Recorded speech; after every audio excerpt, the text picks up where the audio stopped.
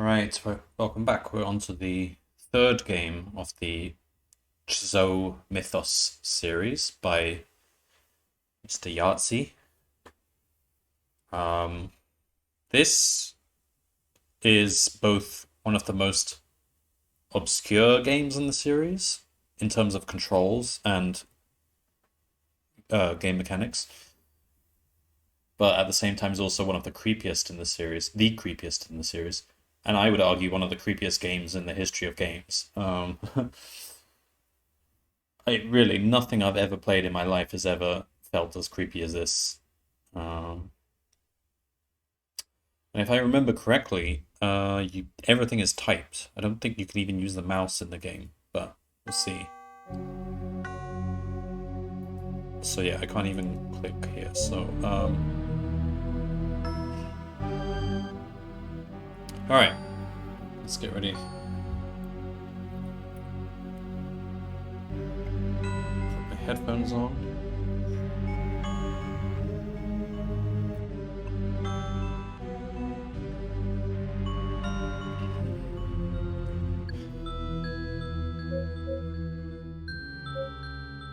Tutorial? Fine. Put the tutorial on. Commentary? No.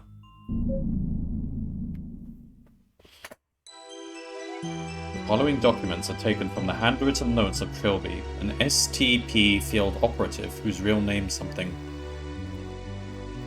Who's... What? Game over? What do you mean game over? What do you mean game over? Is that what he said? That was what I thought as I stood and watched Defoe Manor collapse into flaming ash. Oh, they got us. I actually thought the game had bugged out. Oh, I'm supposed to be pressing here. The ordeal was over. That's what I thought too. Because at the time I played this, I got this game from PC Gamer magazine on a CD. And I thought it was just a standalone game. I didn't realize there were more to come. Those 5 days cost us all so much. Philip and AJ paid with their lives. They were the fortunate ones. Oh dear. Jim Fowler was expelled from school for truancy, a bright future in tatters. Really? You expel a kid from school for one truancy incident, one which I'm pretty sure he learned his lesson from almost dying and being haunted by a machete-wielding maniac, and witnessing 3 people die.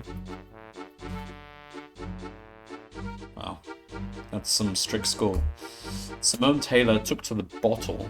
Her broadcasts became slurred, her eyes hollow and unwelcoming. She soon vanished from television screens. As for me, I tried to return to life as a cat burglar, but I had been forever tainted by my time spent in that wretched house.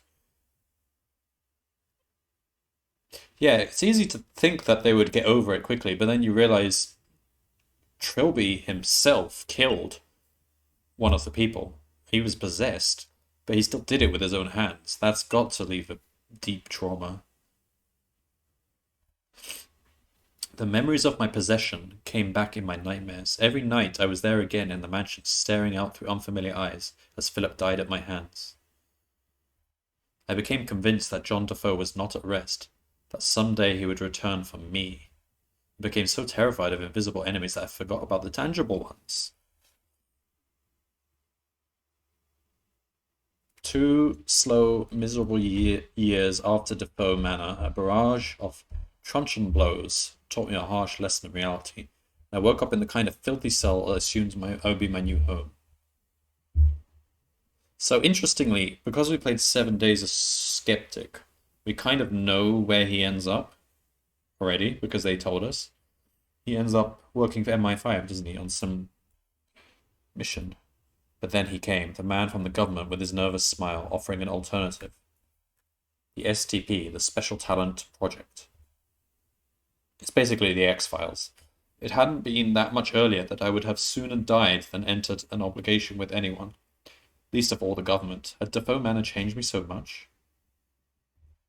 Whatever my reasons, I left my past behind and resolved to give my new superiors nothing to complain about. I spent a year and a half completing assignments, developing contacts, building a reputation. Then the past caught up. In the summer of 1997, I became concerned about Simone Taylor's mental well-being. The papers were reporting her continual breakdown, and she had become a virtual recluse. I had no idea if my appearance would assist or hinder. I had, after all, deliberately allowed her to think me dead. Presumably she knew differently now, after the media coverage of my... Why would she think he was dead? They all left the house together. She would have just assumed he ran away. Okay, but I would expect her to be bitter about my subterfuge. How do you even pronounce that? Subterfuge? On balance, I decided that a meeting with an old friend would most likely be beneficial. I came to her apartment building on a warm, stormy night and braced myself for the encounter. Use the cursor keys to move. Tap once and twice to stop. Okay. To give a command, just start typing it and the text will appear. Use simple sentences like look around or knock on door. The question mark symbol signifies that the game expects input. When it is visible, you are free to move and issue commands. This is kind of weird. You press right to move right, left, up, but then when you want to stop, you have to press in the direction you're going. It's kind of weird. Simone's apartment building was gripped by a thick smell of musty, unwashed carpets. It perplexed me that such a celebrity would choose to live in such low-rent accommodation. Well, she's no longer a celebrity, is she? She's not getting paid anymore.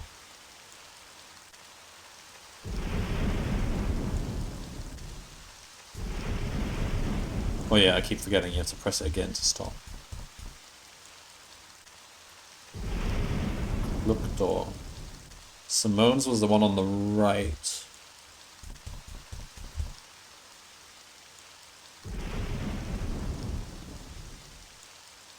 Oh.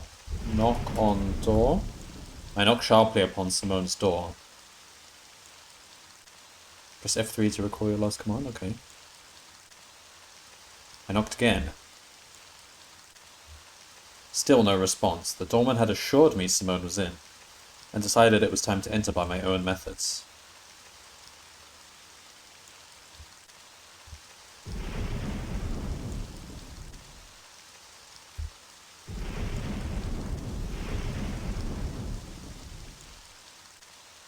I reasoned that Simone could have been in trouble, and even if she wasn't, then at worst I was only playing to my reputation. I spent a few minutes feverishly picking the lock, then let myself in.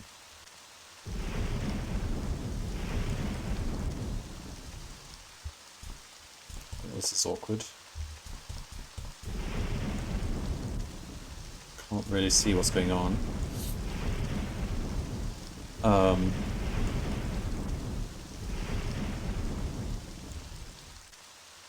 Turn the lights on. Press. No, you're not going to say, talk to Simone. I'm talking to myself. Say hello. Look. Simone's bedroom light refused to turn on. I stood in pitch darkness, the intermediate flashes of lightning preventing my eyes from adjusting. Listen. You don't understand listen? Hear? Feel? I reached out like a blind man, using touch to navigate, but groped only empty space. Am I gonna have to... feel?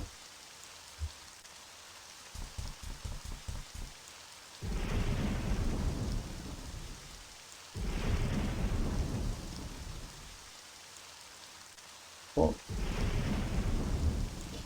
There's something here, isn't there? There was something on the floor that I couldn't quite identify.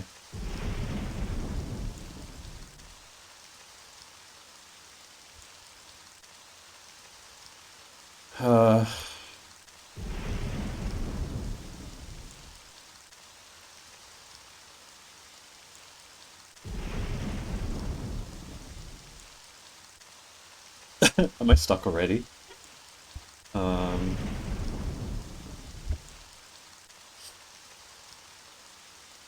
else can I do? Try and open the window.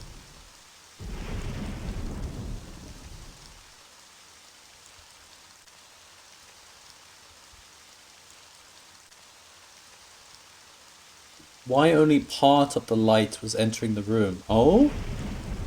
Open blinds. Hold open the blind.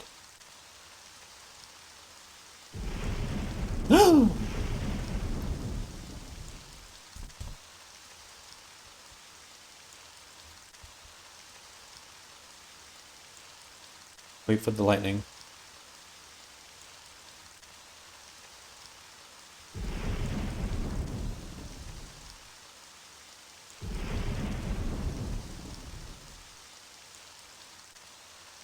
She's dead.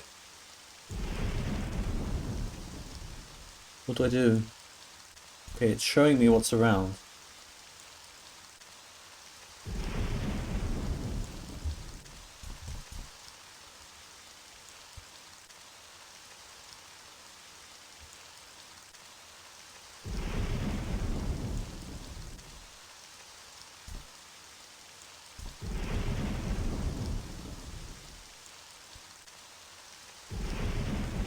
I mean, I can see it's a body. I don't understand what to do.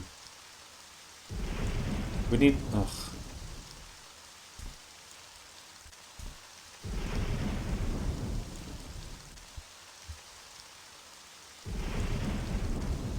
This is a frustrating bit because you cannot see where you are. Can I just... What's that thing on the right? Let's try and get over there. Oh wait, we're behind the body.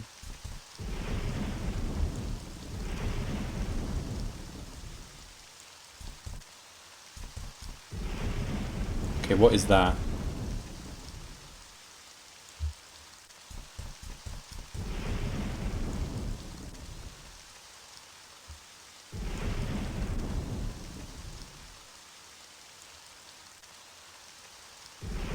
I don't understand this at all. Can I just leave the room? I don't like this. Let's leave. Did I... Okay, he said the light doesn't work, so... Candle? Light candle? I don't have a lighter. What is this thing to the left of the window?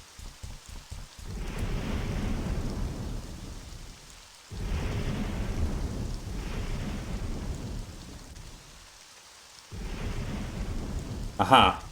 Large square wooden object which further probing could to be a chest of drawers. Open chest. Damn it! Feel chest. Not the chest in front of me.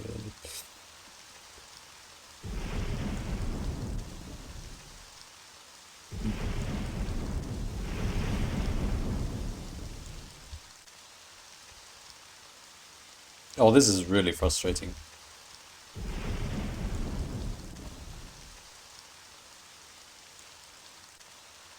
Oh, come on.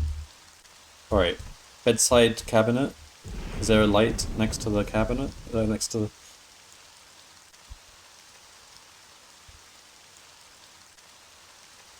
I wonder if Simone entertained many guests here. Okay. Climb on bed. Where's the cursor keys?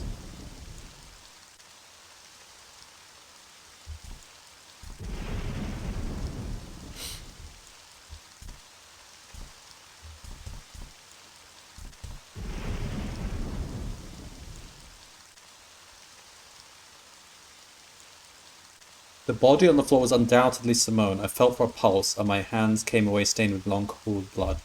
My fingers traced the outline of a large wound in her torso, slashed by a big weapon, wielded by a big assailant. I called for an ambulance, as futile as it would be, and left before they arrived. So you had to feel body, even though... Okay, fine. Due to me being a clear murder suspect, I was relieved from duty for the week it took for the Ministry of Occultism to inspect the flat and confirm supernatural activity. Occultism.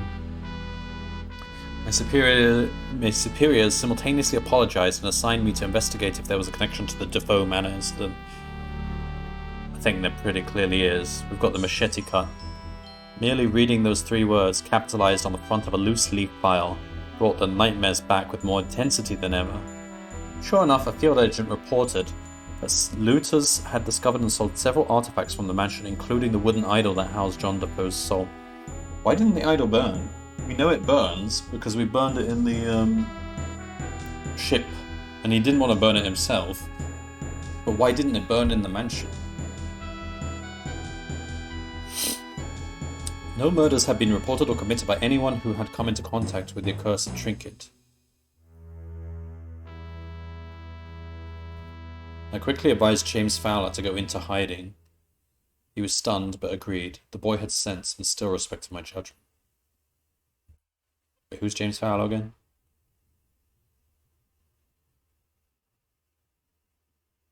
Jim! The kid, okay. This done, I began following the idol's trail. From the pawn shop, it had entered the possession of one Professor Abed Chahal, an authoritative historian. Chahal? So, it's quite strange. On the ship, there was a Chahal, he's the captain.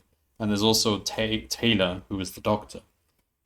I think Yahtzee himself said that these are actually descendants of these characters. Which is kind of silly, really, because it's hundreds of years in the future, but it's just extreme coincidence. He had scheduled some kind of antique fair in the Clan Bronim Hotel on a small island off the coast of Anglesey, popular with tourists. Assuming the role of a scholar of antiquities, I booked a room.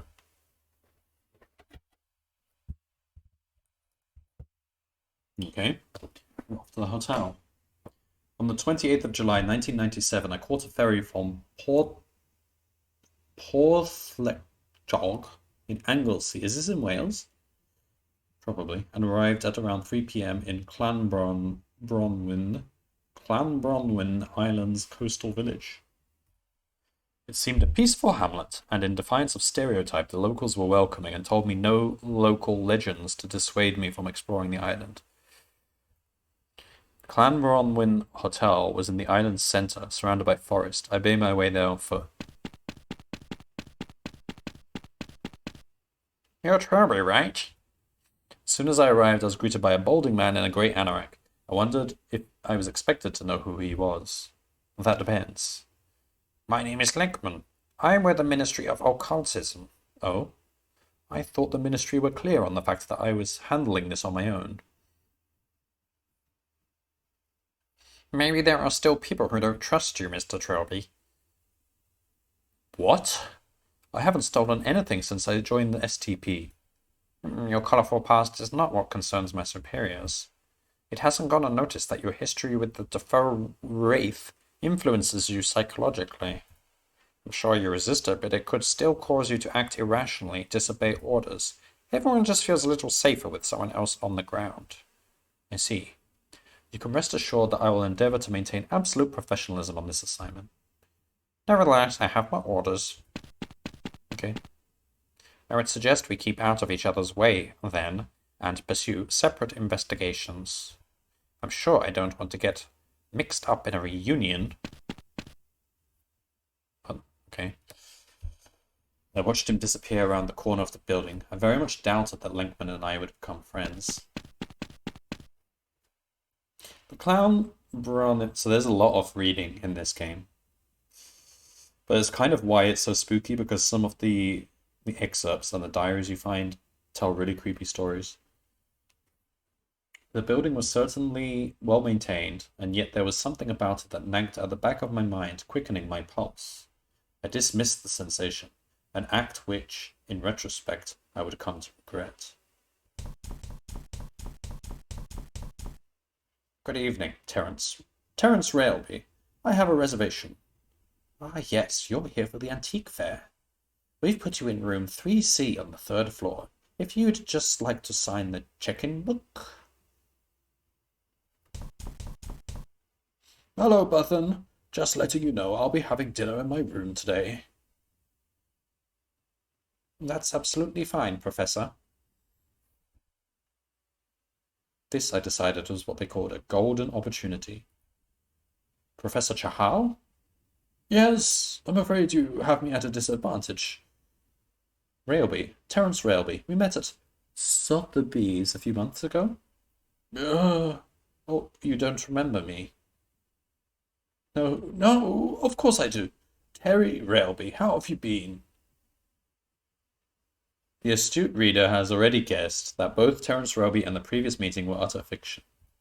I had spent some time studying Chahal's movements and habits. He was, by all accounts, absent-minded, and that was something I could use. I'm well, thanks. I was hoping I'd run into you. I heard interesting things about the items you're showcasing here. You remember I do freelance scouting for some wealthy collectors? Yes. Well, a client of mine has expressed an interest in relics from Defoe Manor in Buckinghamshire. Wait, Defoe Manor is in Buckinghamshire? That's where I grew up. Whoa! I mean, I probably realized this when I played this so long ago, but oh, that's spooky. That's where I attended most of secondary school and primary school. Um, cool. What remained of Professor Chahal's suspicion melted away from his expression as the opportunity to make money entered the conversation. Well, I'm sure I wouldn't want to damage your professional status. Would you like to come up to my room for drinks? Oh, I don't want to impose. Oh, imposition at all. Please follow me. Your room key, Mr. Railby. Ah, thank you. Please lead the way, Professor. Hey, don't walk through me. Abed, who's your friend? Oh, let me introduce you. This is my personal assistant, Shoban. She accompanies... I never know how to pronounce that. She accompanies me on most of my excursions. Shoban, this is Mr. Railby, an old acquaintance. He's looking for information on Defoe Manor artifacts. Oh, really? Him and half the people we meet. What is it about that place? Never underestimate the attraction of a mystery, my dear. Please take a seat, Terry. I'll be right with you.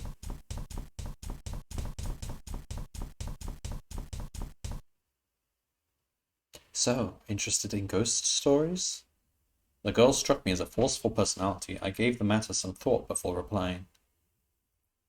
Not really. I'm just scouting on behalf of a client, like I told the professor.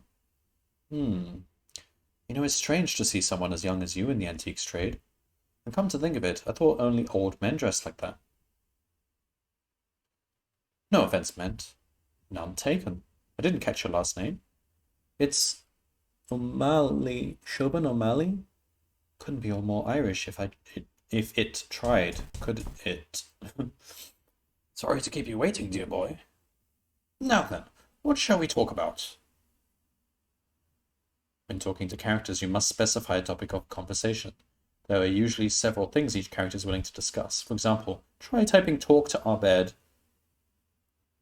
about Defoe Manor. Okay, talk to Abed about Defoe Manor. So I understand you came into possession of artifacts from Defoe Manor. Yes, indeed, and it was astonishing to me that such artifacts existed at all. The whole place burned to the ground. Did you hear about the Defoe Manor incident? Yeah.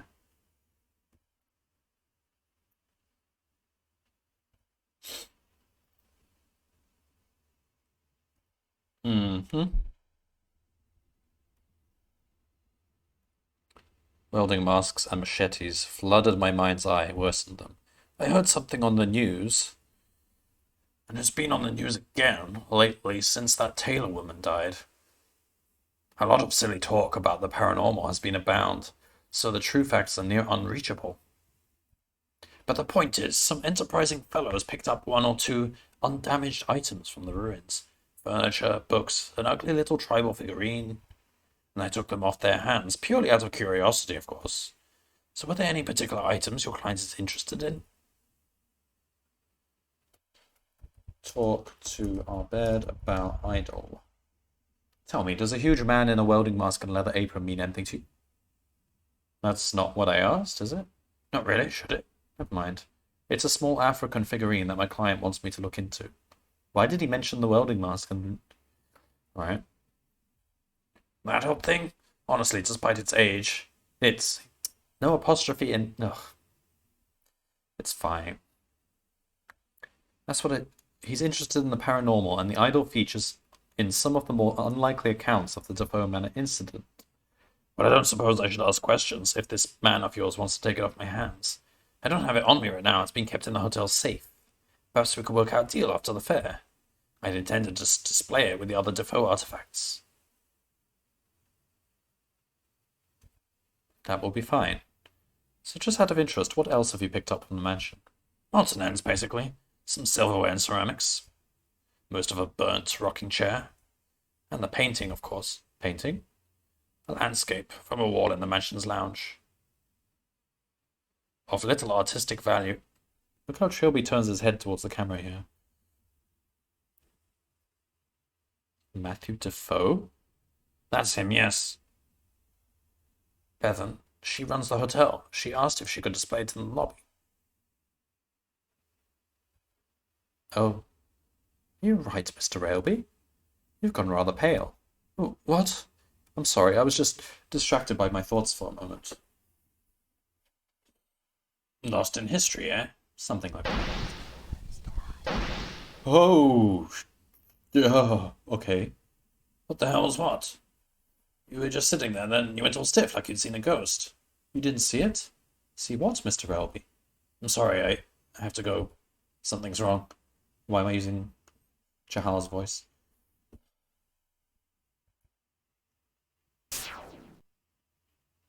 Also, can I save?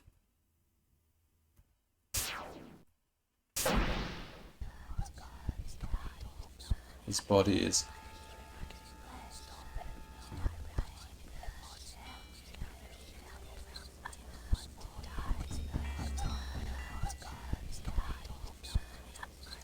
If I was hallucinating, it was too complex. The harsh wooden floor beneath my feet felt real enough. The horrendous stench of rotting flesh that reached my nostrils could not have been conjured by imagination. That's not really true, though. People who hallucinate, like, their brain fills in all those things, the smells, the feel, and everything. They're completely convinced that what they're seeing is reality. I decided I had to find John Defoe's idol as soon as possible. If not that, then at least the painting Chahala mentioned. I was convinced that some connection lay between Defoe Manor and this sudden madness. Let's save, because I don't know when you might die at any point. This... oh man, this audio is... okay.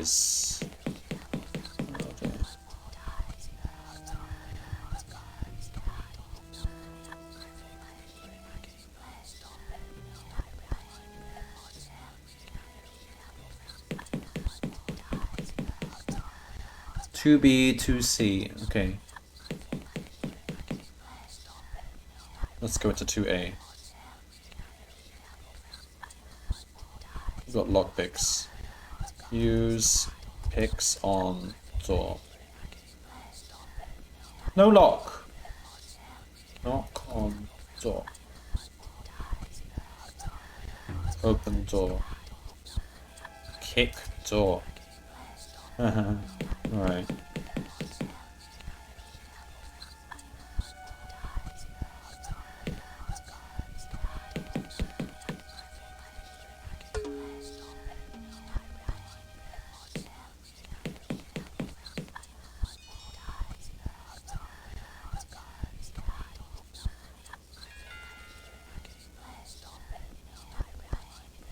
Tails.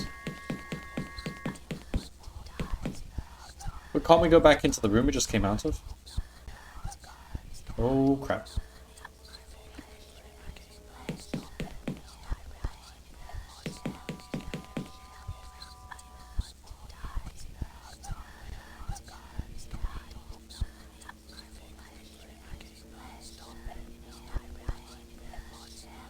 Look at sofa.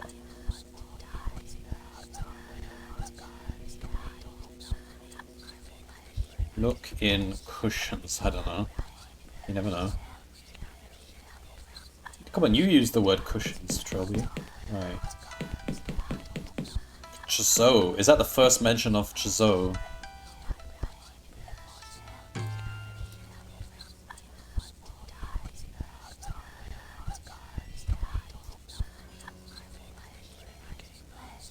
Also, I used to think it was pronounced Xo, but I've heard Yahtzee himself pronounce it Chizo, so I'm gonna go with his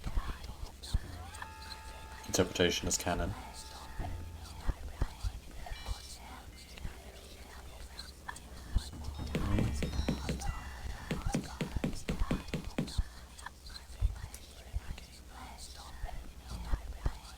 Severed head. Oh, that's nice.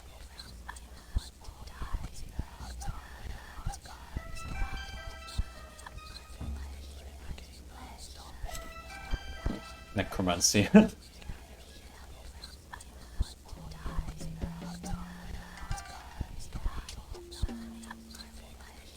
Okay, you know what? Let's just leave. This is not where I want to be right now. His body is here, his soul is not.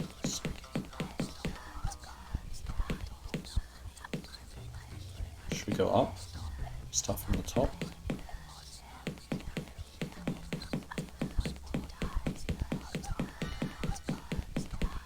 Look at that, they go up the stairs at normal rate now. Because Yahtzee had the engine changed.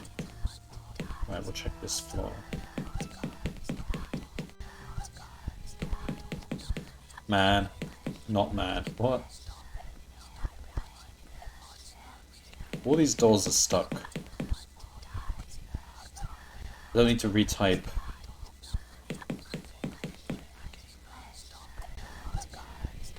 So love me.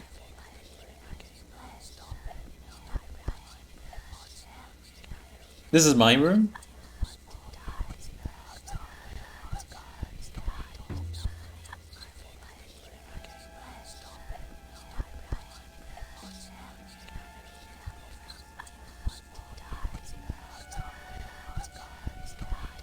I just want the whispers to stop.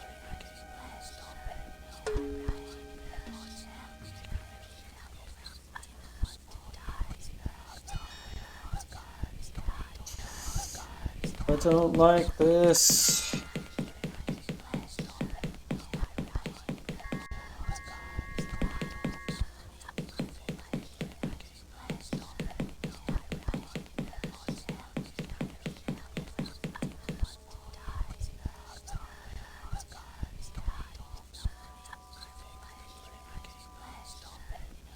Bring her back was spelled out on the North Wall for unknown reasons.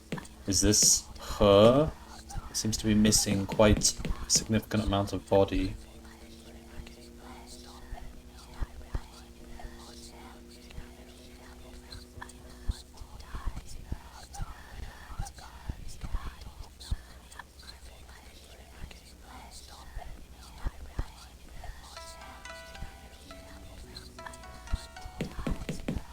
I'm just curious, if I go downstairs, will I still actually see the dummy?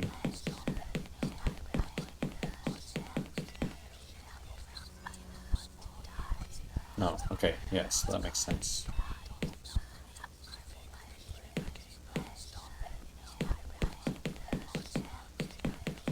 So let's go downstairs then. This is weird.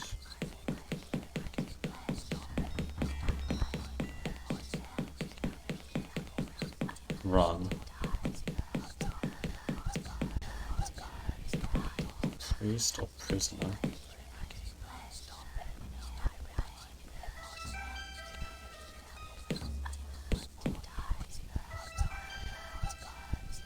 Priest or prisoner, acolyte or slave?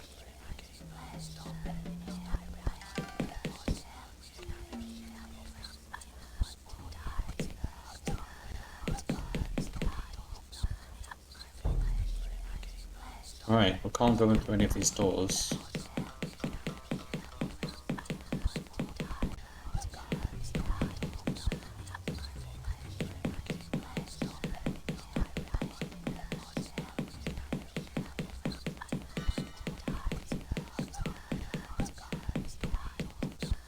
What is this?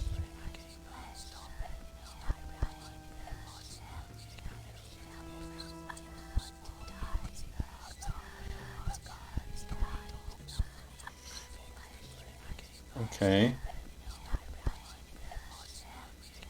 Handwritten pages on the floor near his body.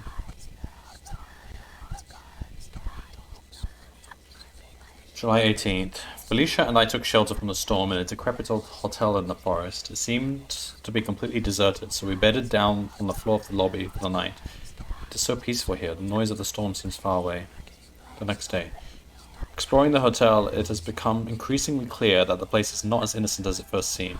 We found ancient corpses and evidence of terrible deeds in several of the rooms. The storm is clear and we intend to leave as soon as possible. I would have just gone out in the storm. What the heck?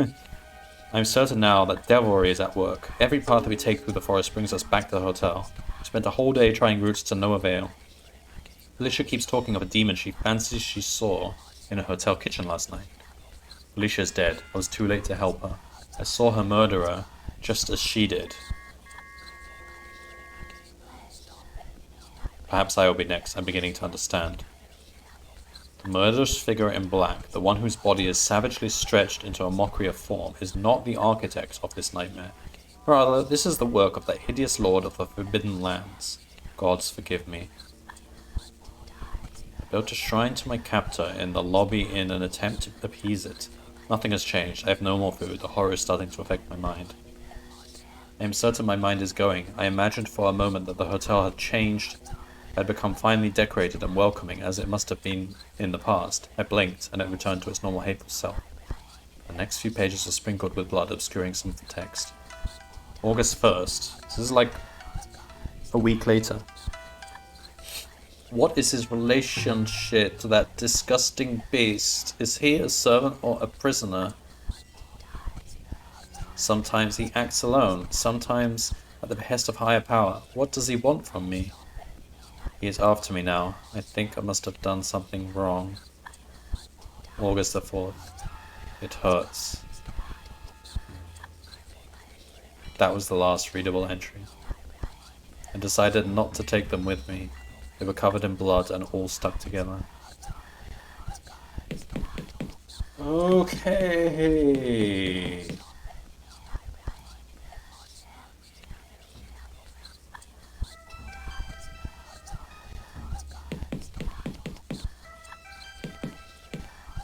The lobby too had been tainted, and the painting I sought was absent. Presumably it only exists in the hotel's normal form. If that was the case, I needed to find a way back there, or dispel the hallucination if this truly was all in my mind. At this stage I was beginning to wonder if this really was all John Defoe's doing. It didn't seem his style somehow. Yeah, I mean, John Defoe has no intelligence, really. He was raised in a cellar. But what other evil could possibly be the culprit?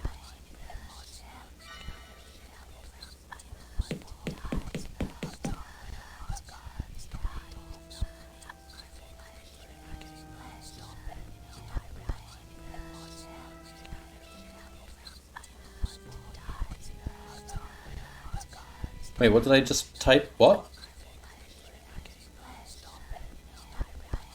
Oops, okay.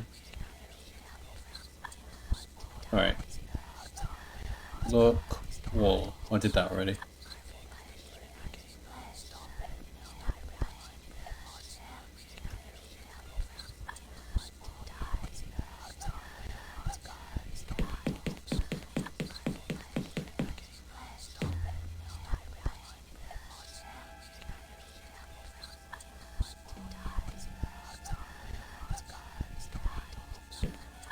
Pigeonholes.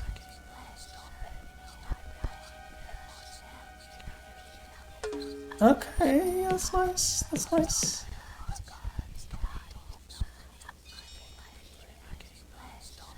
Alright, and what is that in the corner? Painting? Right, can we leave?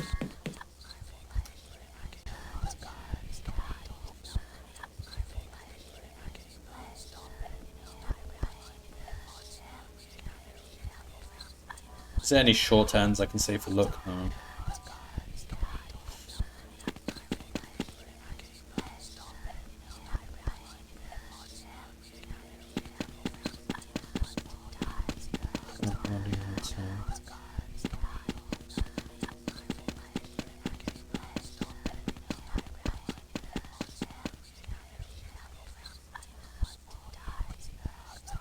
East exterior walls are bent and extremely unsafe looking fire escape.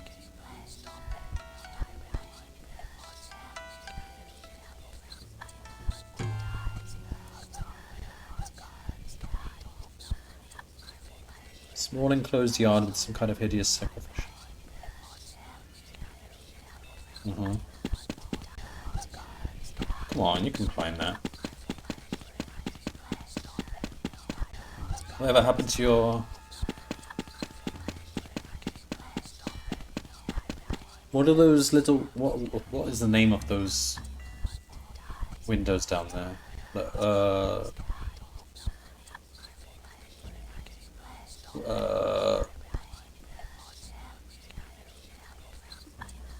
Okay, what is...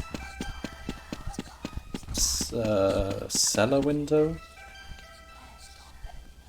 I don't know.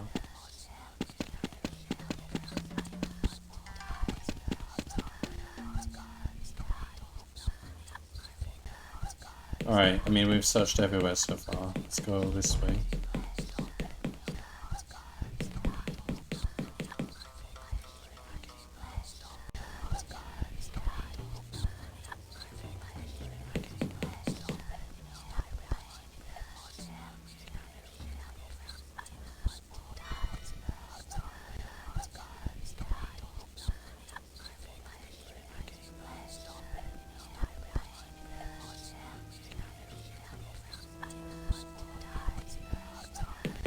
Okay.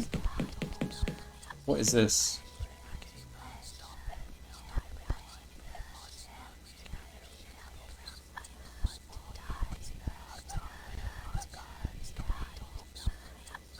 Okay.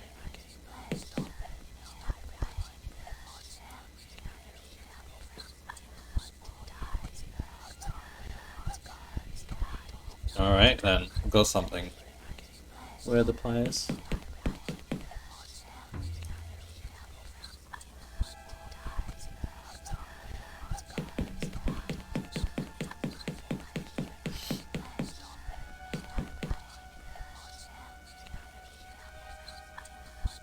No.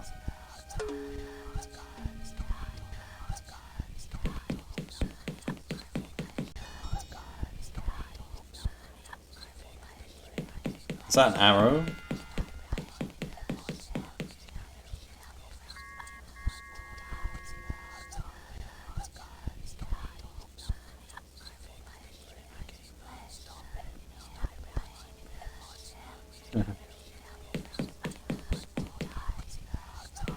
What is this?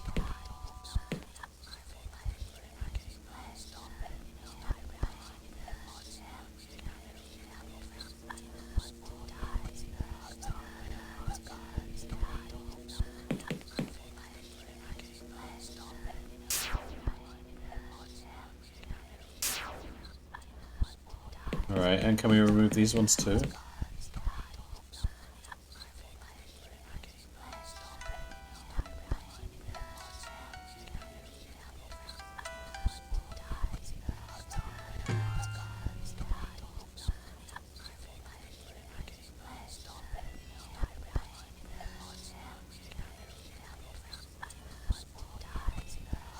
Alright, well, can I remove these nails?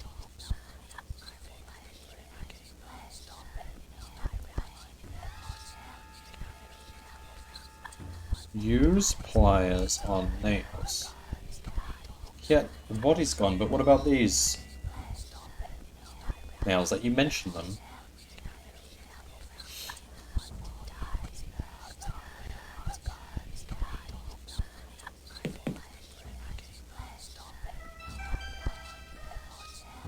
Okay, fine. We'll probably need a hammer or something.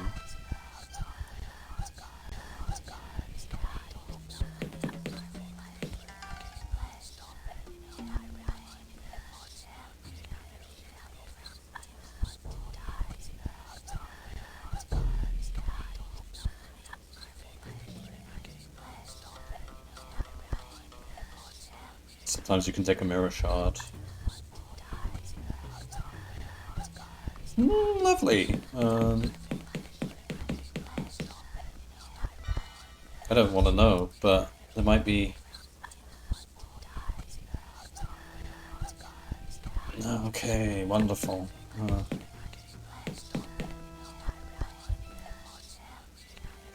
There must be some point to coming in here, though.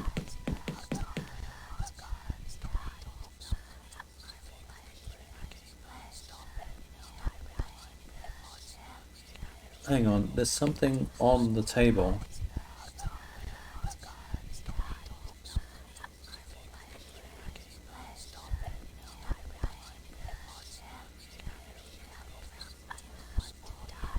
A white pill bottle and a note fell out into my hand. I here enclosed the note with this report. Trilby, if you're reading this, then you, too, have seen the hotel change.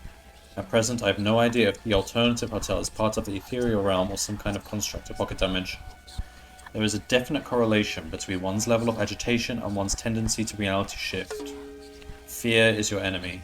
It leaves you shining like a beacon for whatever evil brought us to this place. Enclosed is a bottle of tranquilizers from my personal first aid kit. When you find yourself shifting into the other place, take a pill and try to calm down, and the real hotel will return. Do not let it concern you. I am researching the phenomenon. Your task is to find Defoe. Good luck, Agent Linkman. That's weird. So he came here as well, but he left the pills here.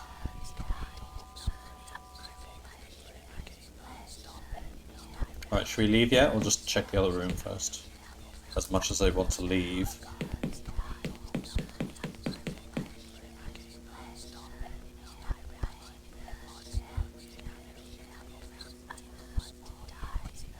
Pick door.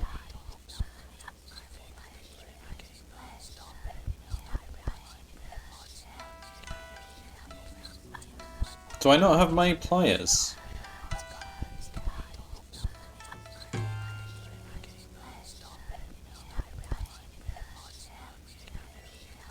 Well, I don't have my pliers anymore. Okay, fine.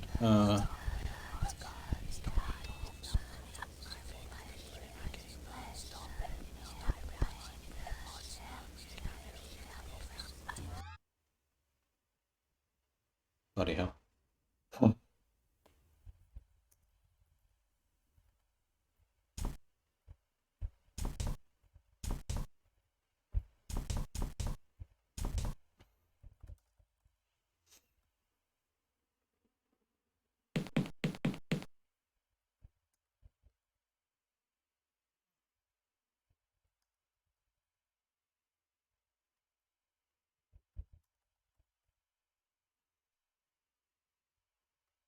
Okay then.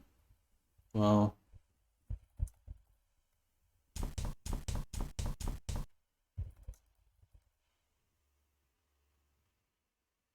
Deadbolt, so we can't pick this? Yeah, fine. So I'm guessing, yeah, I think I remember there's some puzzles you can solve by using Dark World to get you to the other side. Excuse me.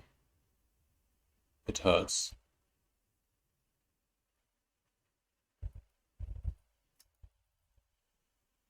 Um. Oh my god.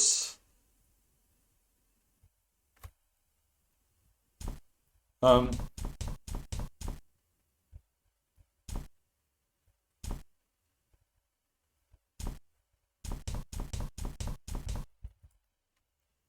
Excuse me? Hello. Are we okay now, Trilby? Can we...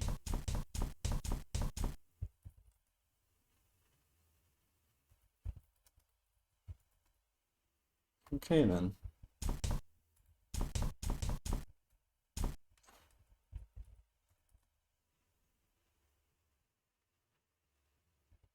Play arcade machine.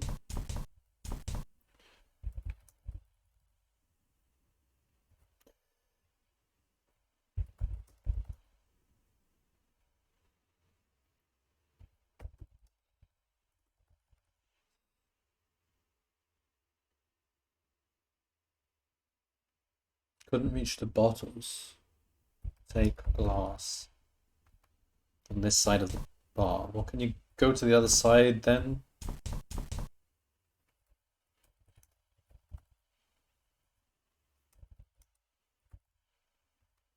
No. Jump over. Oh. Take. Plus. No. No.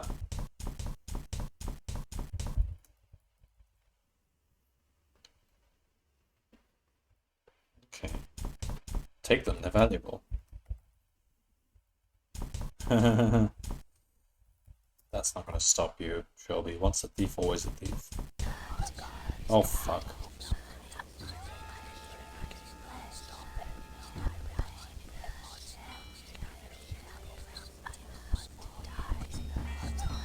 I do have infinite of these, do I?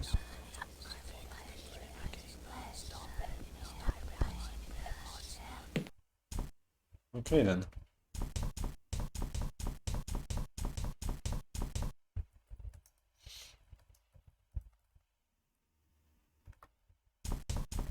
This is a door.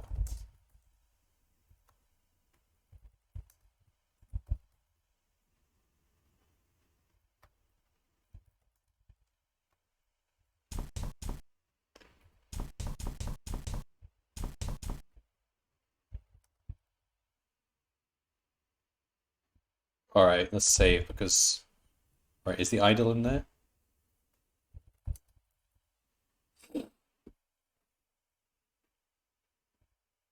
When the job was done and the safe opened, my nostalgia faded into puzzlement when I found it empty. Does it have a false back or something? Right.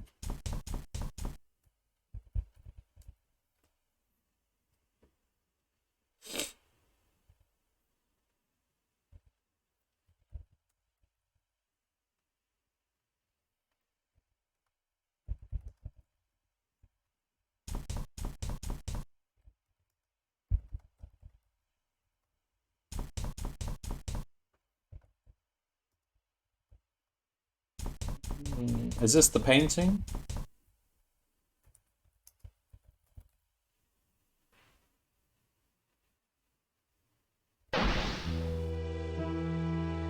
Or was this the painting that was made by Matthew?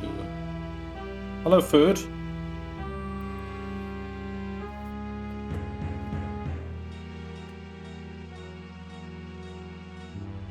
Just started this game. Oh, wow. It's been an hour already? Wow, I don't feel like I've even done much. Matthew Defoe is 15 years old today. He is excitedly putting the finishing touches to a painting which his father commented on encouragingly. First time he has ever been supportive of Matthew's artistic leanings. Matthew is now convinced that his father is lifting from the mysterious depression that has plagued him for as long as either of them can remember. How's it going in Vietnam? It's going alright, yeah?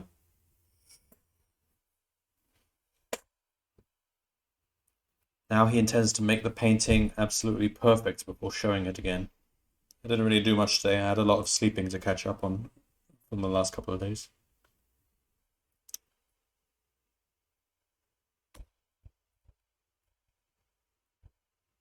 Master Matthew? Sir Roderick has requested your presence in the trophy room. Thank you, James. And if you would be so kind to inform him that I will now be retiring for the night. Very good, James. So what's this game? This is one of the creepiest games I ever played in my life. I played it like 10 years ago. Let me introduce my son, Matthew. This is my friend, Mr. Smith. He is an expert on African tribal art. Well, just a scholar, hardly even that. Just someone with an interest in the subject. And he has offered to assess the figurine I brought back from my travels. I wasn't aware you had a family, Sir Roderick. Yes. Oh, no, don't mention the wife. Don't mention the wife. Regrettably, Belinda is no longer with us. Oh, I'm sorry. Quite all right. You couldn't have known. Yeah, but don't... If you didn't know, then don't mention the wife. She succumbed to illness shortly after Matthew's birth. He's not mentioning that. Matthew was born with the twin. I finished the game a long, long time ago, but I don't remember much of it. It's the third game in the series. I streamed the last two a few days ago. Sign is reminiscent of a few Central African, but to be honest, I've never seen anything like this before. May I ask how you acquired it? I'm glad you asked. It was 20 years ago when I was a younger man on my first travels in the Dark Continent. We were traveling along the west coast when our bearers spotted a ship that had run aground. It was an English clipper named the Sea Angel, and a short exploration revealed that every single crewman had just disappeared. Of course, we immediately sent a letter to the nearest embassy to report the finding. But the point is, it was on the lowest deck of the ship that I found this very figurine you see before you today. What an extraordinary tale. Is this voice acted or are you talking? No, there's no voice acting. There's no voice in this game. I'm just reading it out. We were as confused as you are. It wasn't a slave trading vessel, but there must have been... what did that say? It has been a personal mystery of mine ever since. I was hoping you could help shed a little light on the matter. But there is more to tell. I haven't even begun to recount the strange events that have surrounded this artifact. Would you care for a glass of brandy? Thank you. That would be most kind. Matthew, fetch the brandy from the kitchen and some glasses. Yes, father. Oh, so from the first game, we know that he has a twin, which is living in the basement, that door on the left. But Matthew doesn't know about his twin. And his father keeps the twin locked up there, chained to the wall. It's quite horrible, actually.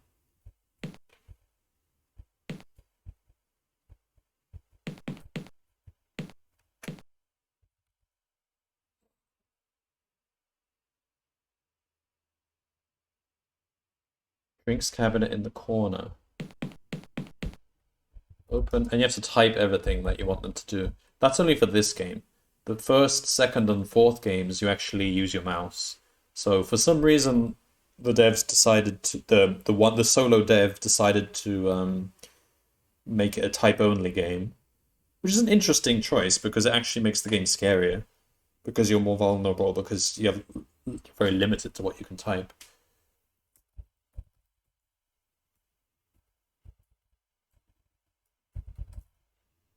Drinks cabinet.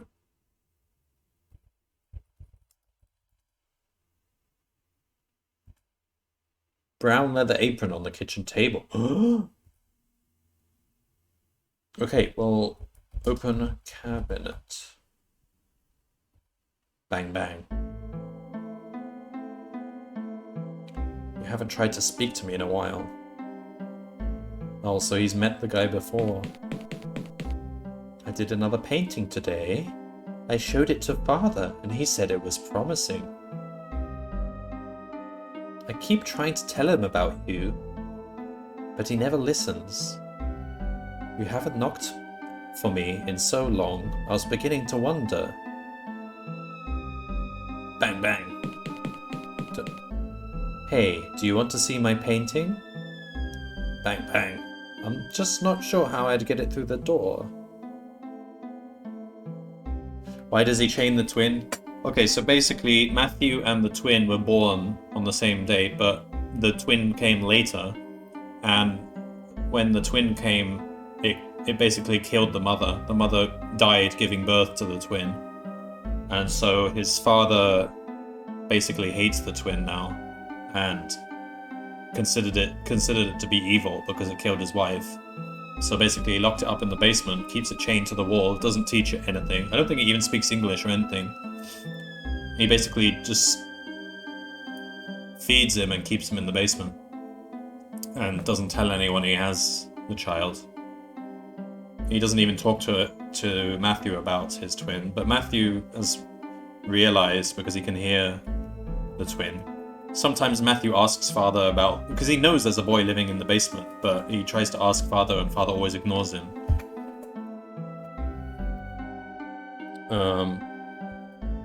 Put painting under door? I'm pushing the painting under your door, okay? Just give it back when you're finished. How dare you, sir? You intrude on my hospitality and insult my judgment. That's Father. Get out of my house, you worm. I'd better see what's the matter.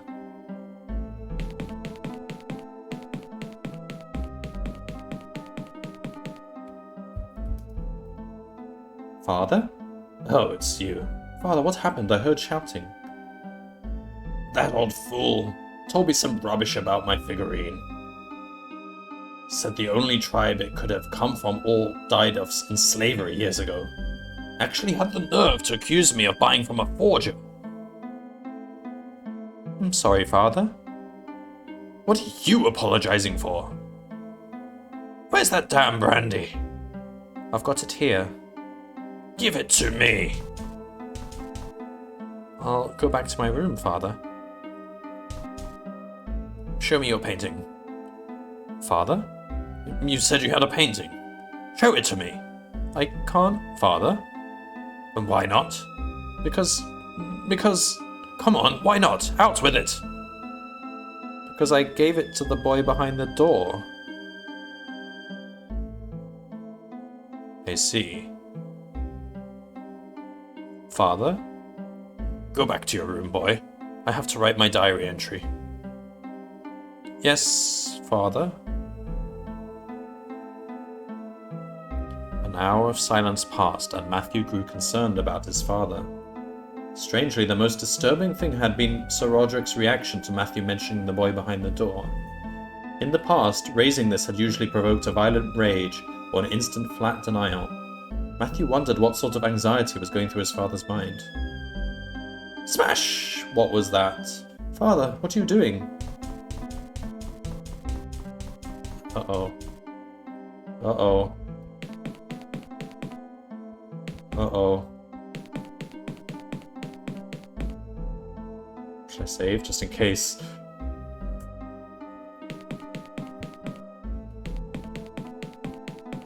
I think we know what we're going to see from the first game. Matthew was confused by his own reluctance. He had longed to see what was beyond this door his entire life, but now, given the chance, he was struck with fear. He peered cautiously through and saw a set of rough stone steps leading down to some kind of basement. I should have done this the moment you came into this world, demon child. May God forgive me for having a part in your creation. Father? What are you doing? Do you see what you've done? I didn't want him to see this. Do you see what you've done? Father, no! Father! Father!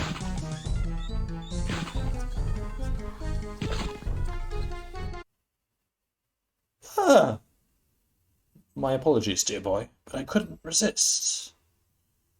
You look so lost in that painting. I don't think you even saw me come in. What? Is everything all right, Terry? Yes, everything's fine. It's just for a moment there I thought I saw...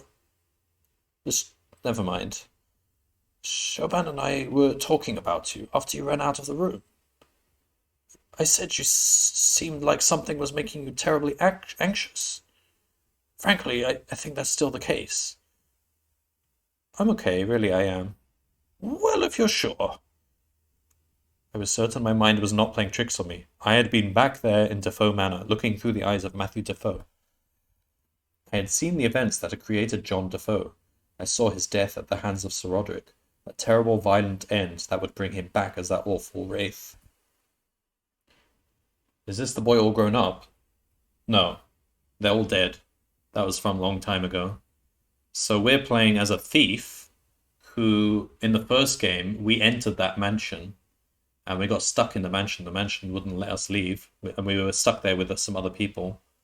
And then we found out about that story about the father killing the kid, and that kid basically haunted the house and started killing everyone with a machete.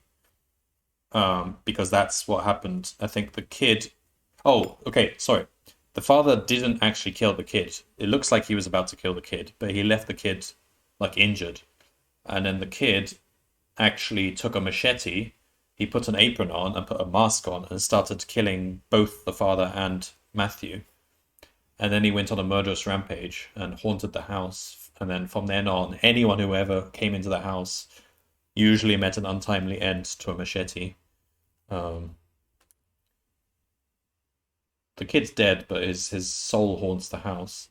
And so he basically possesses people, and then he wears the apron and the mask and kills people with machetes. Quite creepy stuff.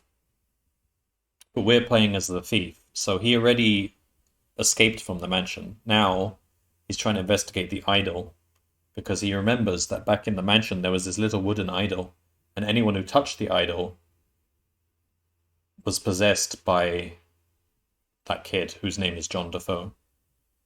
So I think basically what happened was, yeah, that's the first game. So the father, when the father killed the boy, he was killing him with that idol. He was smacking him with that idol. And in doing that, the boy's soul went into the idol. So this idol is the container for his soul. And anyone who touches the idol becomes possessed by his soul. And magically a machete appears in their hand, and an apron and a mask appear on their body, and they start going around killing. Yeah, it's the first game. The second game was actually set hundreds of years in the future after all this happened. And basically, they find the idol floating in space, and they take it on board, and basically all that happens again. People start touching the idol, and they start getting possessed and killing each other. And then they finally destroy the idol. A thief going Scooby-Doo and solving mysteries. Well, now the thief works for, I think, MI5 on a secret mission because he was involved in that incident. So now he goes around trying to settle the mystery because that idol wasn't destroyed. It still exists. He's trying to track down the idol so he can destroy it for once and for all. How the fuck is the idol in space? Well, we find out that the thief that we're playing as, after the events of this game that we're playing right now, he actually sends the idol into space because it can't be destroyed on Earth. Or he's worried that if he destroys it on Earth, if he burns it on Earth, then the smoke particles will just go into the air and start possessing everyone. So he actually sends it into space.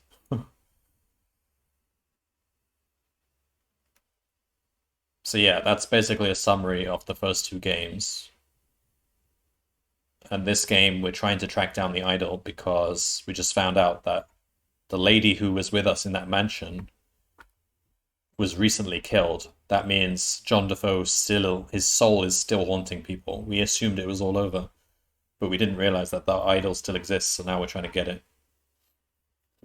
So we've just arrived at this hotel, and when we looked at that painting, when you came in to the chat, that was me looking at the painting and reliving Matthew's experience. This is the third game, yeah. And there's one more game after this. It's a really good series, and it's amateur. Like, it was just a guy called Yahtzee who made these games using Adventure Game Studio. It's very low budget, there's bugs and stuff, but it's really well written, and the narrative's great, and I consider it one of the best point-and-click adventures I've ever played, actually.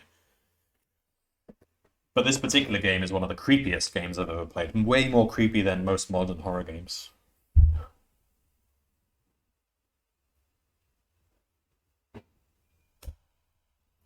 A name stood out in my memory. The Sea Angel, the name of the ship on which Sir Roderick had found the figurine. I now had a lead. Professor, do you know anything about a ship called the Sea Angel? You know, it's funny you should mention that name. There's a really old wooden chisel among the Defoe Manor artifacts. This is a long series? No, it's actually very short. Each game's only about 2 or 3 hours. Where is this chisel? Out on display in the convention hall, next to the dining room. What's all this about, Trilby? It's nothing. It's just a little project, my side project my clients want me to get onto. Thank you for your help. No problem. Take care of yourself. So why is there a piece of paper hanging out of the painting now? That wasn't there before.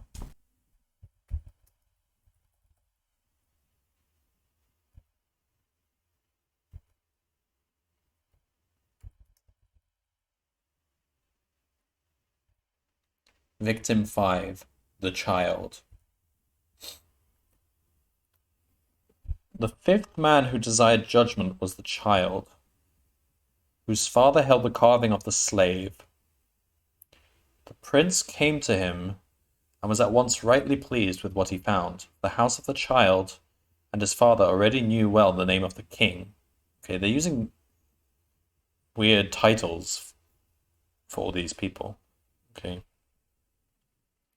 Hearing them walk like typewriters. Yeah, Yahtzee. So there's a YouTube series where Yahtzee, like 10 years later, he goes back and plays these games and explains all the decisions he made. It's a really good series, actually. It's because it gives you insight into what he was thinking when he made this game and stuff. And he explains like the sound is not something he spent much time on. He just used lots of sounds.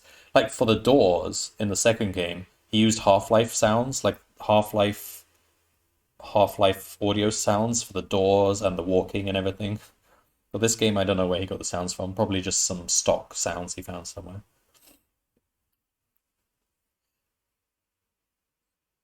But yeah, it's funny because you can tell that some of the sounds are from Half-Life games.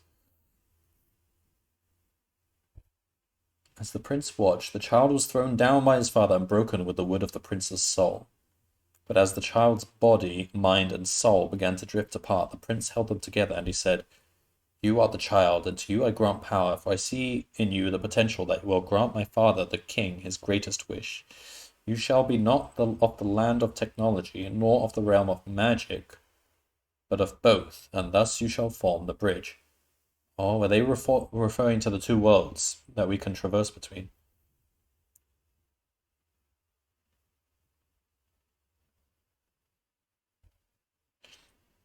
And across the bridge, the king shall come to bring his message to the men of technology. Through you, child, the bridge will come, and thus I name you the bridge keeper. And the prince touched the child, and he was the bridge keeper, and his three aspects were granted power, so that his soul would join the prince's soul in the wood of the tree. Okay, I don't really get what this story is about, but I see the connection with what we've seen. And the bridge keeper rose up and threw down his father and threw down his brother. Oh, okay. So John Defoe was the bridge keeper. Truly did they know the name of the king, and into the house of his father went the body and the mind of the bridge keeper.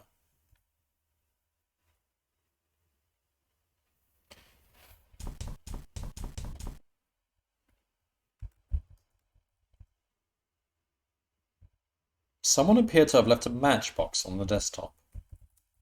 Matches are always useful in these games. Damn it, get closer then. Only one match was left. Should we light it? No. Let's save. So he said something about...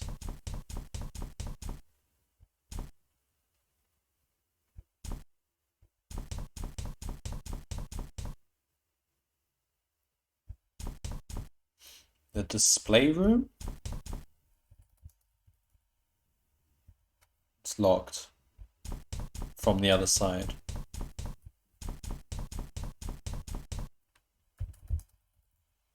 So that's the kitchen. The display room is that door on the right. I guess we can't go there right now.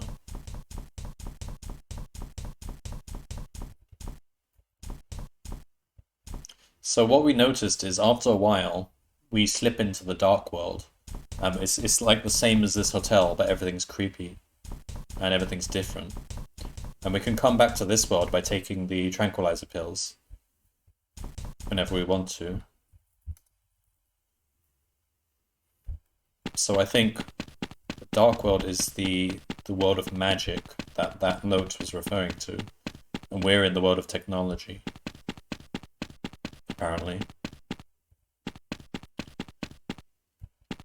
But whenever our fear and anxiety builds up, then we slip back into the dark world.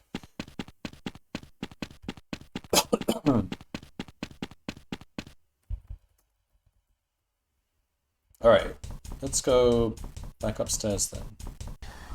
Oh, we're back in the dark world. I don't want to be in the dark world right now.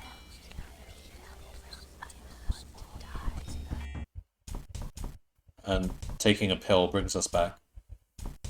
But the Dark World is really, really creepy. But I've already searched the Dark World a bit, so let's stay in the nice world. Can we open any of these doors?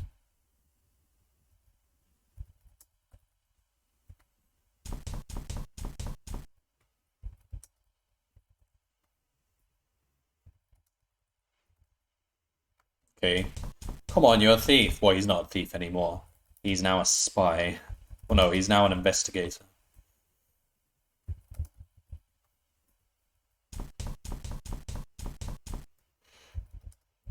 Basically, he works for the X-Files. They study paranormal activity and try to track down and contain paranormal forces. Do you run out of pills? I don't think so.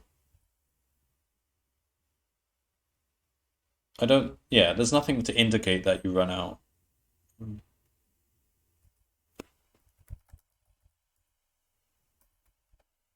Okay. I don't think we can do anything on this floor.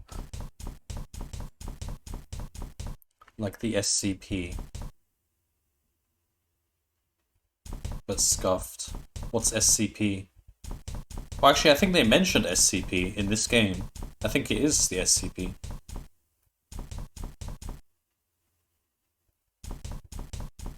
No, STP. They call it STP in this game. Special Talent Program.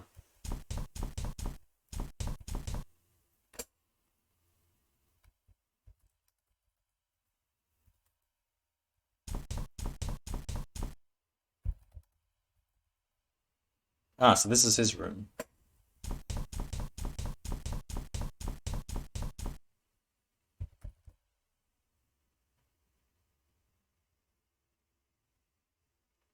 Small desk, television.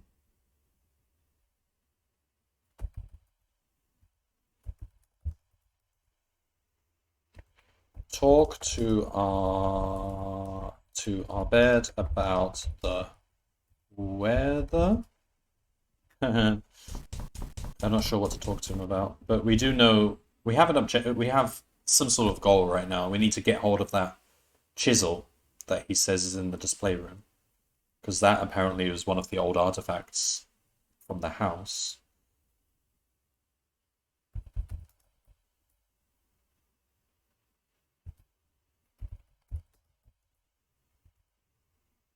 Switch on TV. It's a fictional organization that aims to secure, contain, and protect anomalies from humans. Fictional from what? Like from a particular game or book or movie? But yeah, it sounds like that's similar because we have STP in this game. It was a very popular thing in 2020s. But is it something that exists in many different fictional series and stories and or a particular franchise?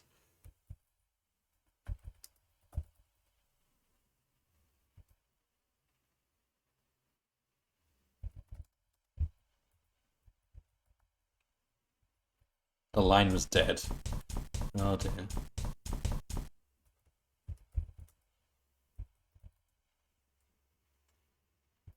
Alright, well, let's leave. So that's his room. Okay. Just have to check all rooms. And these fire exits, I guess, also. Isn't it? If it's a fire exit, surely we should be able to open it.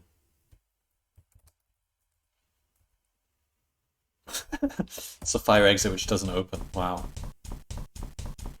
I'm gonna call the fire marshal, get this place shut down.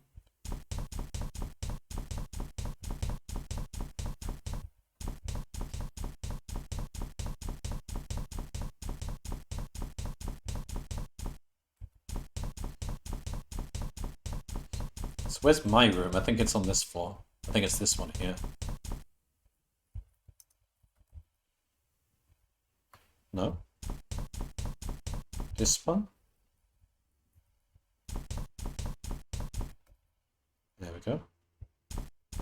Should we just go to bed?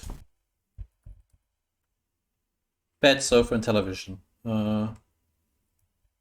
Watch TV. Switch on TV. It was a community-based franchise, so there's no really canon. People can enter the lore of the world through entries. Alright. So basically X-Files, sort of. But not just two people, Mulder and Scully, investigating things, but more like a whole team.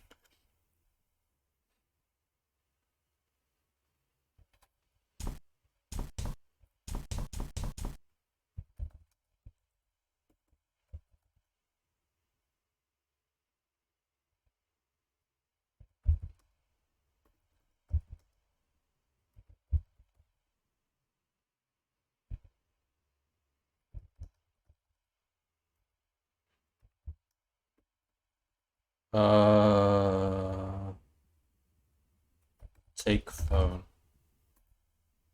Call. Right, whatever. Sleep. Whoops. Sleep on bed. Okay, he doesn't want to sleep.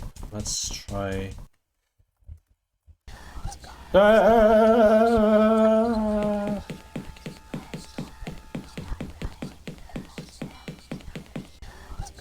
We're in the dark world again. Hang on, I want to check the real roof.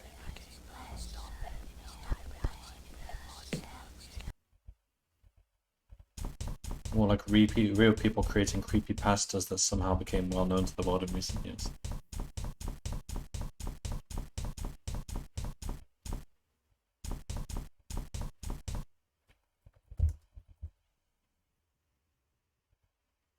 Pick door.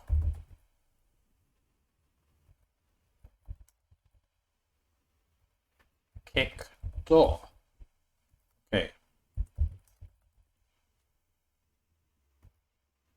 Well, fine. I guess.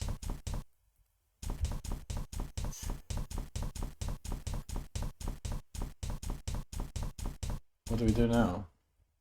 Go back downstairs? Try to find a way into the display room?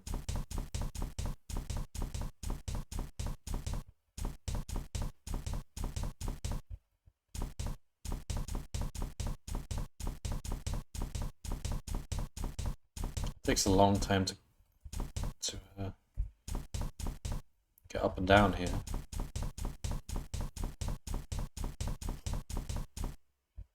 What do we have? We have lockpicks, pills, matchbox. We need a hammer or something to break the boards that are covering the display room. So in this...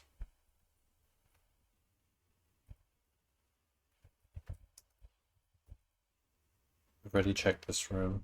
Oh, there's a drawer there. Did we open the drawer? It's empty.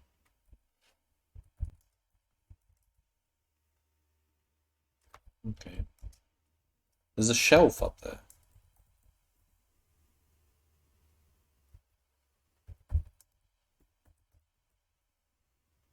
Okay, nothing here. We checked the safe, there's nothing in there.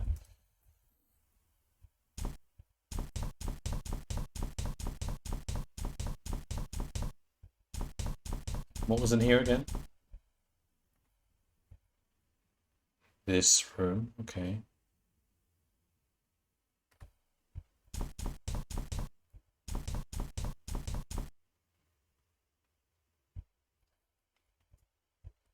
And then if we go in here...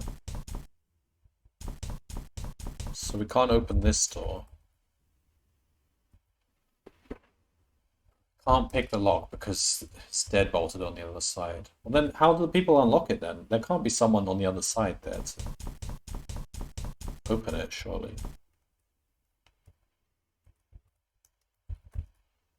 It's toilets. I don't see anything here.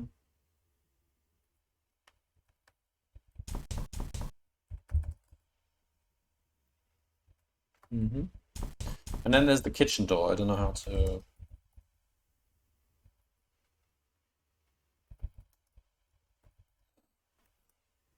Appear to be stuck shut? What's with all these doors that are stuck? Lockpicks, pills, matchbox. Is there anything we can light?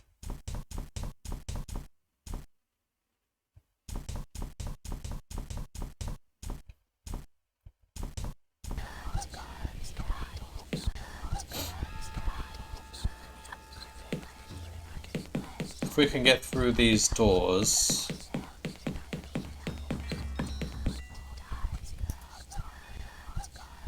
It's still stuck shut? In the dark world?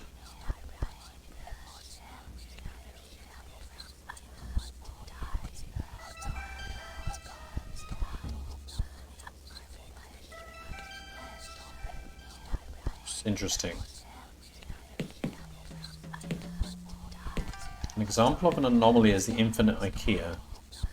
On the outside it's like a normal IKEA, however venture deeper through the store you'll encounter infinite halls and maze-like layout that people can get lost in for years. Throughout the night, entities called the employees, no-faced, creepy-looking Slendermans roam the halls and try to kill you. Is there some game which has the infinite IKEA in? Sounds interesting.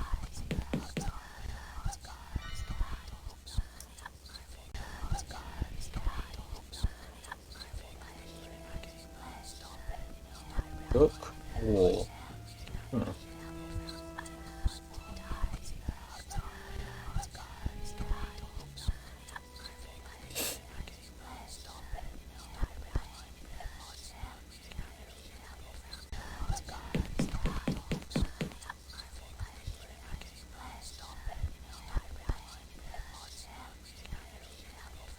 So we've got the unisex bathroom.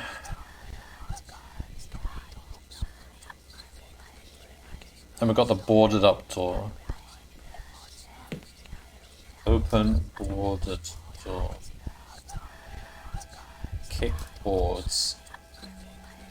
Some kind of tool will be required. We don't have anything you could open. Burn? Nah. That's not gonna work.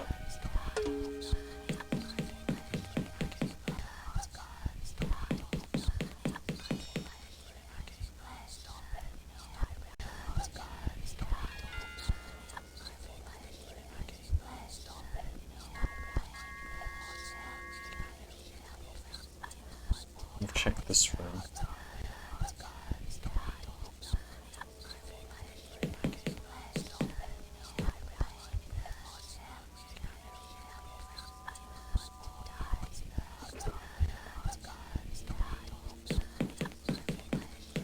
Okay. What else?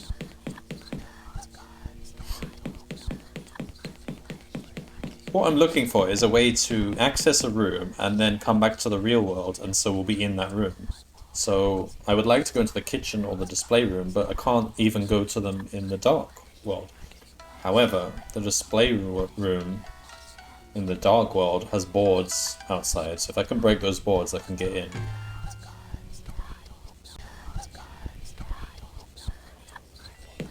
Oh, I didn't check this room before.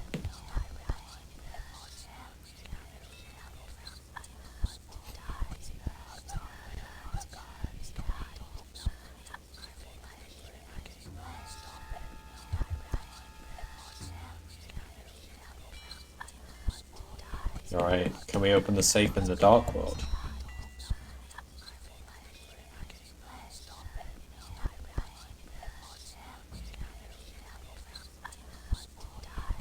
It's jammed shut.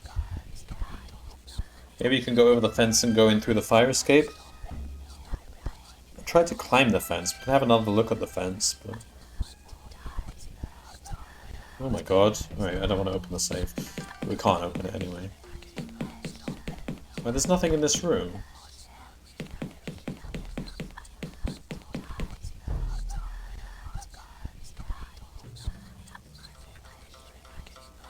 Die. Just die. And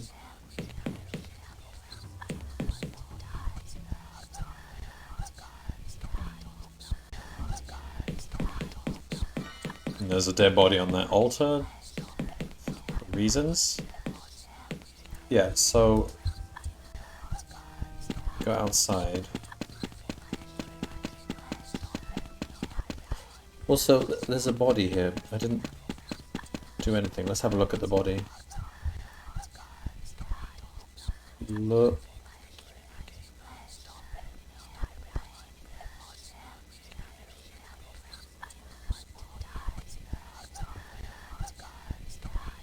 Okay, apparently he doesn't interact with that body.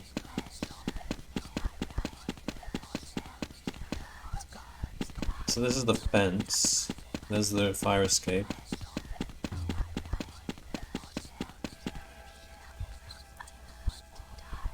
Too tall and sturdy for that. Yeah, I don't think I can get over the fence. Silent Hill but tech space, yeah? Yeah, it's set in like a small town in Wales, near a forest.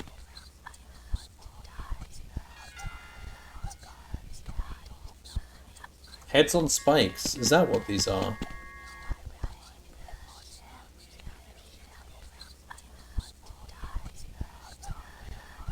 Yikes, okay.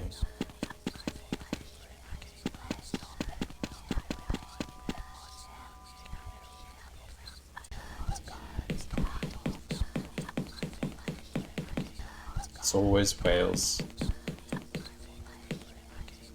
Yeah, because in England, people consider Wales to be like a very mysterious, faraway land where the druids live. I don't know.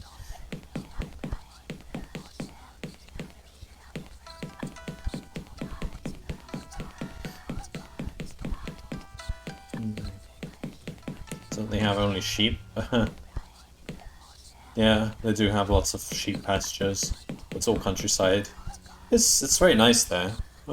As a kid, we used to visit like the forests and the countryside areas in Wales. You got national parks as well, I think. Don't they have more sheep than population? I don't. I don't know. I don't know if that's true. I don't think so.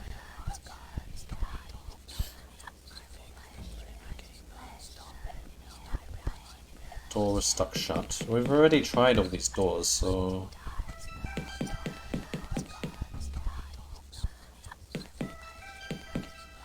Restore prisoner, apply to slave.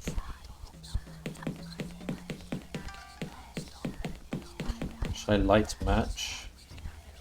Light match. No, wait until you really need the match. Okay.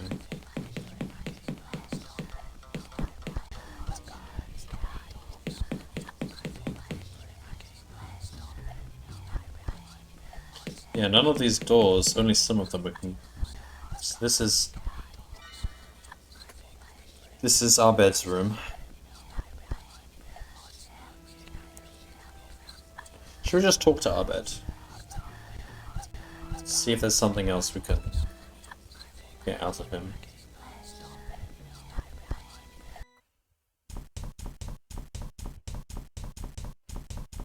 Talk to our bed about chisel.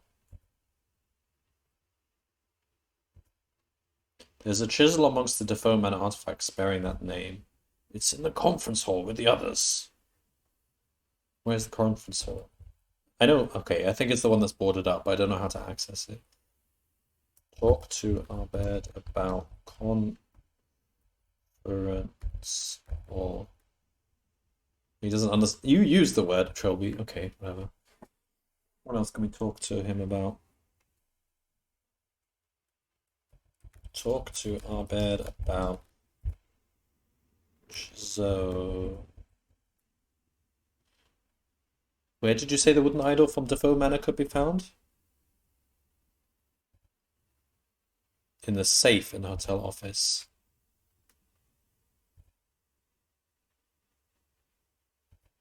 Somebody's taken it out of the safe.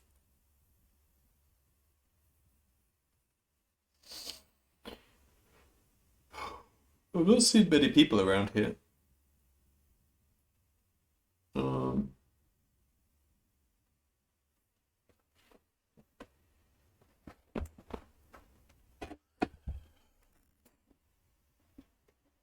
What else?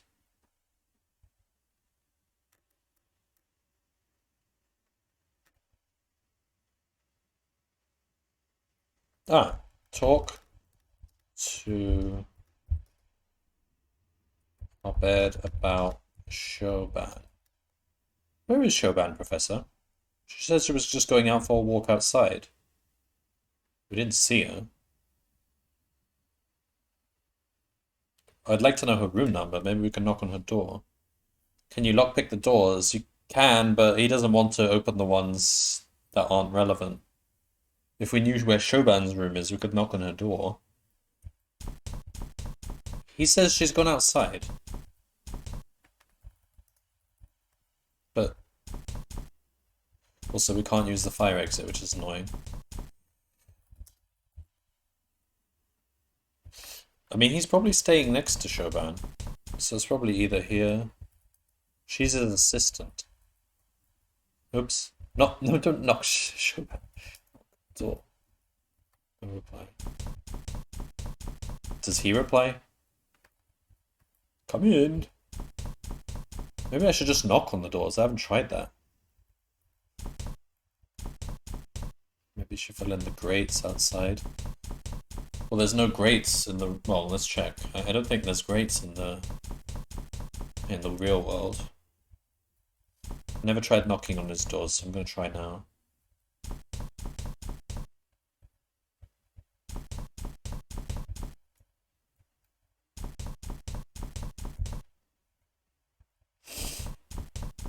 Okay.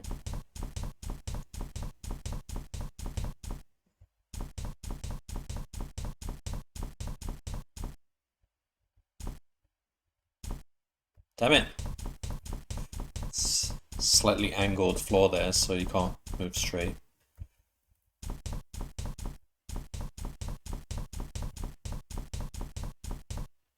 Alright then, we'll check the doors again. Check outside, I mean. Can we go this way? No. So you can only go right and left.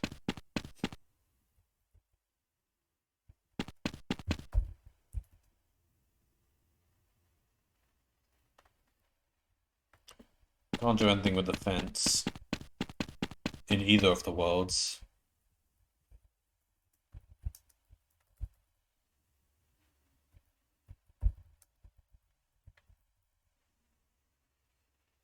Workbench and tools. How do we get to the workbench and tools? We need to use the fire exit, but we can't use the fire doors. They're supposed to be always accessible. What if we start a fire? Will the fire doors open?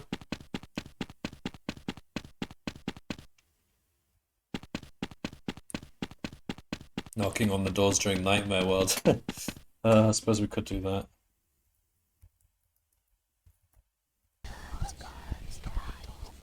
If I start a fire somewhere... Alright, I don't want to try that yet, but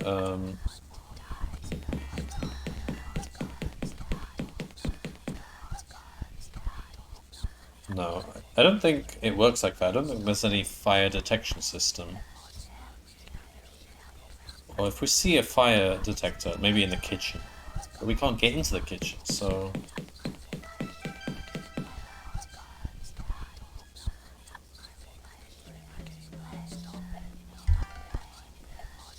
We need... So there were tools in the backyard.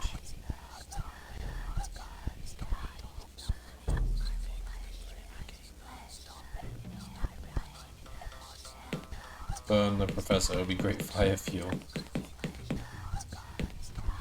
Can't think of... There's documents in that room, but that's probably not...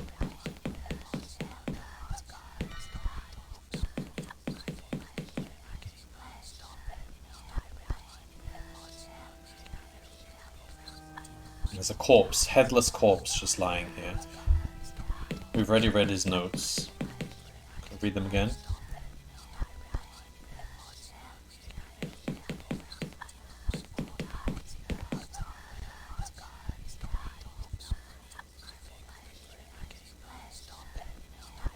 It's telling the story about a couple that came to this hotel in the middle of the forest, and every time they tried to leave, they kept returning to the forest. They couldn't escape.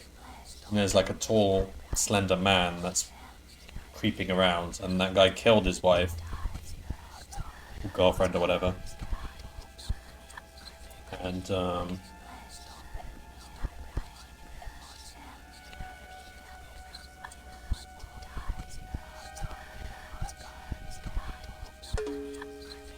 he built a shrine to his captor in the lobby.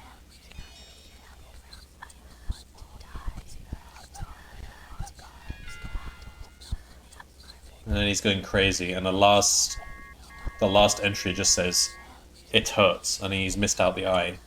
Very creepy last table. Did I check the table and reception? I'll check again.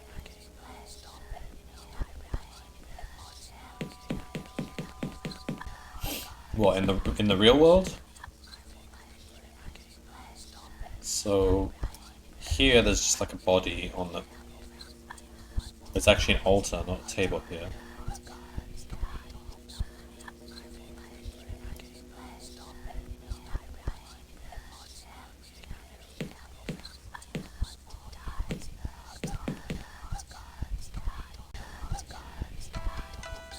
So we can't open the safe. So someone's taken the idol out of the safe.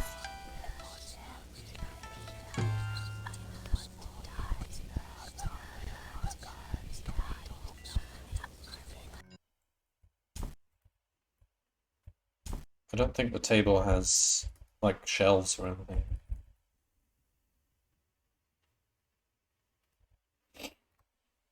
I'm not sure what I should be doing next. What else did I suggest? I didn't knock on the doors further up, because I stopped knocking. Let's try that then, I don't know. Maybe burn the painting. That seems a bit of a long shot. The thing is, there's no fire detector, so it's not like it would do anything. I think if there's a fire detector in the kitchen, that would make sense, but...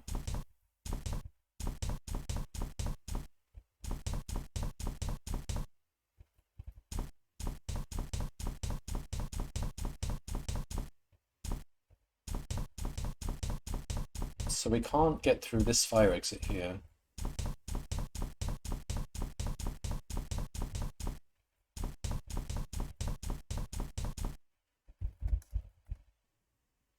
It was either stuck or locked. Pick door.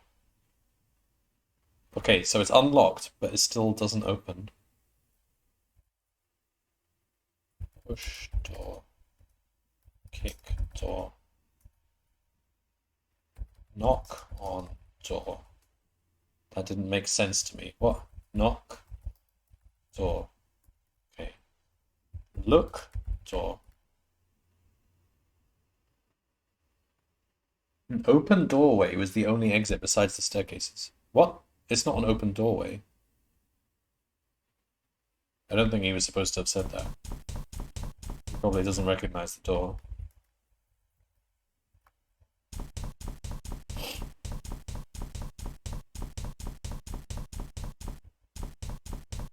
Alright, I'll try knocking on these doors because I didn't try these ones. And then my room is here.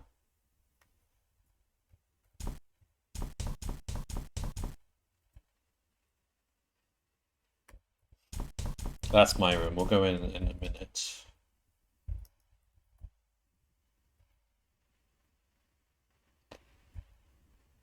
Emergency fire escape access. Do not attempt to force. In the event of fire, door will unlock automatically. Interesting. So we do have to start a fire somewhere.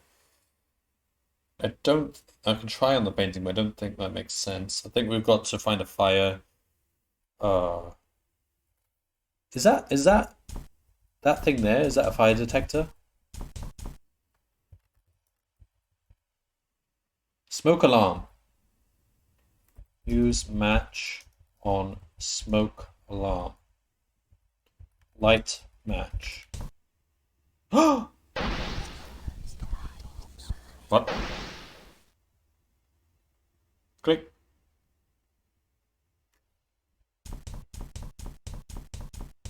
Save.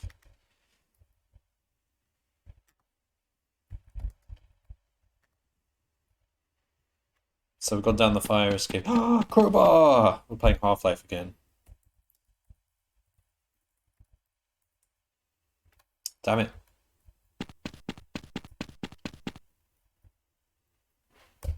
We have a crowbar now.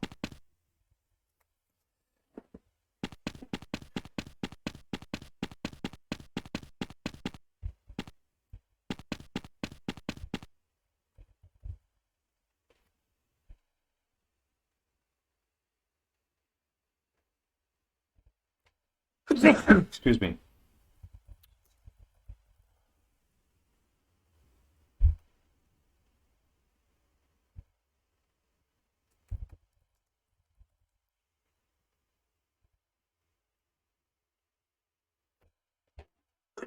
Sorry, don't know why I'm sneezing. Right, I guess we just go back up.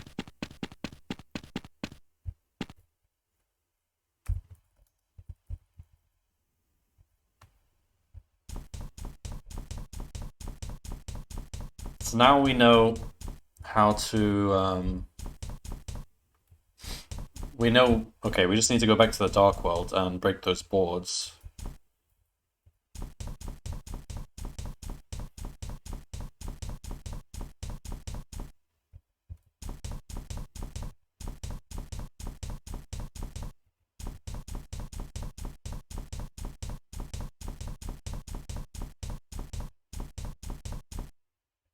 Damn it. These are really awkwardly shaped.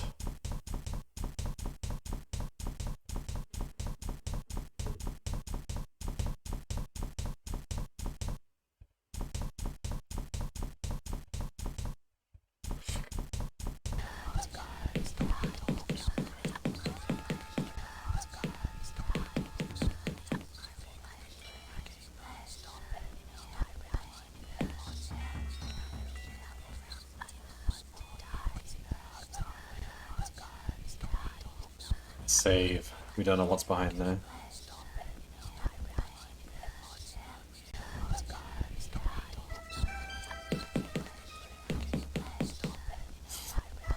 Do I even want to look inside this bag?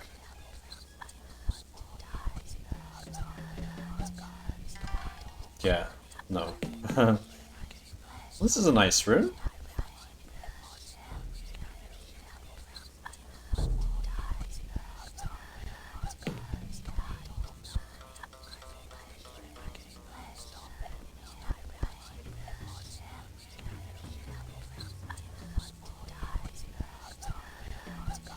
Alright, we need to come back here in the,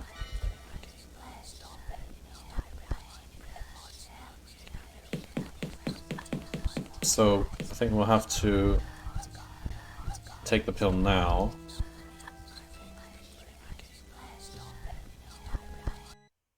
There we go.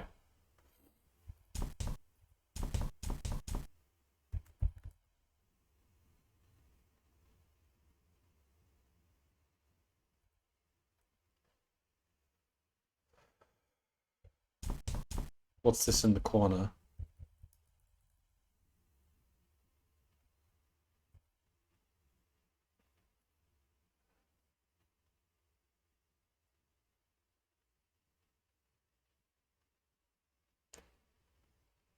Oh, the manacles. That's the thing that tied up John Defoe.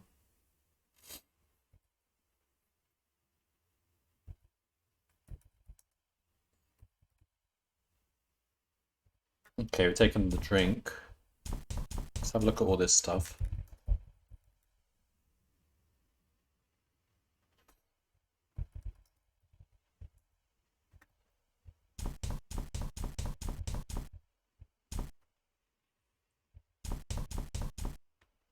Manacle is like something that you clip around your hand, so it's when you chain people to a wall or something. Basically like handcuffs, but the old style of handcuffs, like just like iron manacles.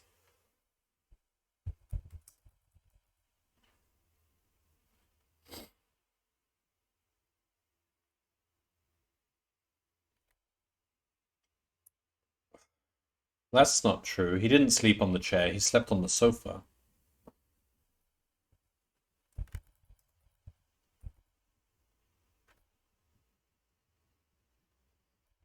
Okay.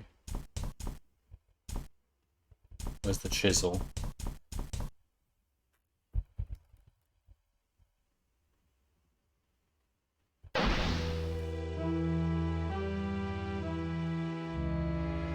Somewhere in the Atlantic, July 25th, 1789.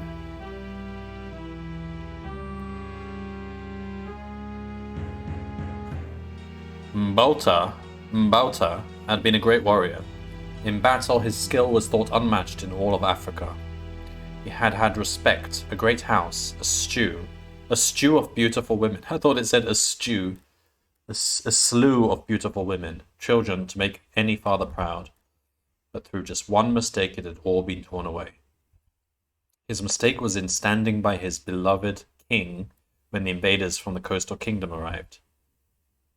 Oh, the white men came to take them as slaves. Now his great house was ruined, his women raped, his children murdered. Oh no.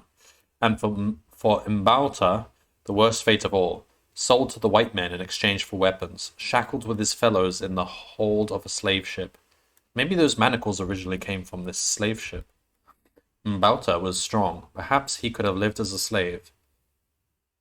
But then came the sickness. A simple fever, no doubt to be gone the next day, but the white men took no chances and threw him overboard.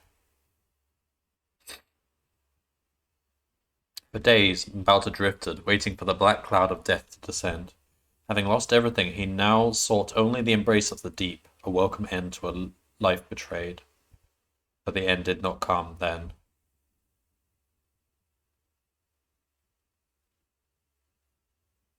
Coming around, Captain. Voices unfamiliar, speaking in unfamiliar language. Mbauta was suddenly terrified that the slavers must have returned. But he was as weak as a newborn and could not move or speak. Looks like we picked him up just in time. Don't know how long he's been drifting out here, but he can't have lasted much longer. Good Lord. Look upon it, men, the greatest evidence we have of humanity's inherent evil. Never forget that men, sailors such as you or I, did this, left this poor wretch to die. Slavers aren't sailors like you or I, Captain. No. I do not know how those devils can have the audacity to still call themselves human. Today there is no pride in being an Englishman. Find our new passenger some quarters. Make him comfortable. Passenger, Captain? Every innocent who sets foot on my ship is a free man. Is there something about this policy you find questionable? Not at all, Captain. No, these were not the slavers. The ship was different, less crowded with terrified black faces. There was anger in the voices of the white men, but not directed at Mbauta. Still frightened, but somewhat reassured, Mbauta passed out. Days passed, and Mbauta's health was restored. To have been rescued by the ship of these good white men had been a fantastic stroke of good fortune. He decided that it had been the will of the gods that he should survive, and that proper thanks would be in order. An idol, that was the answer. If he could just find some suitable wood and a sharp blade, he would carve the finest idol of his life. This is the creation of the idol. Oh man, the idol that started it all.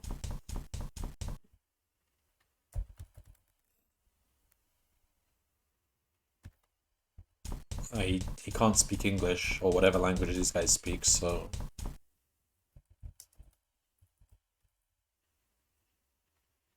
Mhm.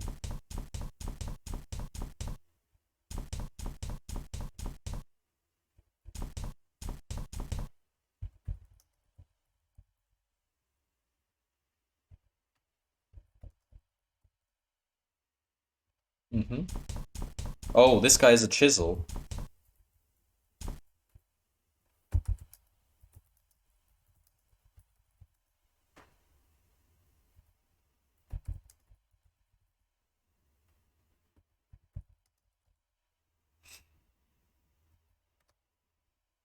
I don't know.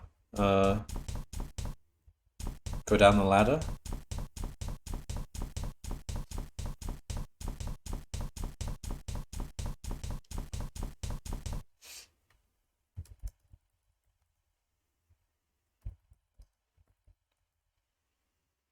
Damn it.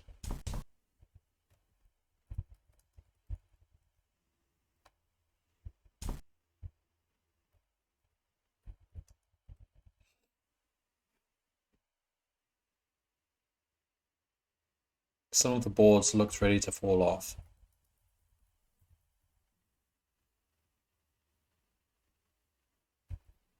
Okay.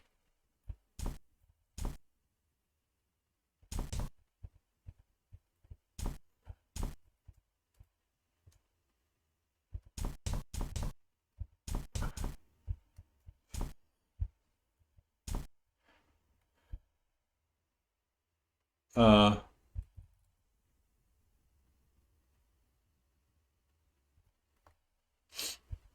well, okay. We're trying to make an idol, so we need wood.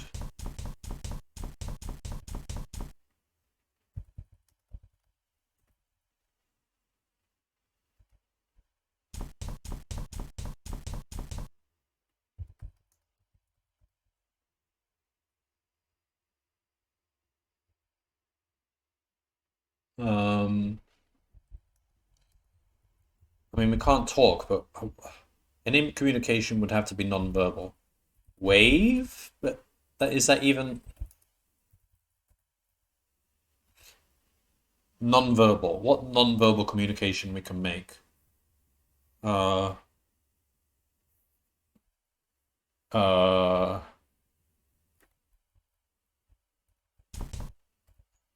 it's hinting that we need to talk to him non-verbally, I think. Help him fix boat? Help, man. Uh, fix boat. How would we phrase it? Repair boat.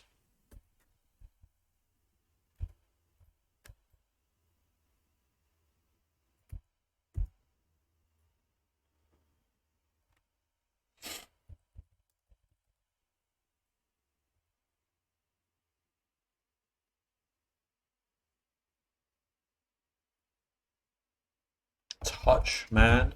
I'm not sure what communication we can make here because it's still shaking hands and stuff. That's all like Western culture thing, isn't it? It's not the way we would communicate. Sing to man. I'm about to try to keep his spirits up. Shout, yell, dance, sleep. Oh,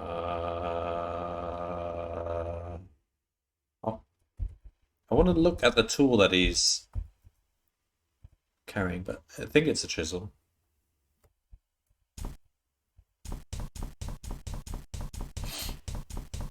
Punch? Well, no, I don't think I want to be punching them.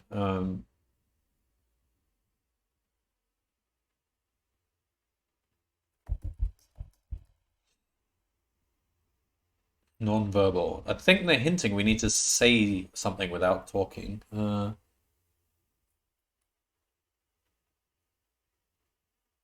Shake hands. That's not even a might not even be a thing they do in Africa, tribes. Uh, I'm not sure. Knock man out.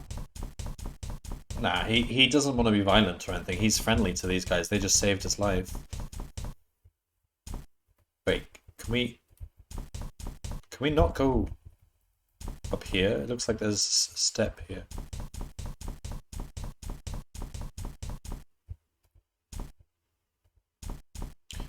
Like, where's the captain?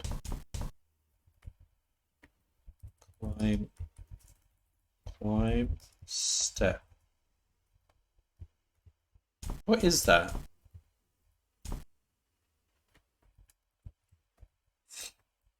Okay, can't go right from here.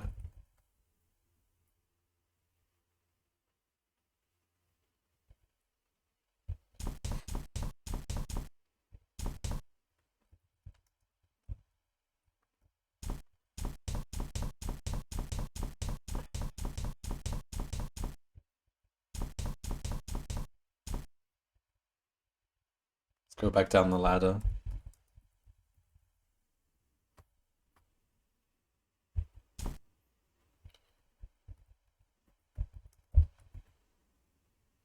Point towards tool. Alright, I'll try that when I go back up.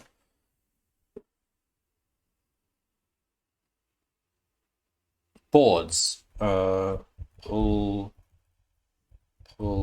boards. Hit boards. Open box. No interest in the actual contents of the crate. Take board. Ah, okay, so that's what we used to carve the idol, but we don't need to use it yet. We just need the carving tool.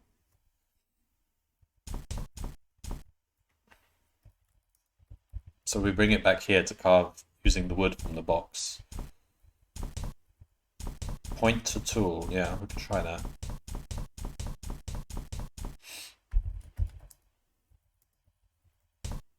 Ah, that worked. Nice. Thanks for that food.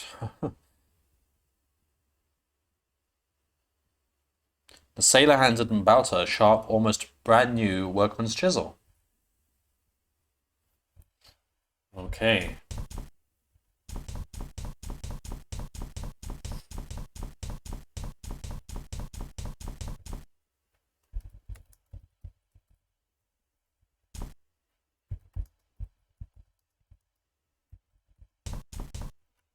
With the chisel and the wood of the crate, Mbauta could finally create his offering. After several hours, Mbauta was very pleased with the result, a fine rendition of his kingdom's god of fertility and good fortune. All that remained now was to return the chisel.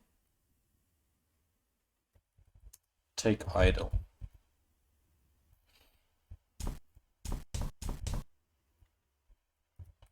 Ladder.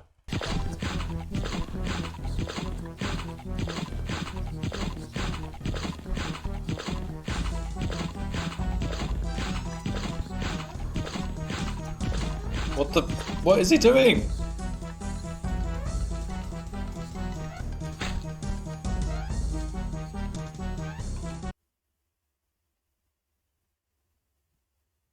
The vision faded and I felt myself being held forcefully back into the present day. It looks like everyone on that ship was just murdered by the Slender Man. That tall, thin creature, that black-clad ghoul. What was its significance to my predicament? Why did it appear again and again throughout history to spread death and horror? There was no connection to the idol's shape or Mbauta's tribal deities. The tall man was no fertility god. It must have been connected to the wood of that crate somehow.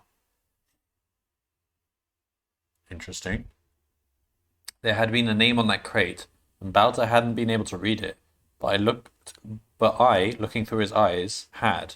O'Malley Shipping. Could the owner have been an ancestor of Shoban? It was a flimsy possibility, but at that point my only lead.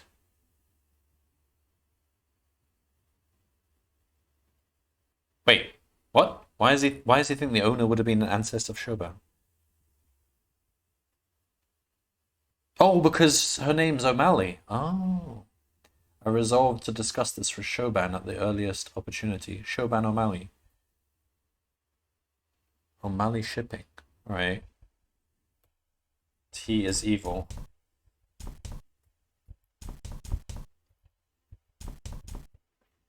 Look tools.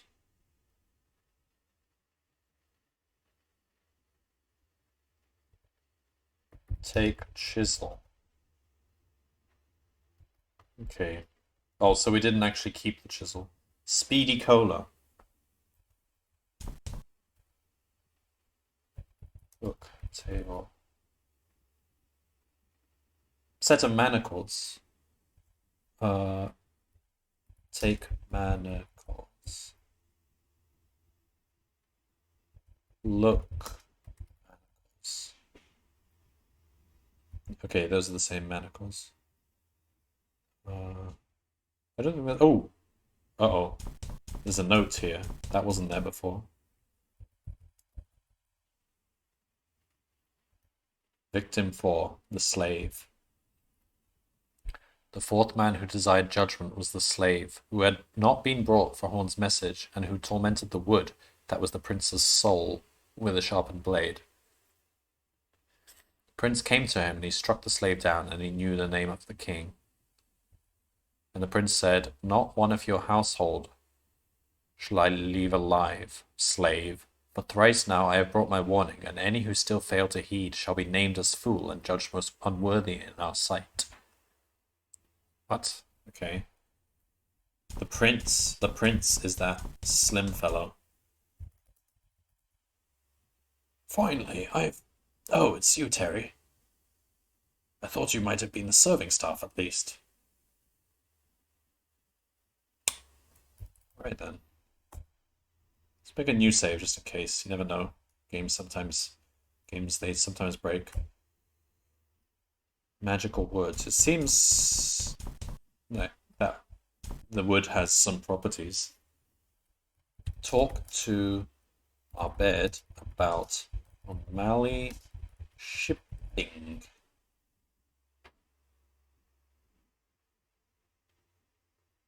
And a shipping company in the late 18th century? What on earth makes you think I would know that? I really don't know. I just thought I'd ask. Oh, I really don't know. I just thought I'd ask. Wrong voice. Why don't you ask Shoban? Well, where is she? Ask. I've never found her. About Show. I don't even know how you pronounce this name. I just say Shoban. Going to get a drink. Just gonna get a drink. Is the kitchen open? Because he's waiting for food, so maybe it's open now? No.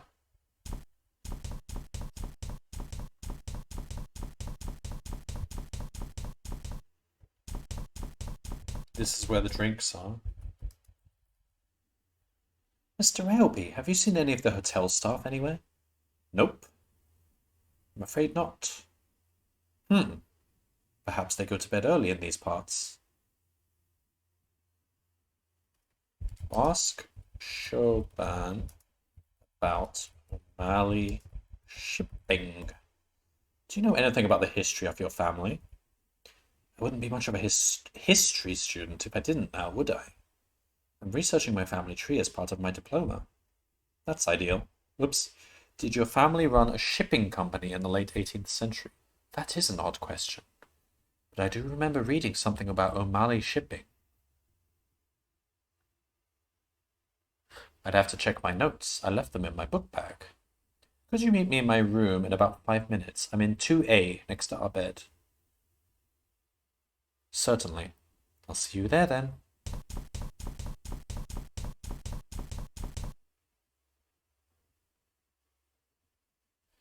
Alright, just... Oops. Follow her then. 2A.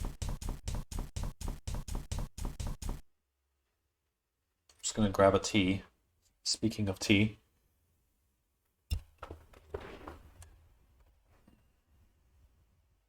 Oops. Damn it. Broke my headphone. Peace. Ain't this a death flag? What do you mean?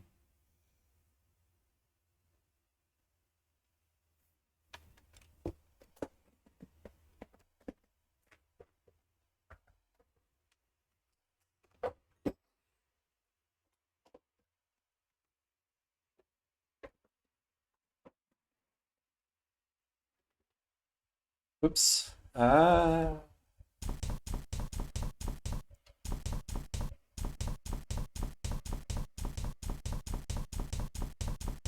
Slender Man will come.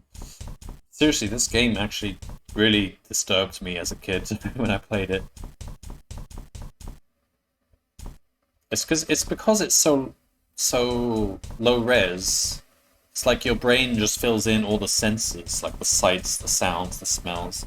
That's the problem with the modern horror games. They're just the graphics are too good that it just doesn't leave anything to your imagination. So it's just defining everything. But if you play these games, like these really low-res games, that's also why Silent Hill and the original Resident Evil games were so scary too, because like the very basic expression on these people's faces, like it's literally just a pixel for their mouth. But when you see them look scared and stuff, you can really feel it. It's so low quality it's good. Because it's like when you read a book. The book has no graphics. But books can be really scary when you read them. And the films based on the books, like the Stephen King books, for example, are not quite as scary as the books are, I think, in some cases.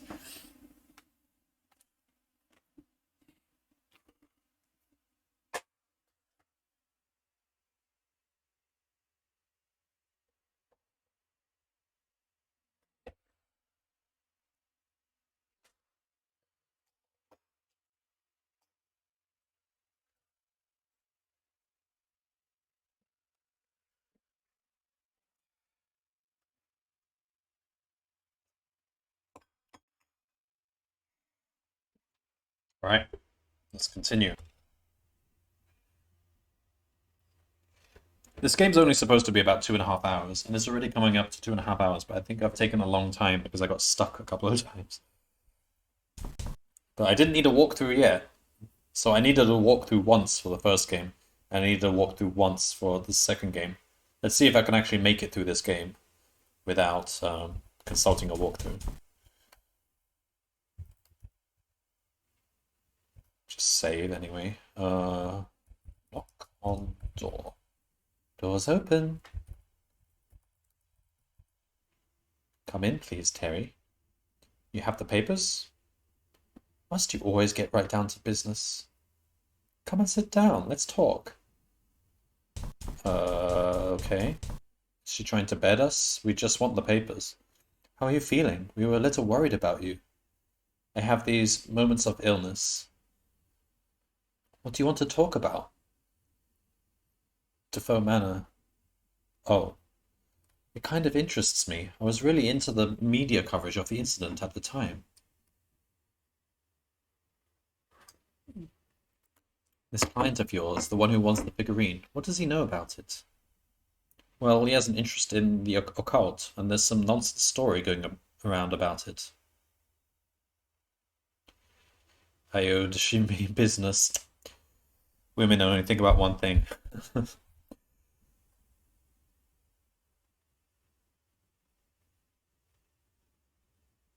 So yeah, so this Defoe Manor story, this is the house that we were trapped in that eventually got burned down when we escaped. Oh, she knows Trilby, our real name. Every fiber of my being was concentrating on not giving any outward signs of alarm as Chauvin spoke of my secret name with wide-eyed enthusiasm. Because Trilby is a famous cat burglar, and that's his thief name, Trilby, because he wears a Trilby hat, like he's wearing right now.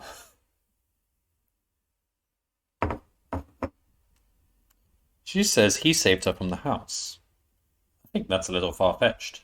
That's exactly what Arbed says. He says a ghost is one thing, but throwing Trilby into it just makes it seem silly. Truth be told, I don't think Arbed believes in Trilby any more than he does ghosts. He's so grounded in reality. A sensible attitude. Have you always been an antique dealer?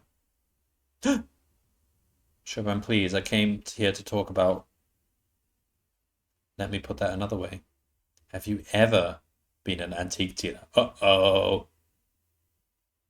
I knew it. The outfit, the hat. Terry Railby. You're him. You were in Defoe Manor. And now you've come here to finish off the ghost. I always knew there was something else. In this world, that there was something better, more glamorous, just below the surface. Will you take me with you? Listen to me. There is nothing glamorous about what I do. I live in shadows that threaten to consume me every single day. And if you pursue this any further, you're going to walk straight into one. What are you talking about? There is something extremely dangerous in the hotel. I don't know what it is, but... Oh God, no! Oh no! Get up!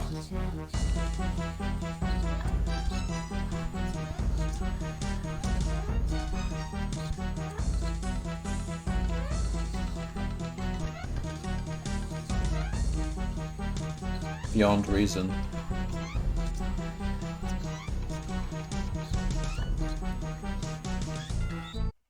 Oh! Oh! Oh! We just kicked Shoban.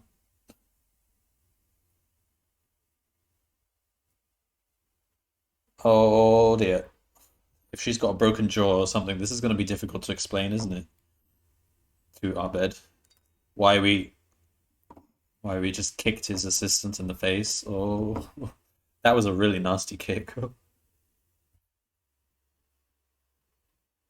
She's unconscious as well. You could have taken a pill. I don't think so. Because if you take the pill, you then have to leave the room, and it only takes effect when you leave the room.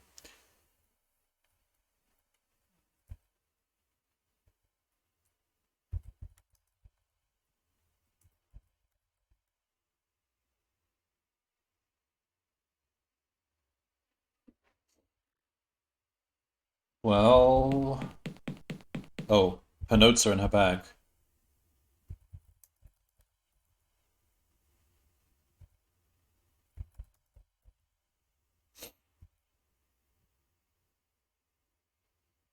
O'Malley family history. I flipped through the pages until I reached the information relevant to the 18th century and read my discoveries out loud. You can accuse her of sexual harassment and be a Karen. Well, I mean, that usually only really works the other way around. She can accuse us of sexual harassment, most likely.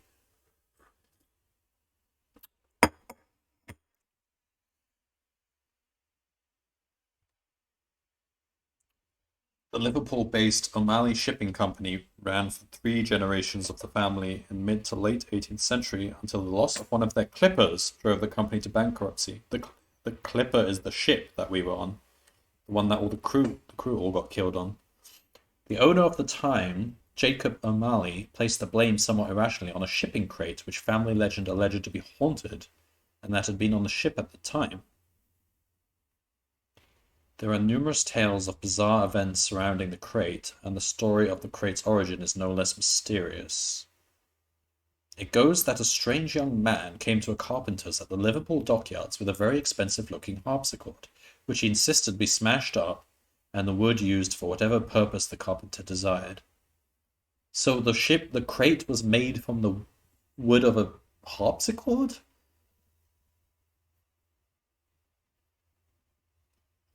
What? This just gets weirder and weirder. When pressed for his name, the man identified himself as one Jack Frehorn. The Rooms of Jack Frehorn, July 28th, AD 1778.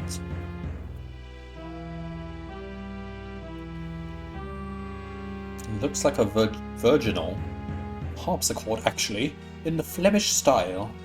Quite old, quite expensive. Well, I suppose I should be grateful that something is distracting you from the occult for once.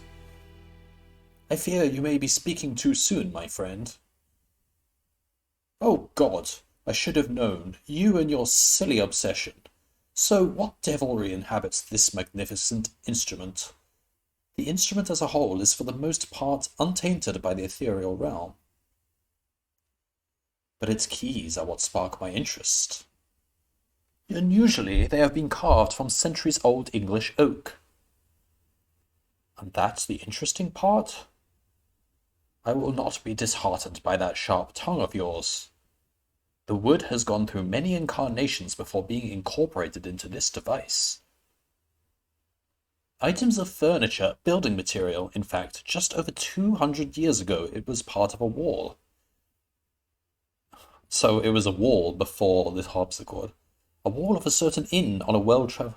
The unicorn? I'm so pleased you remember. I could hardly forget it, the way you have been obsessing quite heartily over it of late. Your correspondents persist in filling your head with rubbish about ghosts and demons. I count myself very lucky to have tracked down even a small piece of that holstery. I know I've already told you of some of wonderful stories attached to it. And this instrument has had its fair share of mysterious happenings. The usual batch of strange noises, sudden madness, and inexplicable deaths. See sense, my friend. This curiosity of yours for all things ungodly has no doubt already befouled your immortal soul. You are a fine fellow, Wilbur, but you have not a drop of romance in your body. Now stop browbeating me for my inquiring mind, and let us take dinner. That night, Jack was stirred from his bed by the sound of music emanating from his new instrument. So we've tracked down the... So the idol was made from a crate. That crate was made from a harpsichord. That harpsichord was made from the walls of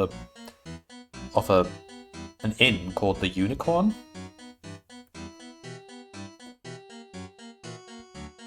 His first thought was anger, mostly because the harpsichord was an antique, never intended to be played. But then he listened to the haunting melancholy tune and felt his stomach roll inexplicably with fear. Who's down there? Wilbur, is that you? Oh, this is creepy.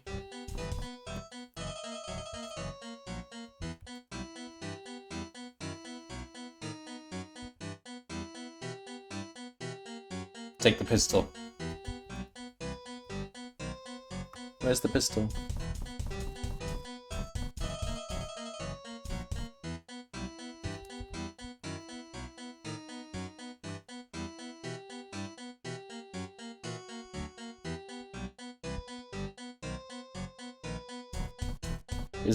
Is the pistol loaded though? Spooky, scary skeletons and people. Well, these were MIDI files back in that day, so it was like .MIDI. It's basic as it gets for music. Actually, the MIDI files are included in the folder that came with this game, so you can actually play them. The .MIDI files. Okay, we had it concealed up our sleeve. Should we save? Because...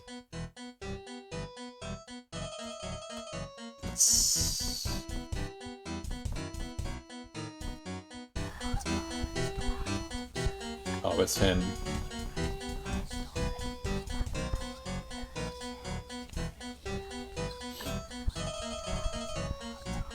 He recognized the dark figure. He had read of this strange entity that recurred frequently in stories surrounding the Unicorn Inn, and the objects that were later constructed from its wood. And he knew with absolute certainty that the tall man would destroy him, were he not destroyed first. Shoot him. You won't take me, demon.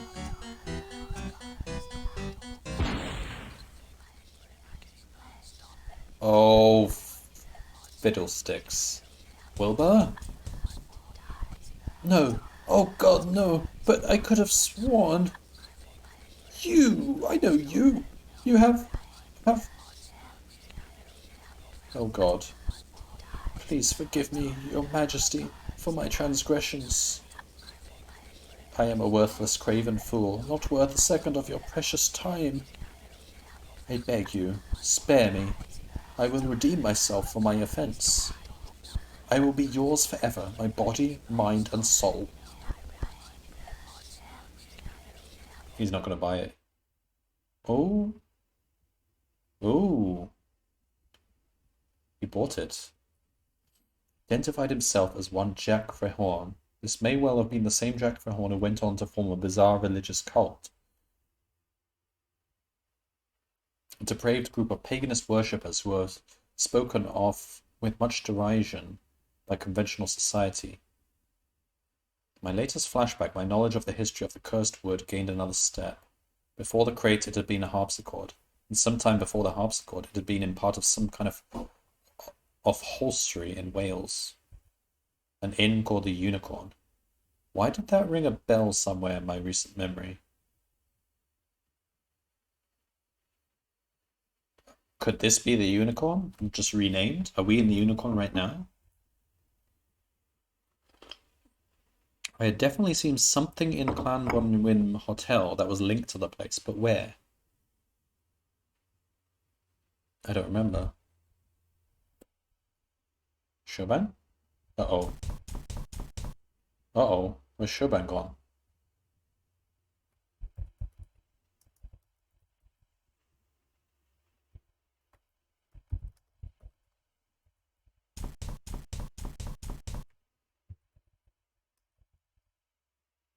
Victim 3, Frehorn. The third man who desired judgment was Frehorn, who had bought from those who made luxuries with the wood that was the prince's soul. She went to the police. Oh no. Oh no.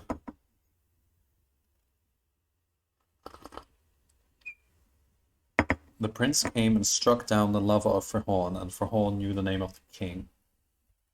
And Frehorn said, I know you now, O prince, who was the arrogant man. I anticipate your wish, and I will devote myself to spreading the teachings you have brought me and the love of our king. And the prince was satisfied, and Frehorn called all those who would listen, and they formed an order of blessed agonies that would work to redeem the follies of the men of technology. Okay.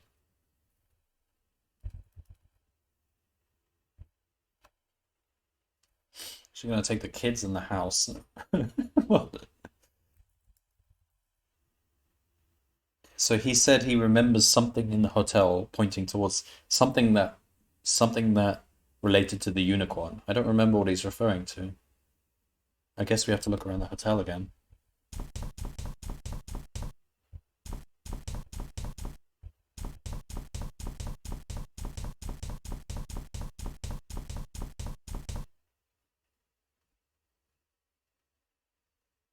Do you think Shoban is the one writing the notes? No, that's a bit far-fetched. I don't think so.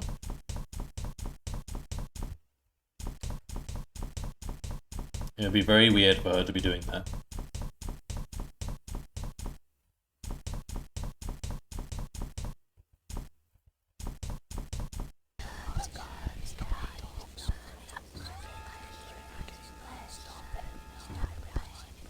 Do we want to look in the dark world or the real world? Real world, I think.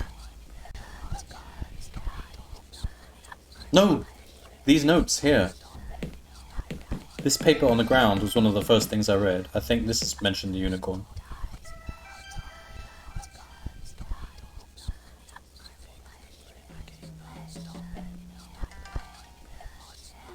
Did he mention the unicorn?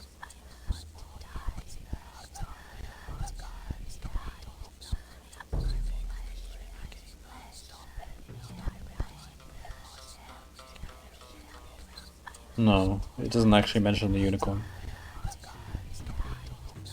It hurts. It hurts, it hurts. No, it's not that. Alright, take a pill. I took another pill and waited for the anxiety to lift, but it did not.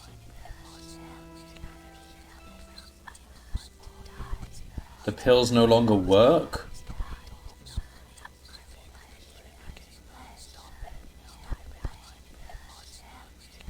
Cola?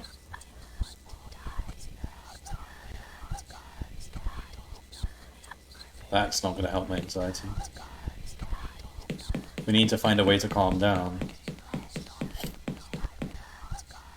From somewhere to the west, I heard the familiar sound of a door being unlocked.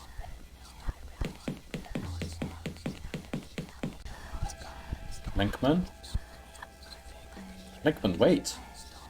Alright, so Linkman is the other agent who was with us. He came to this hotel, but we pursued the investigation separately because he doesn't really like us. He also found out that he can access this world as well, so he gave us the pills, telling us anytime we want to come back to the real world, just take a pill. Where's he gone?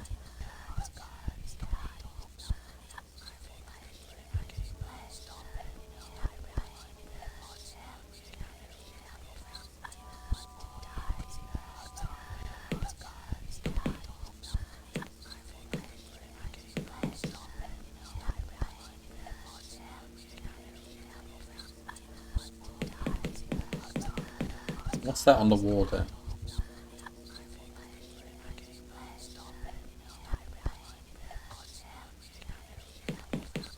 Are those knives?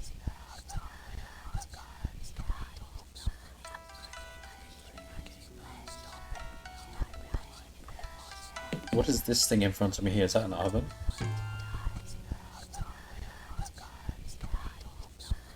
Stained from the inside. Oh my god.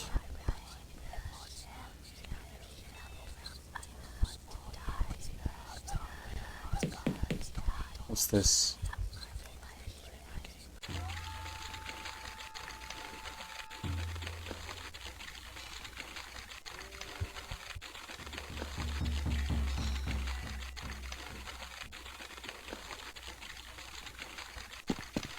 Why do I feel like those beetles might kill me?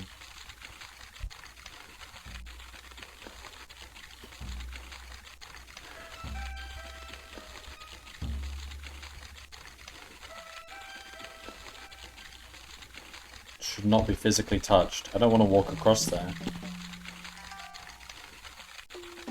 Should I save then? Because...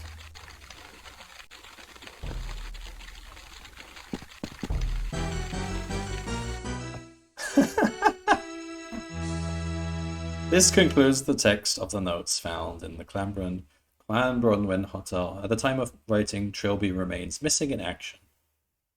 The end. Well, that was a good game. I guess we're on to the last game next time, which is 6 days sacrifice. 6 days of sacrifice. But you know what? Just out of interest, let's see what would happen if I didn't stupidly walk into the beetles.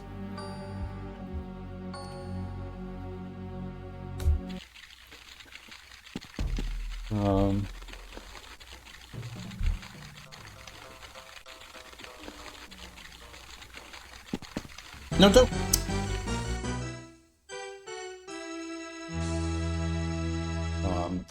As I was saying,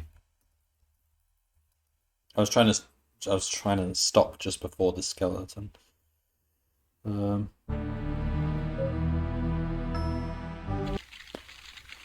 There. Look. Skeleton.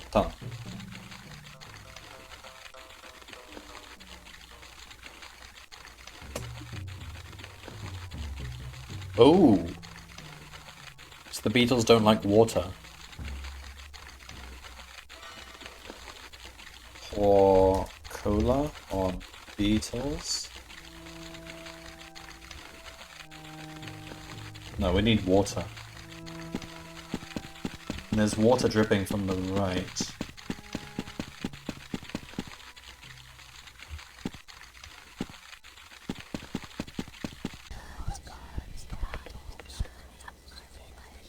Which is... There's water dripping from around this location.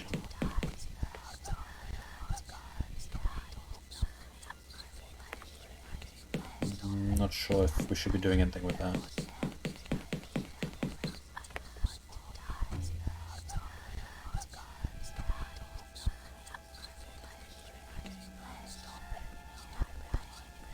There's a sink.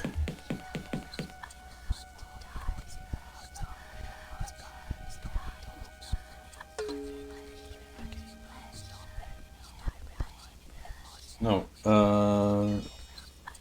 open tap. Use sink. We don't have a container.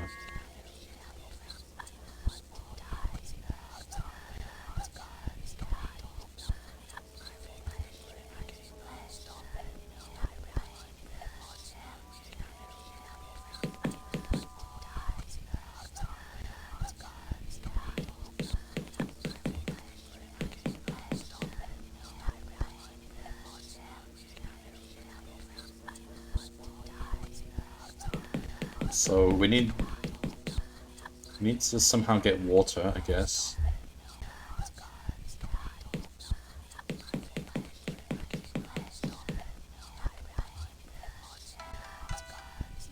But these sinks don't produce water.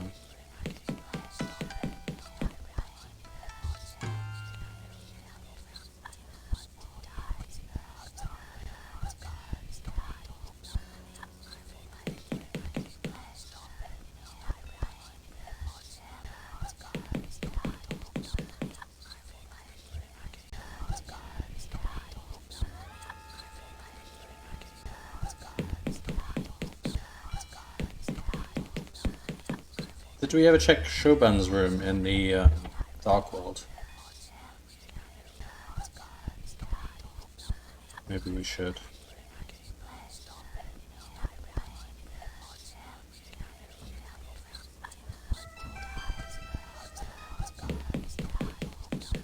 So we're stuck in this world right now.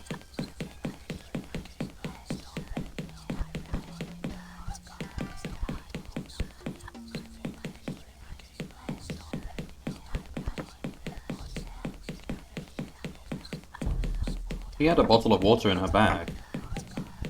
Can't get back to the real world though, but I don't think... I tried to open her bag, but he wouldn't take anything else.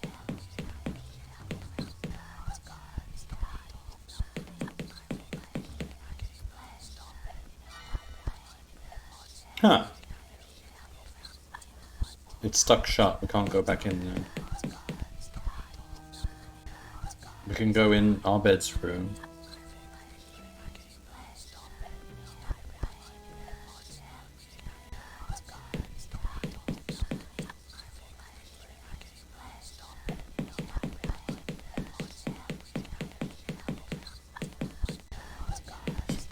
Unicorn. Have we seen unicorn anywhere?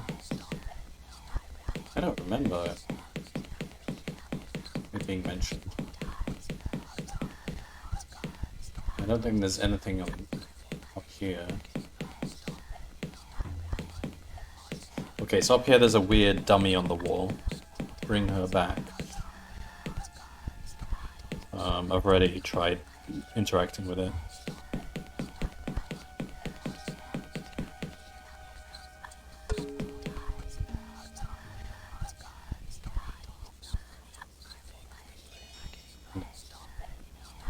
Another method of calming myself.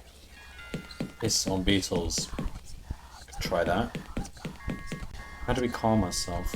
Go to bed? Yeah, our bed is not exactly calming right now.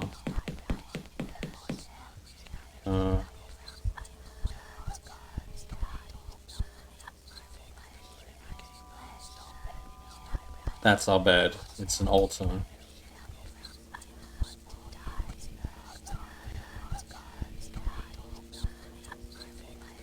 Yeah, we're not going to sleep on that.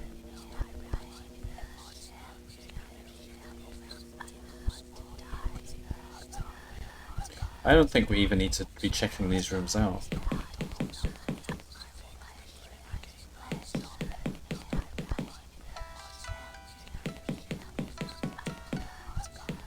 Let's go back to the beetle room. Maybe there was something we could still do there. So we know they leave water alone. And there's water dripping on the right, which might be a clue.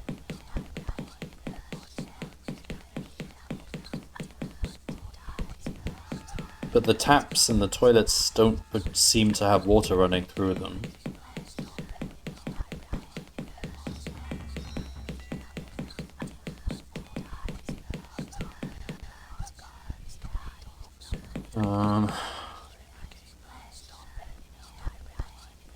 Comments, this whispering is so creepy.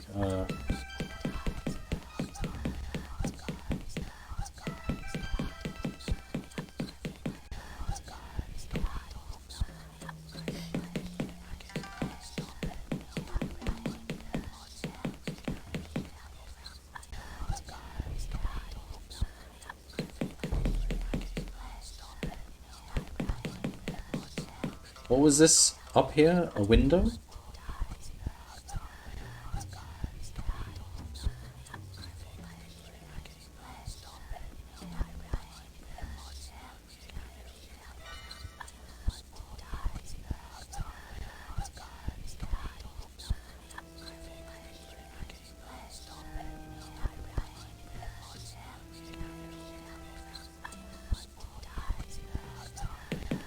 Go back to the beetle room.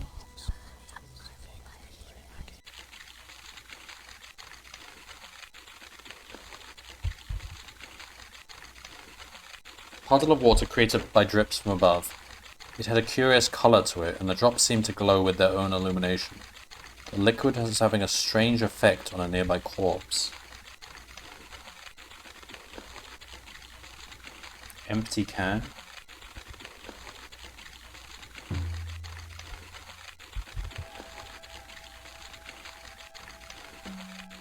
I think the cola is the opposite of the pills.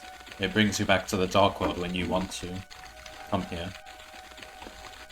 I didn't use it before, but I think I remember that being the case. Because if you're calm, you return to the real world.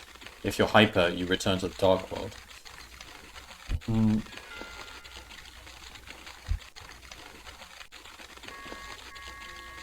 So what are these columns? They're just like columns. What is pillar?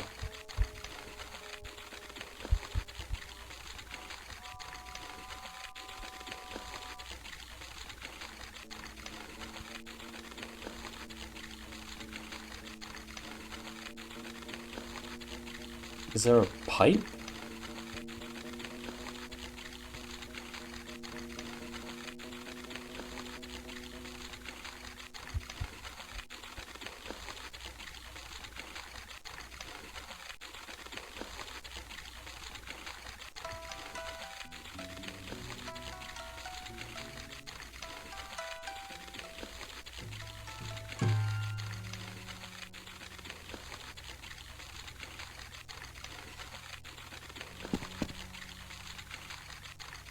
Water grate or above. There's something upstairs that we missed.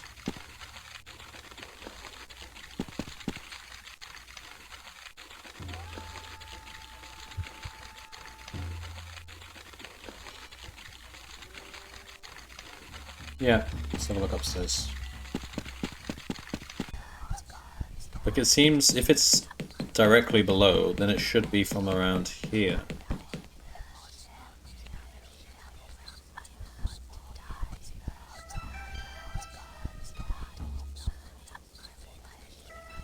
But it's not really anything we can do with that.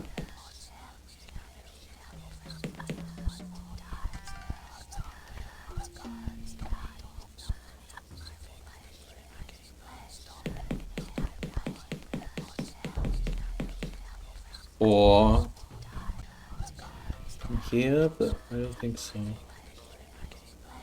Look corner. Like the corner of the room?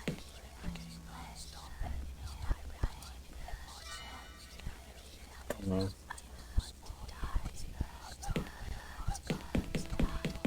What utensils do we have here? Can we take them?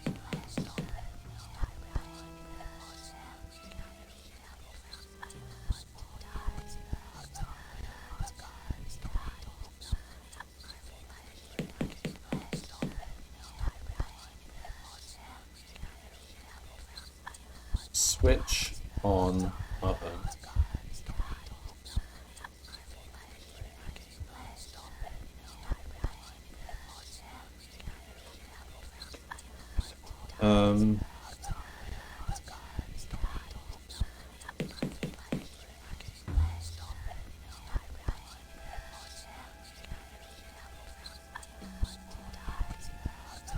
Venkman, the guy came in here. Where did he go? This is a sink, but we can't really use it.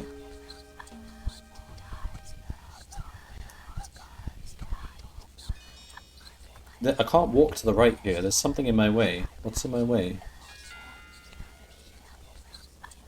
Is it just an awkwardly placed...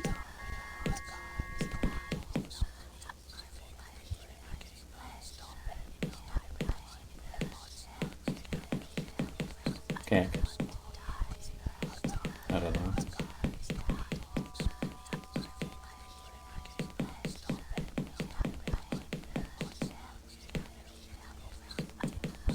Did we try pushing the handle down?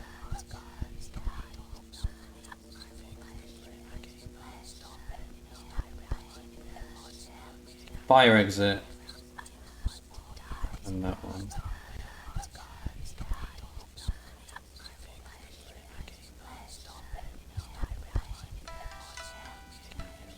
Jammed. It's not locked.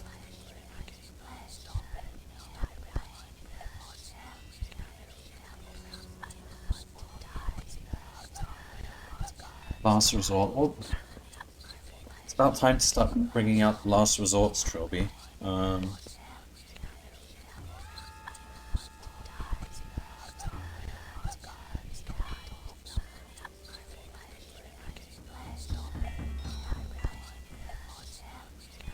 There was an interesting imprint of blood on the north walls.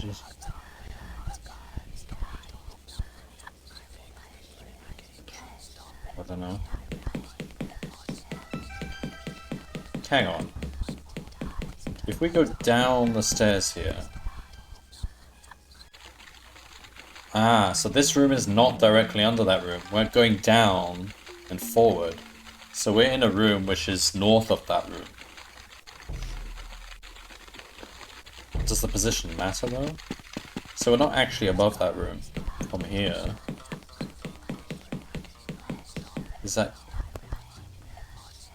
So the room that makes more sense probably is the toilet, but...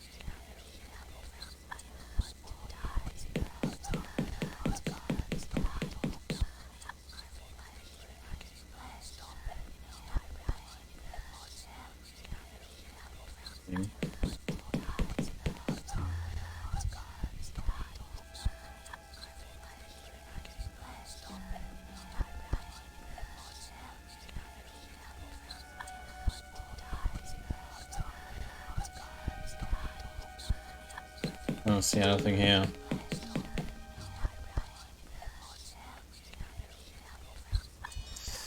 I'm running out of ideas.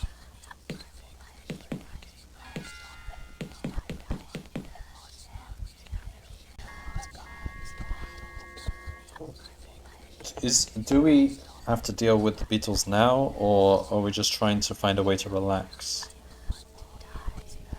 Is there another...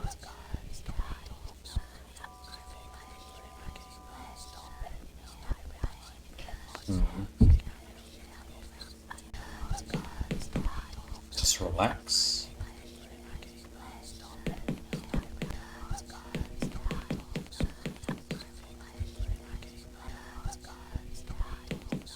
Bottles? Can we use those bottles?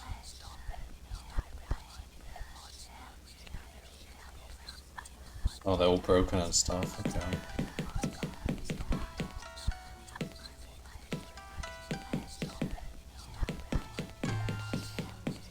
Don't think there's anything new here.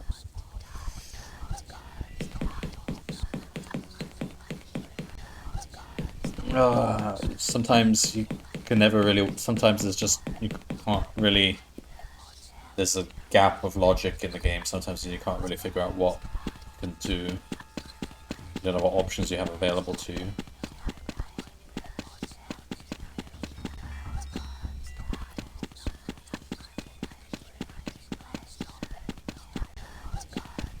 There's nothing out here.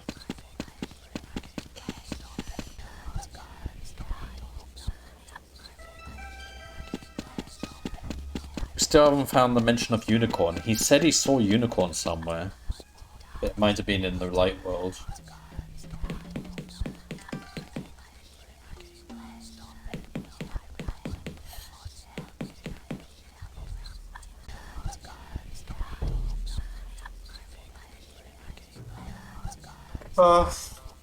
I'm kind of out of ideas then.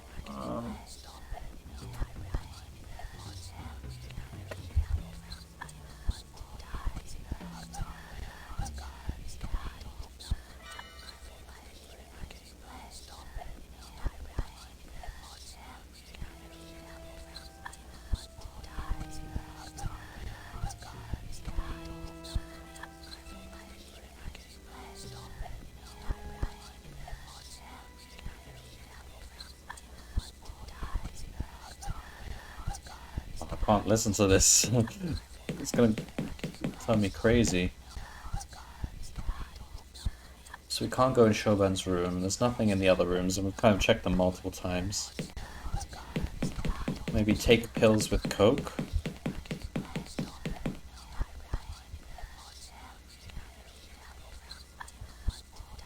Soda, I think it's called. Add pills to soda. No, I don't know.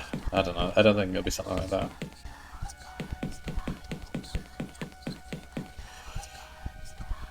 Like, often it's just something that's nearby. It's not something you'd have to go to the other end of the hotel for, so... Just assess this room one more time, but... I might be at the point where I need to look at the walkthrough. I don't see any options available to me.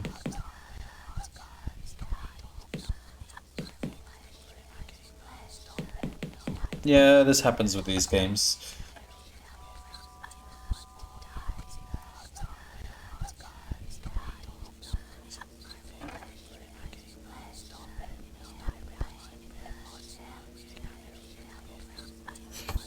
Alright, let's have one more look at this room. Turn on faucet. I already tried. He said he doesn't want to know what will come out of those taps. And he also said he doesn't think the plumbing... Right, any other objects we haven't looked at? Look, body. Okay, so the one on the left was eaten by the beetles.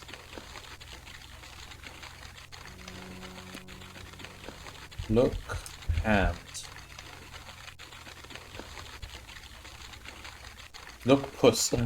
Look, puddle.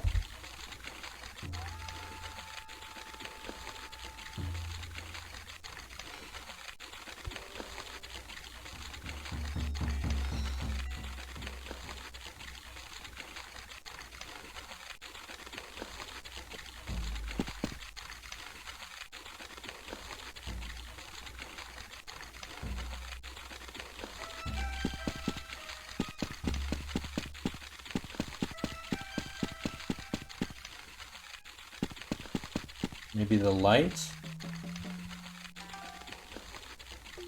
No. What do you think we could do with it?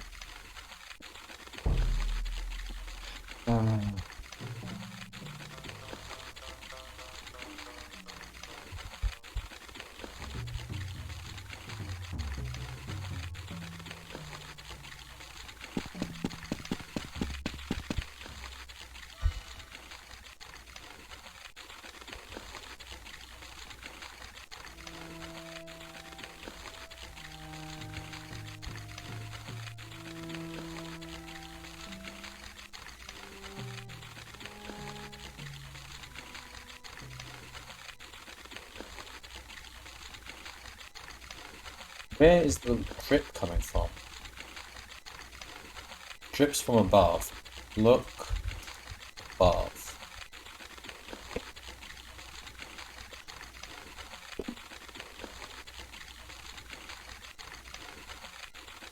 Also, the beetles seem to... Is that like a hole under the ground? Okay, look. Oh.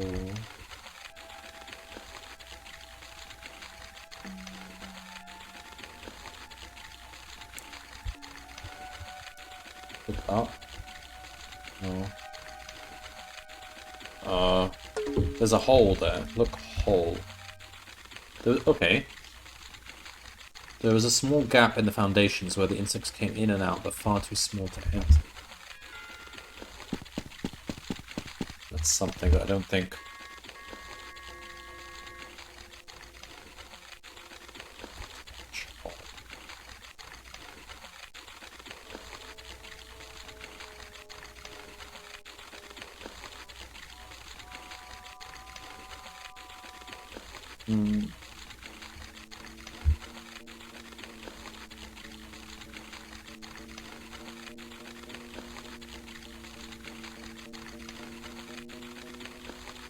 Should we grab the... I don't want... See, if we could give the body to the Beatles, but I don't think he'll want to take the body. Alright, shall I look at the walkthrough then? I just need to find out how to get past the Beatles. Whoops, it doesn't like me switching windows. Jump to the other side? I tried that. He doesn't understand the word jump.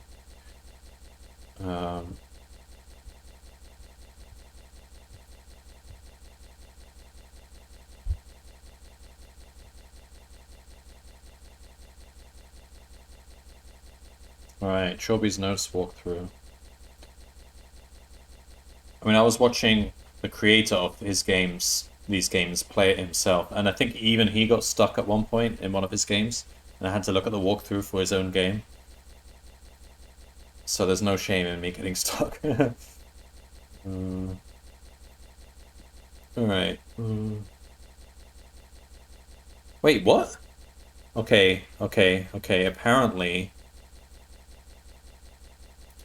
there's meat on the table. Which table? He didn't say anything about meat.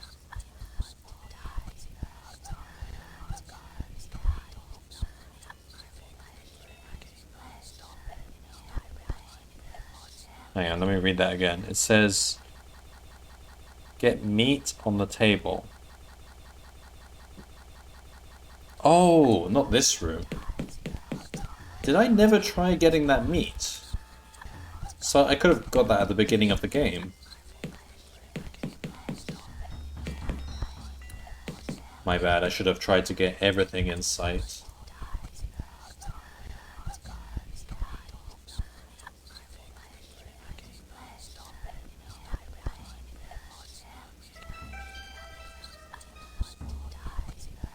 Alright, we've got the meat now. I don't know why I didn't try that when I came into this room the first time.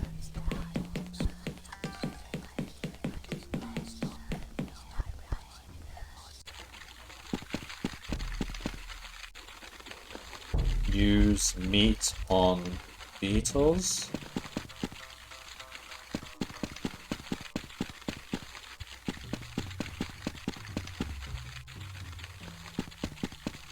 Are they just gonna be there forever now?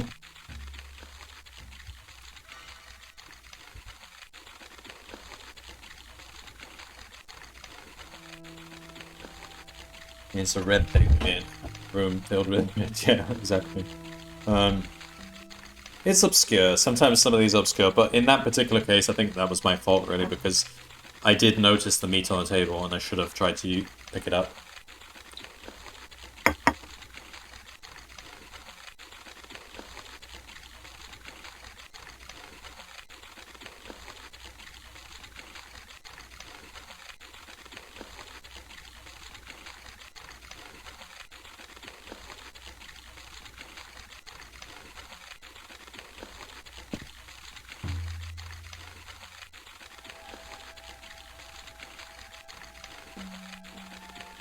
Uh-oh, he's put it in his lips? Oh, that's not nice. Ooh, it's cool and refreshing.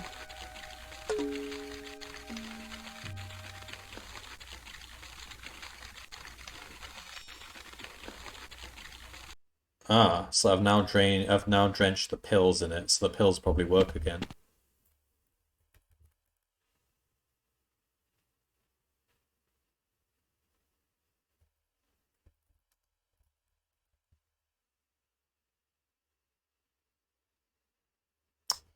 This is taking way longer than I thought it would.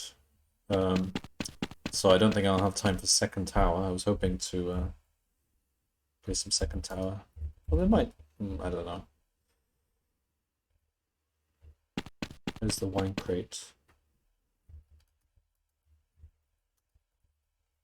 Wait. Wine rack. Look. There's one. There's a weird pixel on the wine rack.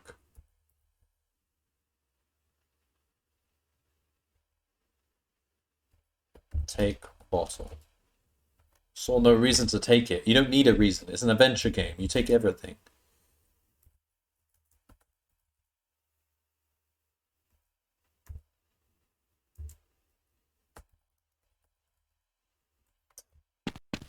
Okay.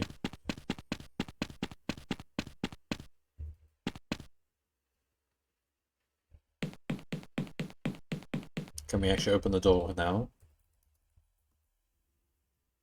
No, of course not. Get drunk, or apparently not. We can't.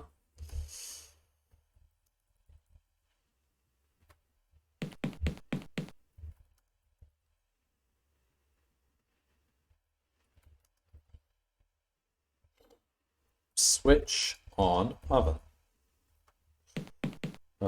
Take utensils. Open fridge.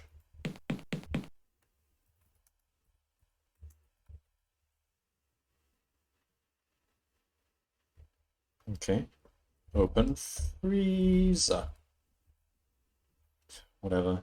I mean, I haven't eaten, so I should have an interest in it. I need to check absolutely everything. You never know. Use sink. Open tap. Look sink. I don't think that's important. All right. And what's here on the table here? Look table.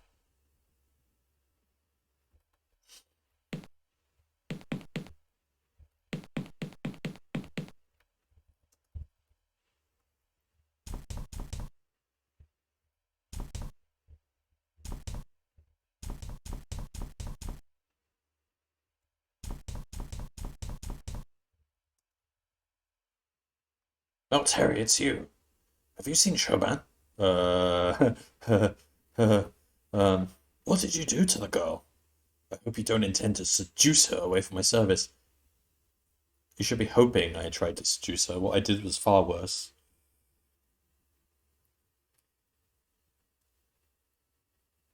There's something evil in this hotel and it's closing in fast. Mr. Railby, I have been over this hotel several times. Apart from us, there's absolutely nothing here. Oh, I think he's gonna die. It's always the skeptics that die. They like to make it ironic. Have them killed by the thing they don't believe in. Talk to him about unicorn, maybe.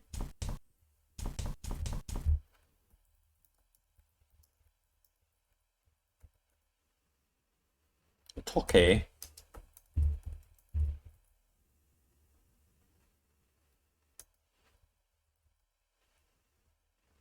Do you know anything about an inn called the Unicorn?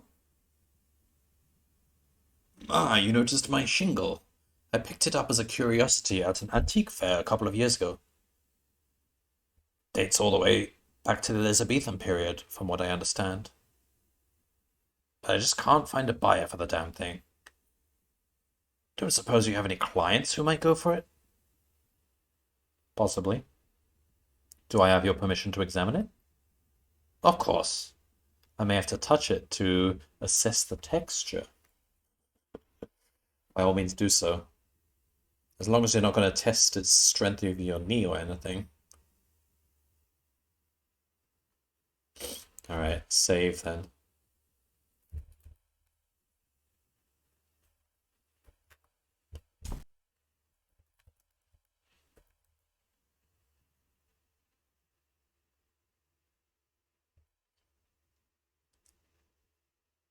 We're going to go into another flashback.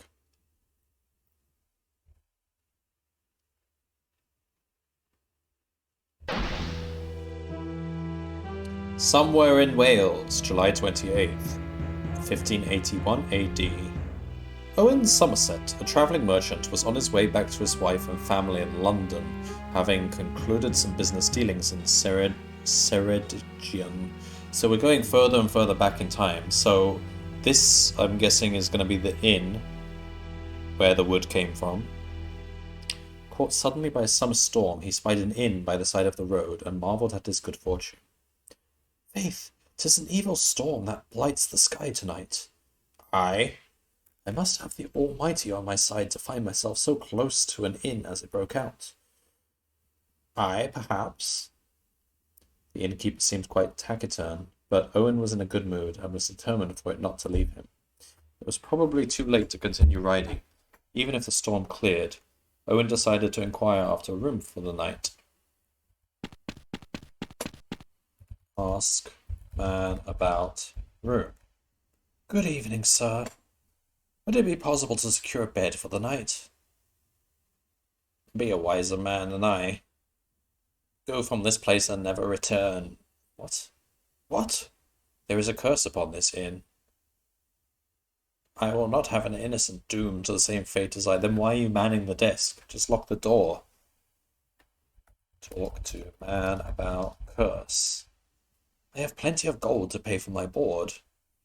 The devil cannot be bought off, my friend. What devil? What is the nature of this curse?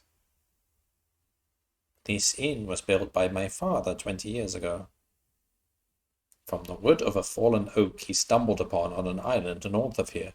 So the wood came from an oak tree. He noticed human bones scattered around, but did not heed them. The inn has been a curse on our bloodline ever since. Madness and death claims those who stay here. This time last year it claimed my father. Talk to man about oak. So why do you remain? I do not believe in fleeing from the mistakes of the past. If the Almighty wills that my family must pay for our errors, then this I accept. But I would not see another suffer for our sins. Leave now before the shadows take you.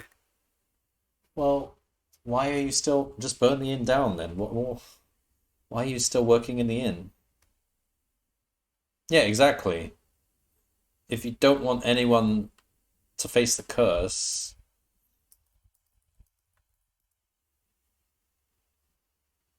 About...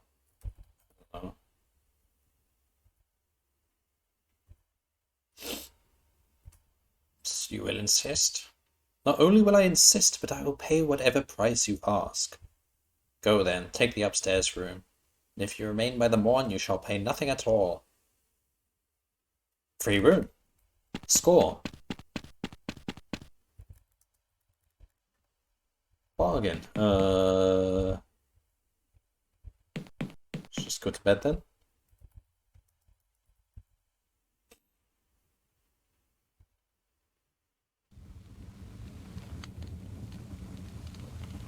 Uh-oh. A piercing sound? No, that sounds like flames. A piercing smell. Uh-oh. There's smoke coming from a little corner there.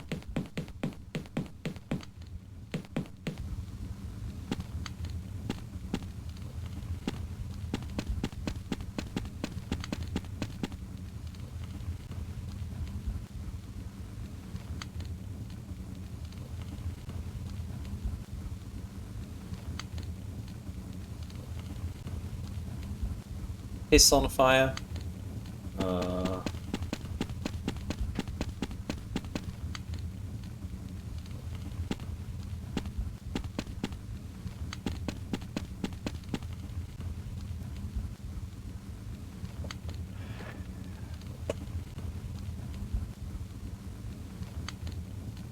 And alcohol's not going to put the fire out. Actually, depends what kind of alcohol. Beer and wine probably would, but higher percentage alcohol will probably just fuel the fire.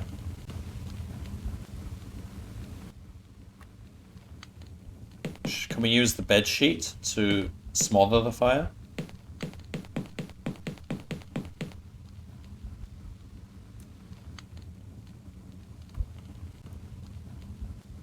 Stamp and stomp are both words, but I think we use the sheet. Oh, these stairs are really awkward to walk down.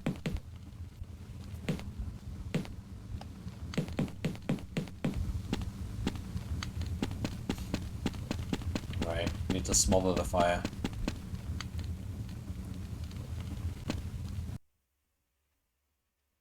What in God's name? Oh God, it's him, the innkeeper. What kind of... Who could have... Oh my God. He got stabbed in the head. Once again I returned, disoriented from my vision. I was closing in on the source of the madness. The innkeeper had said that the wood came from a tree on an island. Could that have been Clan Bronwyn Island? Given what I was seeing, it seemed a valid, if worrying, possibility. Besides that, it seemed I had no other leads, so what would I do? I was determined not to let the trail end there. If there was just a single clue. And now our bed's gone. All these people go missing when we're in the room. And we go into trance. Trilby, I know you are following a trail. Go to the roof if you wish to proceed. Linkman. Victim 2, the innkeeper. So Linkman is leaving these notes for us?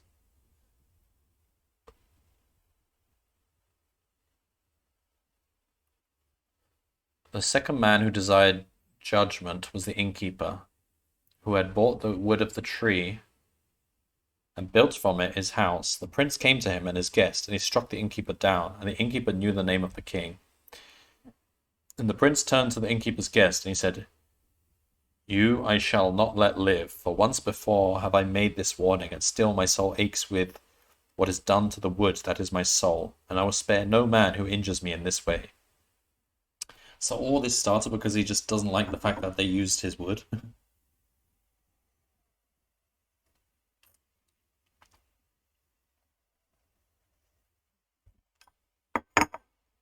Okay.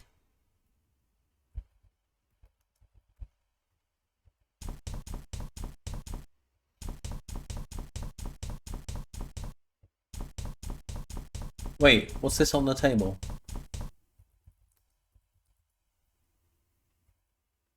A porcelain leg?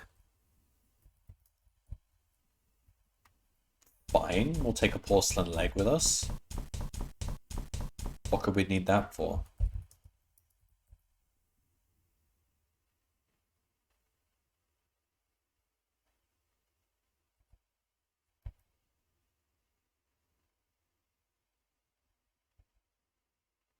Weird.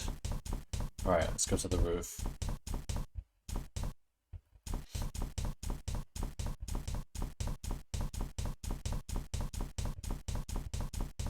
So does Lenkman want us to meet in this world or the dark world? We'll see.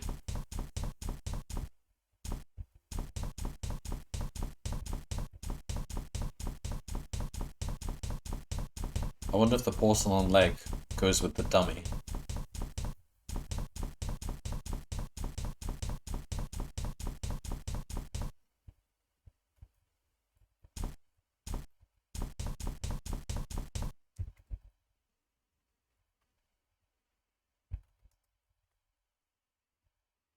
Open is either stuck or locked.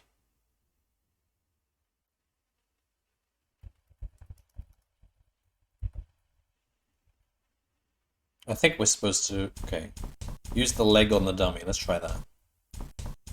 But we need to go to the dark world. So I think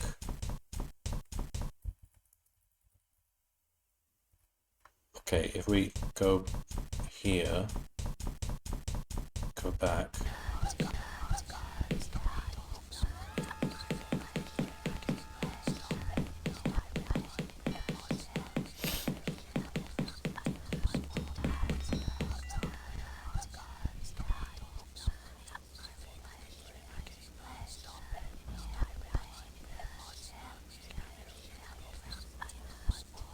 Put leg on dummy.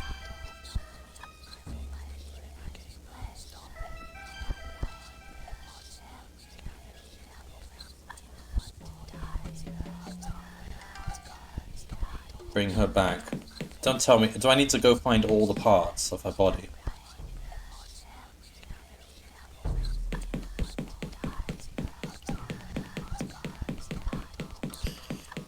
I mean, did that do anything? Can I now access the roof? I don't see why that would make any sense, but just try it anyway.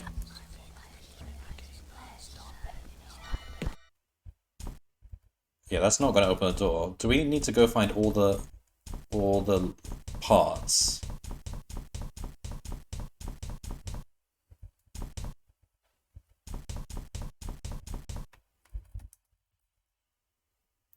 Stuckled.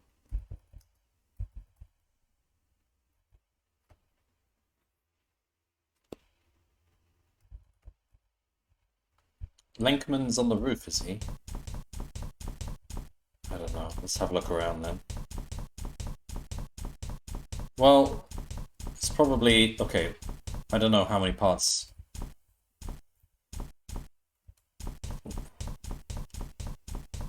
So I assume Lenkerman wants to meet in the Dark World, not this world. So... let's check the rooms we know we can access.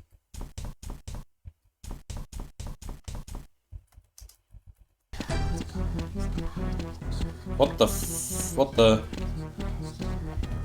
the fuck is going on? Father, why?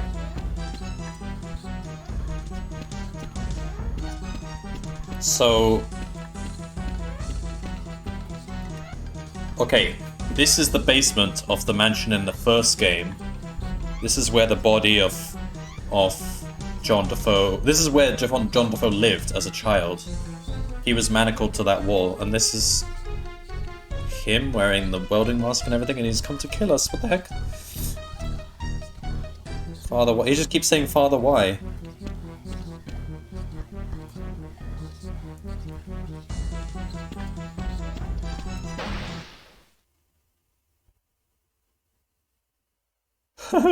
What the hell? You can see why I found this game so creepy as a kid. This was weirder than anything I had seen before.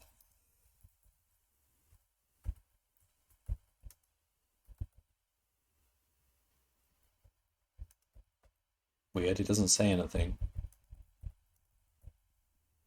Okay, fine.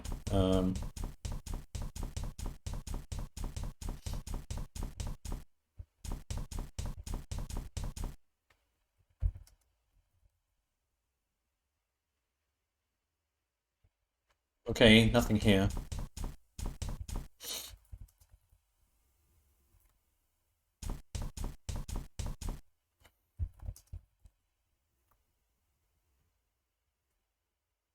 Nothing here.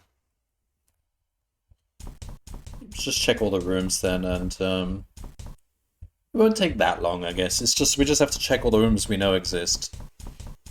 So we know that we can go in. So we can go into our room, which is here, I think the far right. Yeah, because the game does weird stuff like that we just saw. What? Why is our room locked? No, that's not our room. Which is our room? Oh, I think we were to the right of those guys. No, okay, we were on floor 2 as well.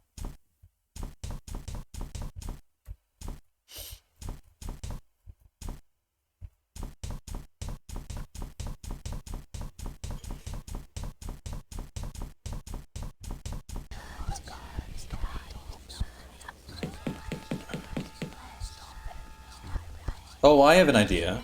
Because we can't see Shoban's room in the Dark World, but if instead we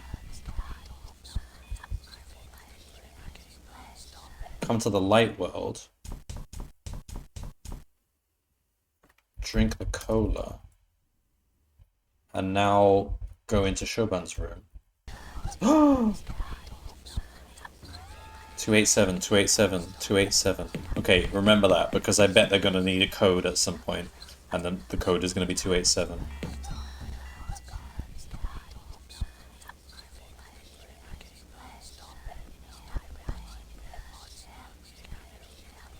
Dismembered torso. Or maybe Shoban was taken to the Dark World and that's her torso?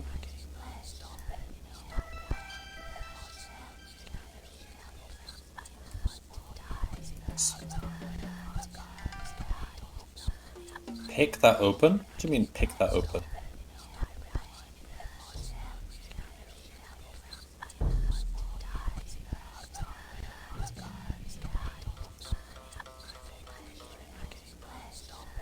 Well, there's no bag. But there is a bag. Is it a glitch? I don't think the bag is supposed to be visible there.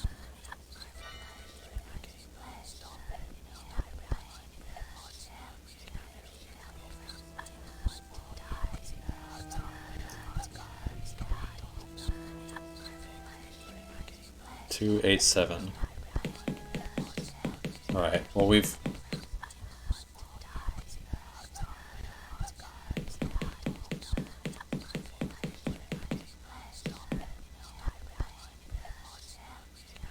Oh, can I do anything with this torso? It could be Shoban herself. It might be that she was killed. 287. We've learned of 287.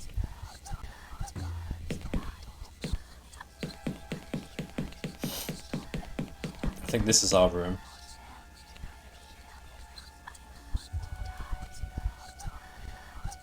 No?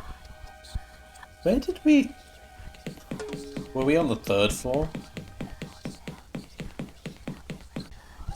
Maybe.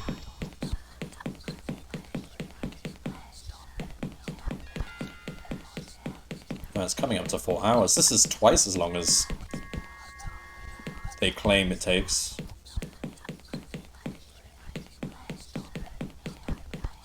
I think that estimate was just off. It does take a while to solve all these puzzles. Because it's never really clear what you can do. Alright, go in here. Nothing here. So nothing's really changed, apart from that leg that was on the table.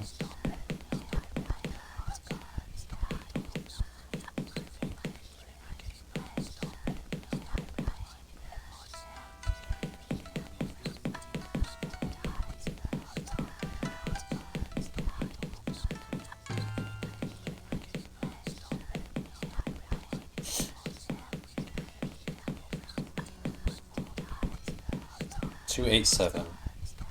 Where are we gonna need that?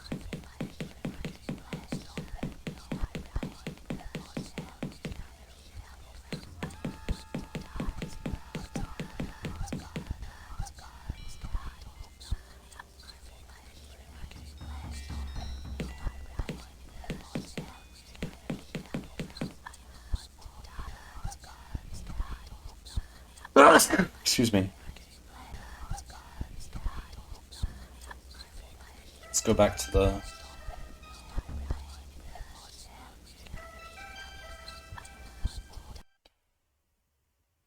Ah, there's another leg.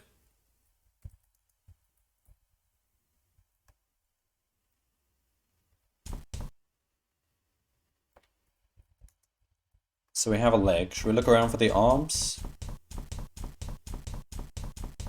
So it seems it's all in the light world, so...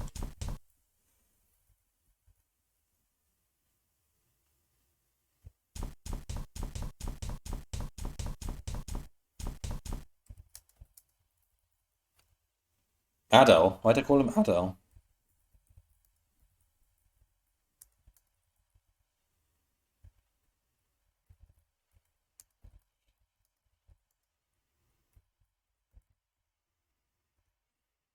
I don't care about her anymore.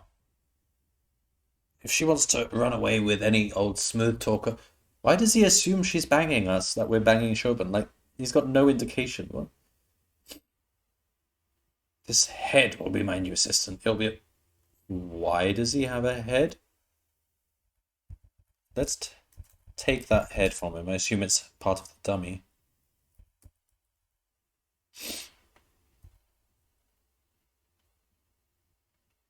Is he slipping into madness?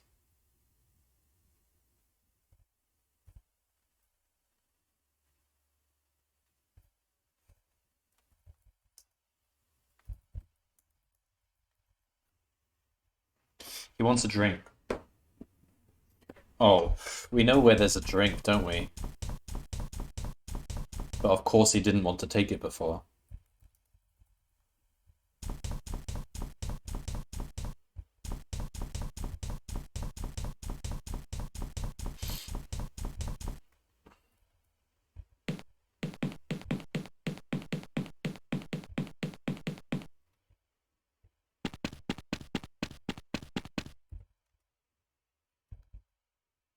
Saw no reason to take it. What do you mean no reason to take it?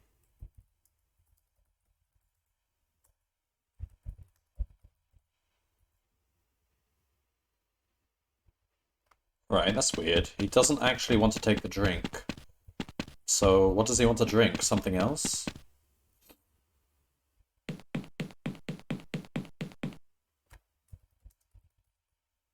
Let's just check that room again, just in case there was a leg or something. I don't see any. Okay.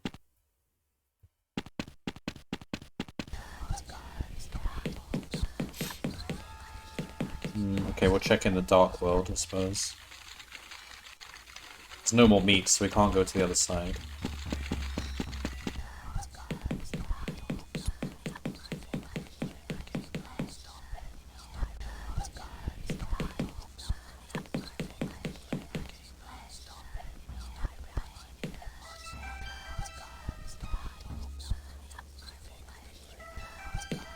Just check these rooms in the dark world.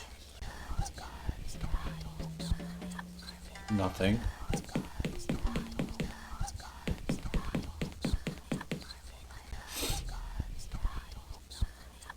No.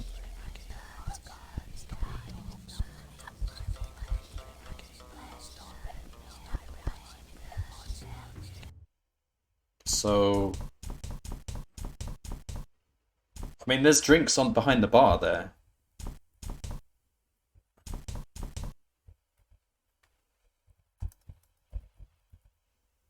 From this side of the bar. How do we get to the other side of the bar? Video game logic. You can never get over low counters. It's completely impossible. Can we pull machine?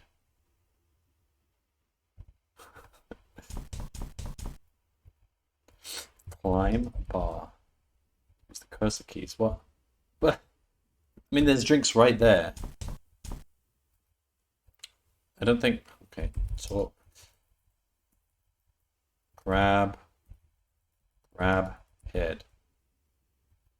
Take head. Go get me a drink, then we'll talk. But we know where there's wine, so why can't we take the wine? That's kind of a flaw, isn't it? Because that's the most obvious drink we've seen so far.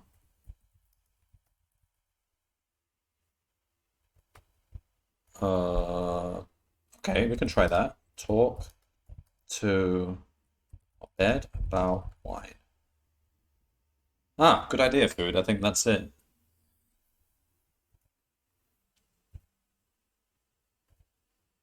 Oh, now we can get the wine? Or do we send him? Oops.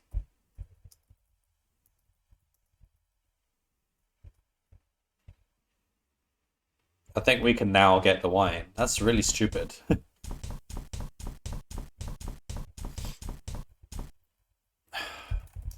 Yeah, that's dumb.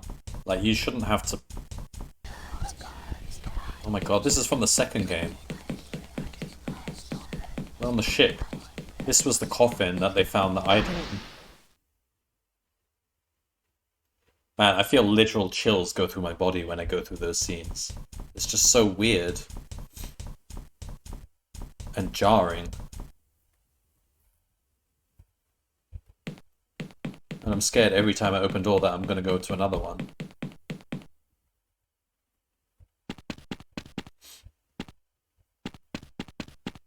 And it feels unscripted as well. It's not like in horror games when you go to a new place and you know you're gonna have something attack you. Here you're just moving around and then suddenly you just end up in some other game. It's so weird.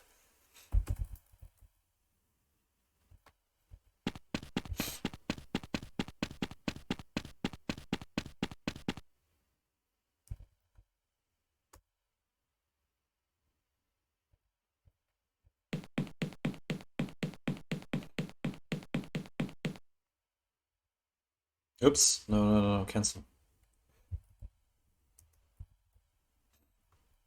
It's weird that he's seeing visions from the fucking future. Yeah, exactly. It's all connected, the whole idol's timeline. So we can see the past, present, and future of the idol, I guess, or the locations that the idol goes to.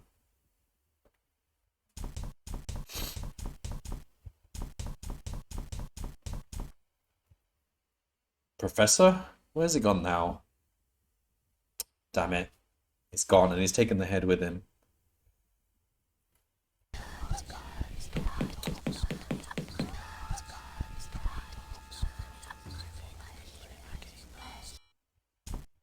Alright, he must have gone to his room.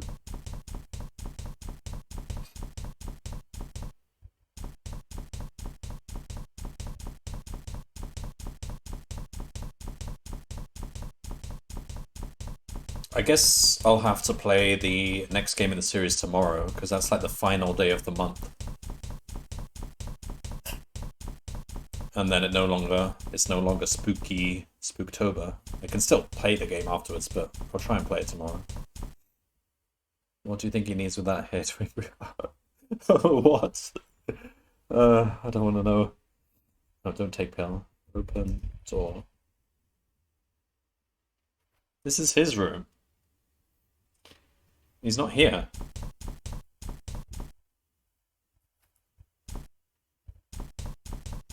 This is not... Alright, check Shoban's room? I don't know. Where do you think he's gone?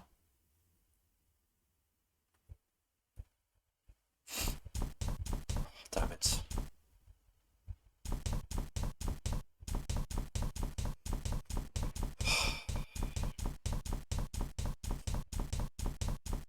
He must have gone...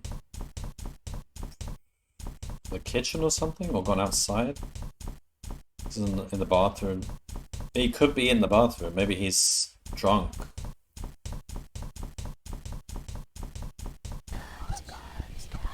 No, we didn't even give him the wine.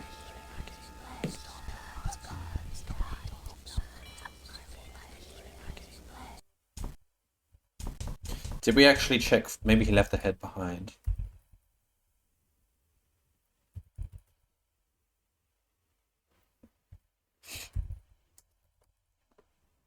No head.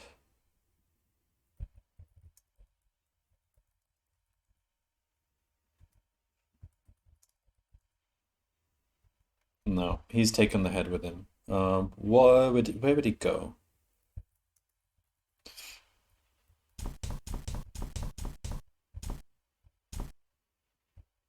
Here? This room?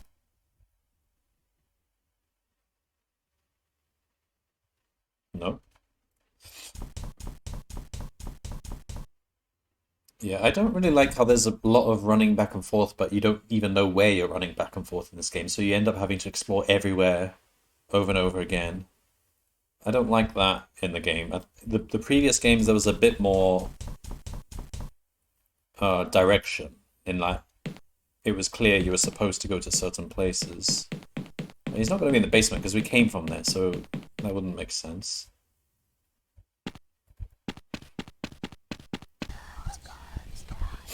Where else would he be then? Outside?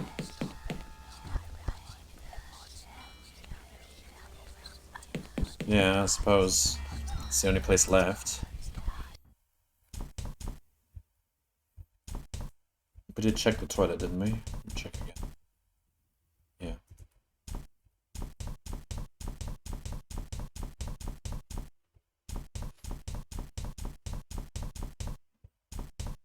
I mean, I can check behind this door as well, but I don't think he would have gone there, no. He must be outside then.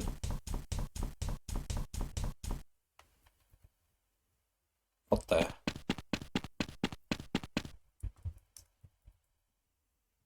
So we've got an arm. We just need one more arm and a head.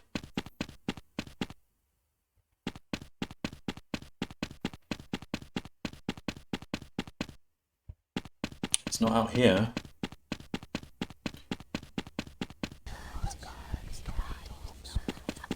I mean, the only other area I can access is the place from the fire escape, but I don't think... Well, we've got to drink the wine then. Don't... Nope.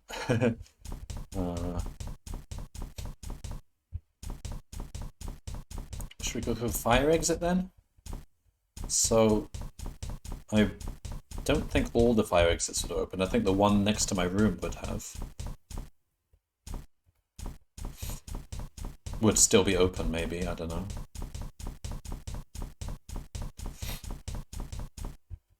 That's the only other area. I didn't think I'd ever have to go back there. Maybe the roof?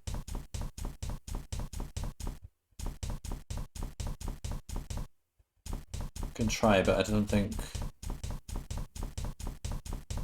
Oh, the door looks different now. Is it... No, maybe I'm imagining it.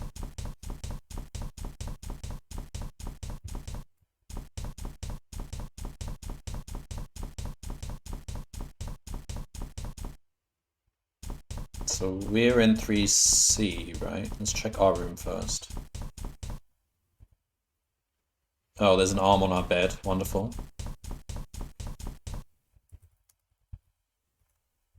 So... Could he have jumped out off the balcony?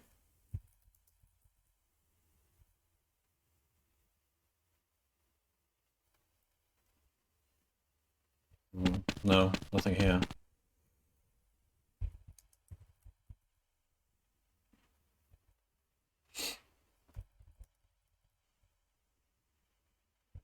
I don't know what that room is.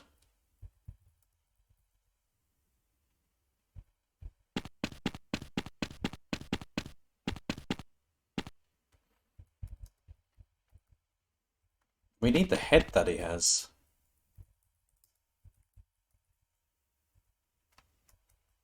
While we're here, let's put the arms and legs on the thing.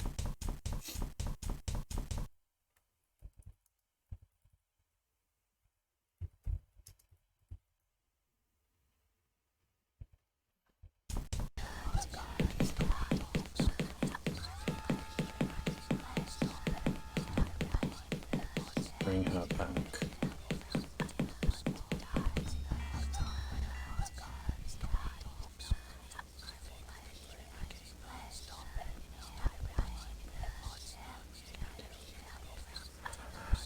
We don't have a head. Could he be in the dark world? I don't know then. Maybe we should search in the dark world now.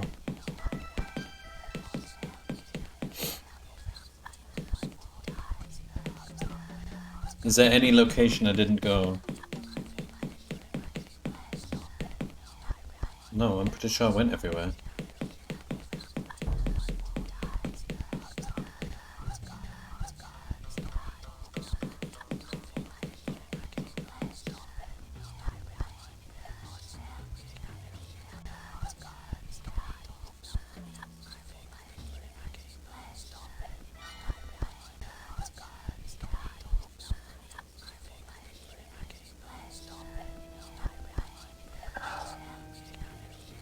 Should I check Shoban's room again then, but in the dark world? I can't.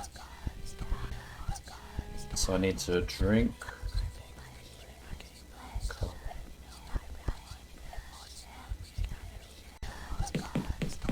No. Damn it. Take pill. Open door. Open door again. Now drink cola. Door. Did I check the bar in the dark world? I did, yeah. Could check again, but I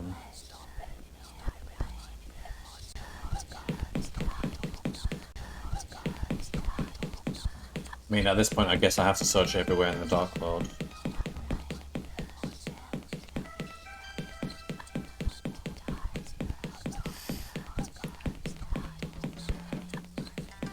Let's save as well, because we've found the other pieces.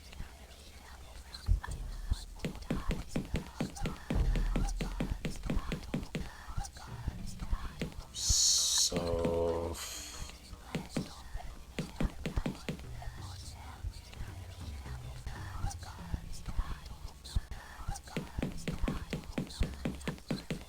Eaten by beetles? Well, his skeleton will be left behind. Oh god, no, he shifted. He went... Oh, Good idea. I should have checked the bar in the Dark World. He shifted, and he's now still in the bar, but in the Dark World. Why is his head has been replaced?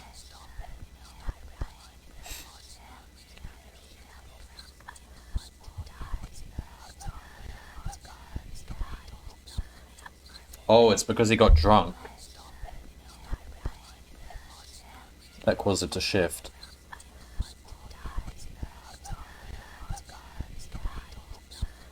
And Shoban's probably... Oh, that torso in Shoban's room is probably her. So they both shifted.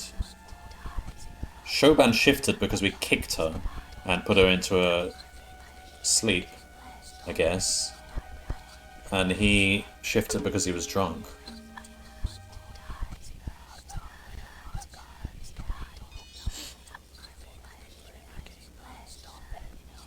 Why haven't you killed me too, you skinny bastard? If you can do it so easily, so quickly, why won't you face me?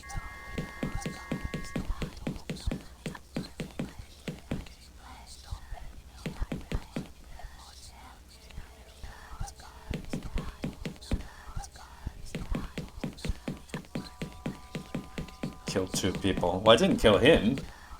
I didn't even give him alcohol. He took alcohol from the bar. I've still got the wine with me. I think that was a plot device to get me to get the wine, so the wine is probably still going to be used for something.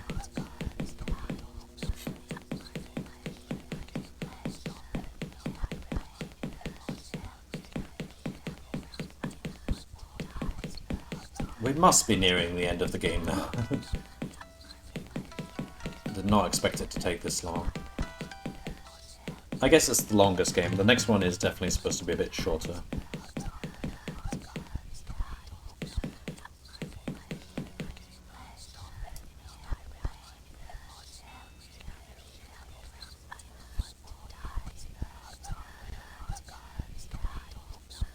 So I think that door's open now. We have to go back.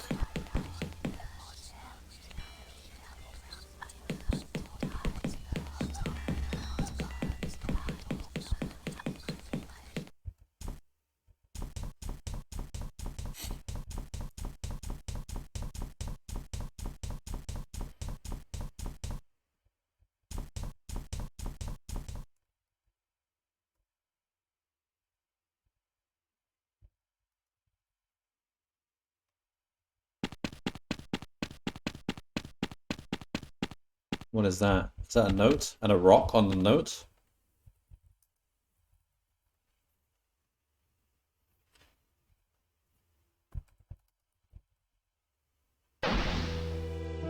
Oh, now it's the tree. Clan Bronwyn Island, July 28th, AD 1501. A sturdy tree, this. It took us from dawn to dusk, but we finally have it down. I'm tired, Father. 'Twas indeed clever of us to investigate this island, eh, boy? I have never seen such a gigantic oak, nor do I expect to again. But its wood shall keep us in the business of carpentry for years to come. Father, look at those stones. Do you think there was once a house here? It matters not. Why must you always look everywhere but at what matters?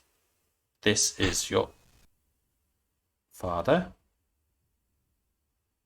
Is something troubling you, Father?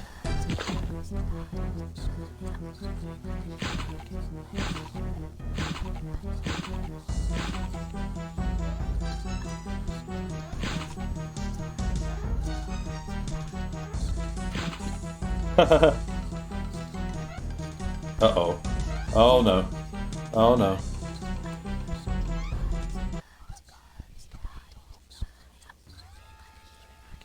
Trilby. Shoban? Oh, thank God. I thought I was all alone. What happened to you? I don't know. After you knocked me out in my room, I woke up and everything was like this. She's not mad that we knocked her out? The hotel's ruined. There's blood everywhere, so she shifted. I saw this horrible man. Tall, thin, long black coat. You know him? Enough to know you're lucky to be alive. He didn't notice me, so I ran up here to hide. How did you get past the doll? What doll? Trilby, what the hell is going on? I told you what would happen if you followed me into the shadows. This isn't your problem. Take these. What are these? Tranquilizer pills. Take one. When you calm down, the hotel will go back to normal. Won't you need them? I don't need to run away anymore. We don't have the pills? Where are you going? I know enough now. I know where the wood came from. Perhaps I can find a way to end this. So I was right. Cursed wood came from Clan Bronwyn Island, but what good does that knowledge do me? Wait a second, I never got around to reading the letter I took from under that rock. Trilby, I am very close to ending this. Meet me in the hotel basement. I must show you my discovery. The other page was another of those religious papers. The Book of Victims. Victim 1, the woodcutter.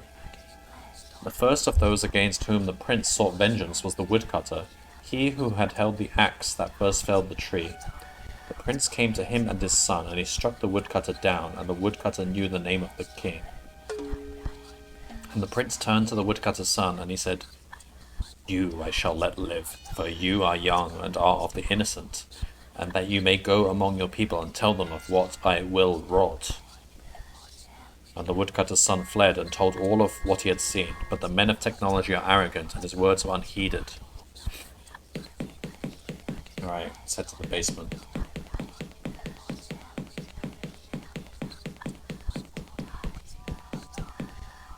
We gave her the pills. Couldn't we have split the pills with her? What if we're stuck here forever?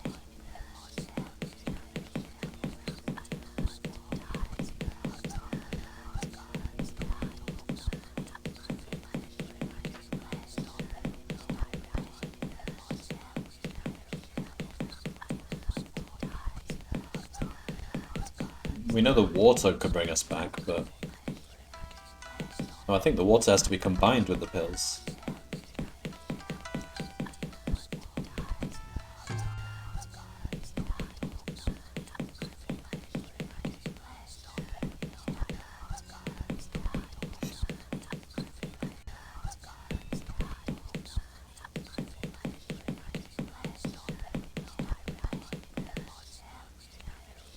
Oops.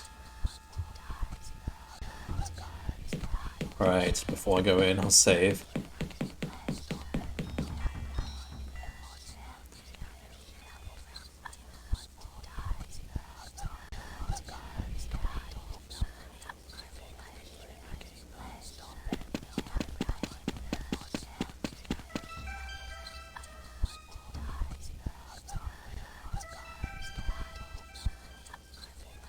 Someone had dug a hole in the foundations large enough to admit a man.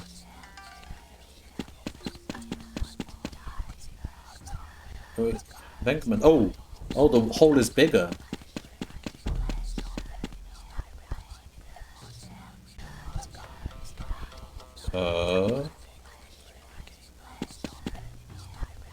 Wait, we're shifting back and forth now.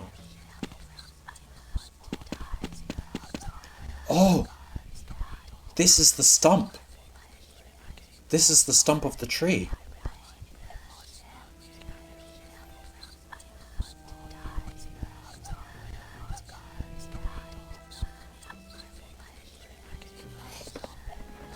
I could feel that same scrabbling in my mind that I had felt just before all of my visions. This time it was the stump itself that seemed to be beckoning me closer.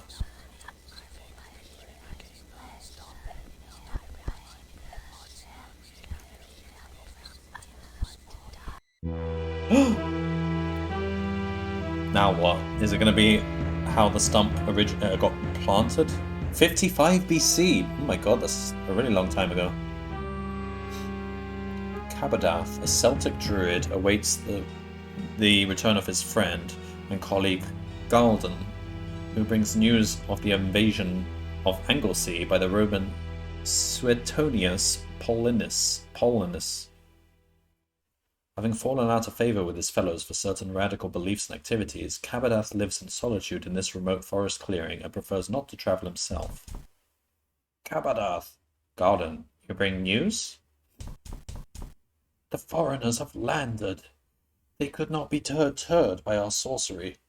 All is lost. Oh, certain are you? They are making their way across the land, eliminating resistance. Even you out here will be brought down within days. I'm sorry, Kabadath.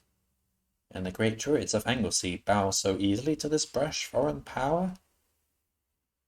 Do not hang your head yet, my friend. Perhaps the activities for which I was ostracized could yet spell an answer. What are you talking about? You know of my dealings with the ethereal realm? I know what you claim. That there exists some otherworldly territory populated by demons and creatures of magic, and that you, Kabadath, can somehow commune with these creatures. Come inside and I shall explain.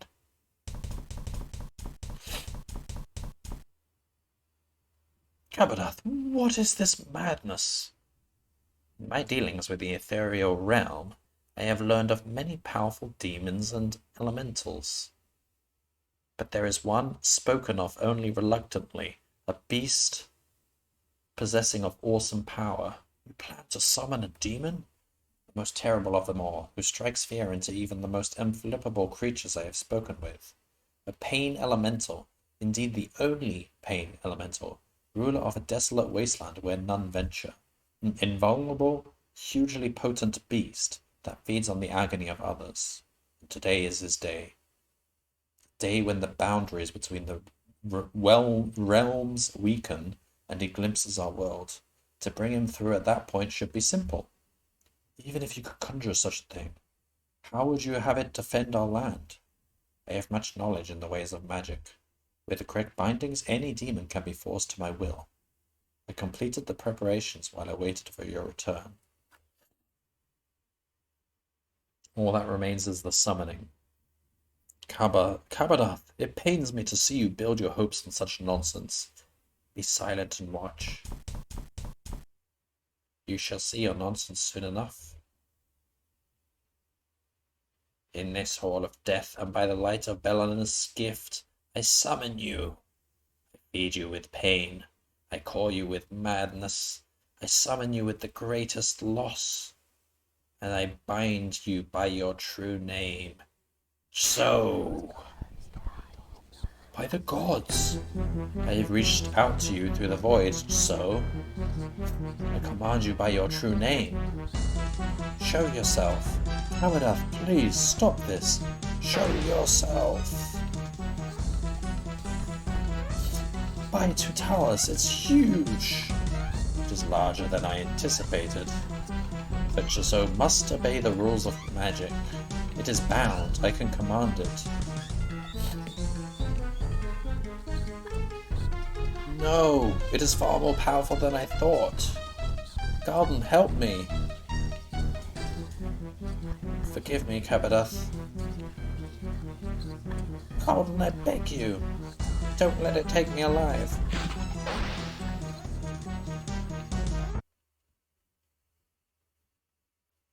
Okay. Chiso, of course, has no use for meat. It feeds on pain. It does not kill its prisoners. Kabadath's agony was a particularly rare morsel, and Chiso ensured it would last. His soul was placed inside an oak sapling on the site of his old home to grant his body immortality. For 5 centuries, as the tree grew, he knew torment beyond even his most depraved imaginings. By then, his body was warped and his mind long fallen into soulless dementia. He was Chiso's utterly and completely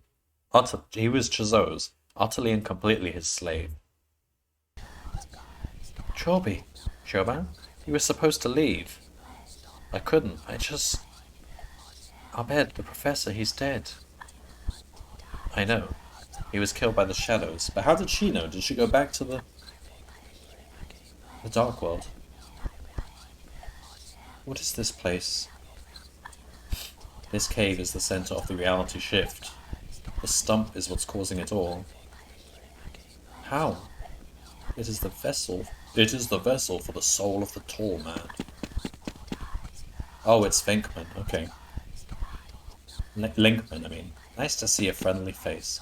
Amazing, isn't it? Of all the things Sir Roderick could have used to murder his son, he chose that idol. Placing the soul of John Defoe into the wood alongside Cabadath's. Infusing the poor retard, a word we don't use anymore, with Jazzo's magic, allowing him to come back infinitely more powerful. Certainly pretty lucky. Lucky? Jazzo had to wait 2,000 years for that opportunity. The opportunity to blend magic and science in a single entity. The opportunity to create the bridge. What are you talking about? A bridge between the realms, over which Jazzo will cross into our universe and purify mankind.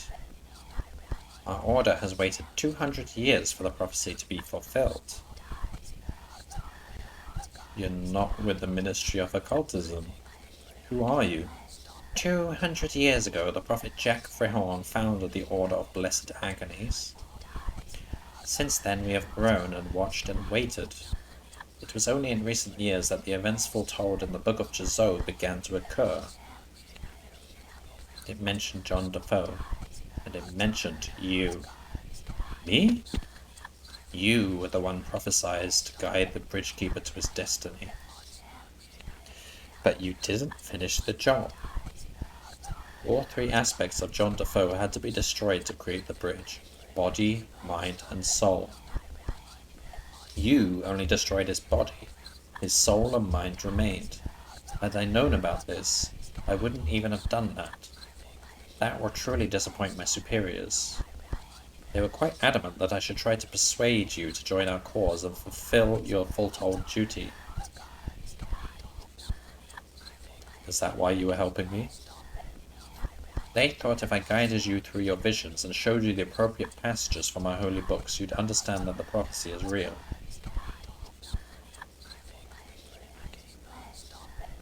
You honestly believed I'd join some insane cult just because you handed me some leaflets?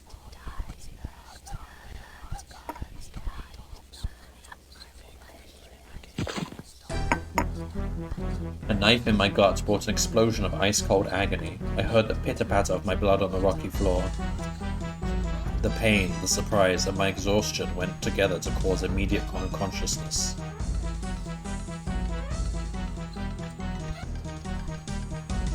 I awoke to find myself splayed upon the stump, blood still slowly leaking from my wound. In my injured state, I could barely move. My limbs refused to respond. I was as weak as a newborn. Linkman? Oh good, you're awake. I was afraid you'd miss this. What are you doing? After your staggering ineptitude in Defoe Manor, the Order need to nudge things along. We need a connection to Jazzo to help administrate his coming. Today might be the only opportunity we have all year to summon the Tall Man. You're going to bring that thing into our world? With a standard ritual of blessed agonies and an offering. After he takes your life, he will be grateful to us. Then he will guide us to our destiny. So why did you stab me? What if I'm already dead by the time he gets here? You won't be. Men like you, Trilby, die on their own terms. They don't weakly let their life slip away from one measly knife wound. Hush now. Cabadath is coming.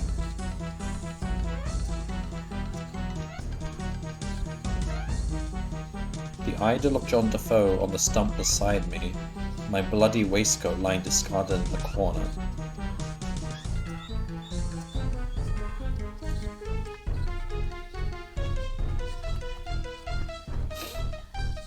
Take idol? I felt a stab of pain and something snapped behind my eyes. Whoops. Filling my vision with spots. I call thee, Cabadath, to the wood that is your soul. I call thee from the north.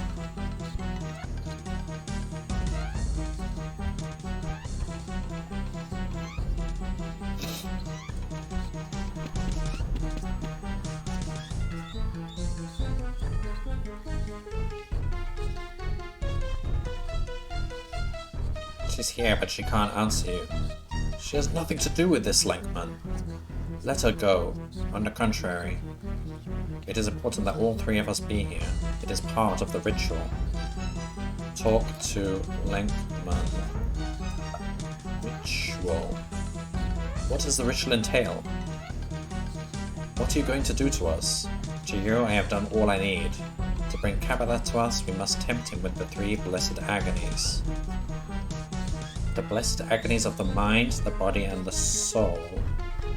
I am well conditioned to act as the mind. Your wound makes you the body. The girl will have to suffice as the soul.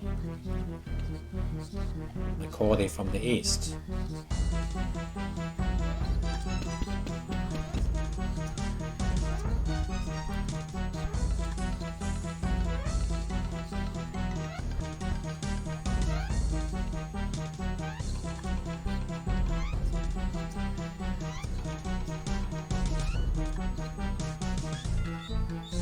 You had the idol of John Defoe all along.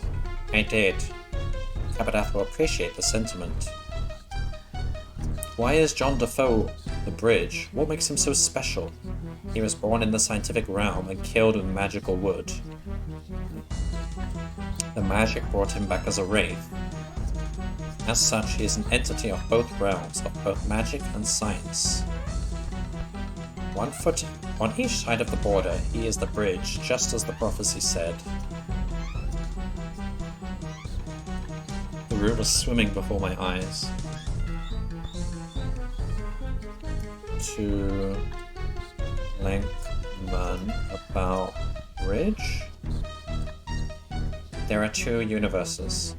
Ours, the scientific realm, the universe of technology and its shadow. The ethereal realm, the universe of magic. Consider it strange you need to ask this. You have been slipping back and forth between the two ever since you arrived at the hotel. Keep him talking. Magic?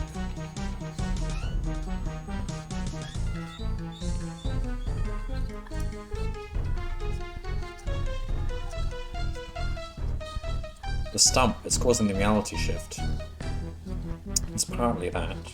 Partly it's today's date, too. What's so special about it?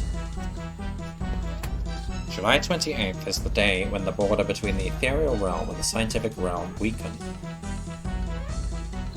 It is the day when Soul takes his yearly gaze upon our world.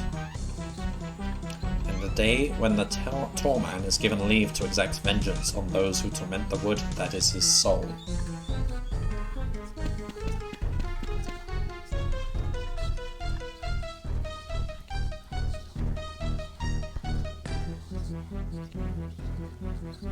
Why are you summoning the tall man? What possible use could he be to you? You have inexperienced flashbacks, I know. You saw Kabadath's attempt to summon So, yes?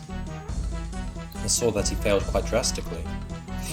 He assumed our lord could be summoned with any old basic demon summoning rite, but Zo is far greater and more powerful than his rivals. He is very nearly a god of pain.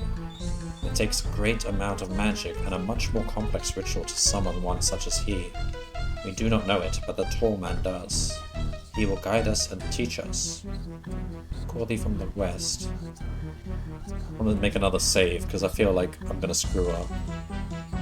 I don't fancy you going through all that conversation again.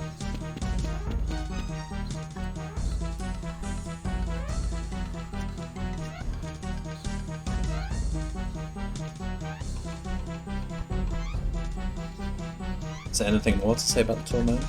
The tall man is Kabadath, right? I'm glad to see you are paying attention.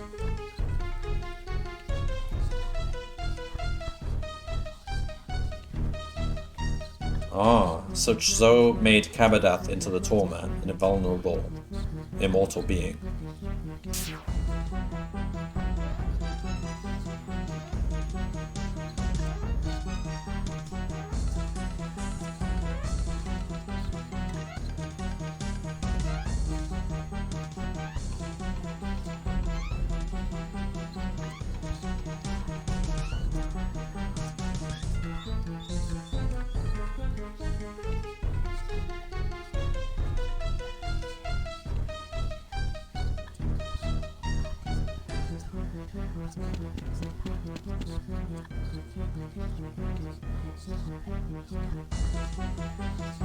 Couldn't move.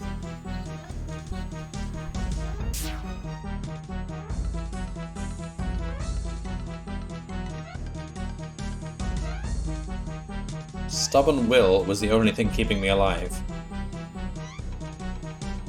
Do I need to die before... Oh, I think I remember this. I think you need to just die on purpose before Cabadeth arrives. I died!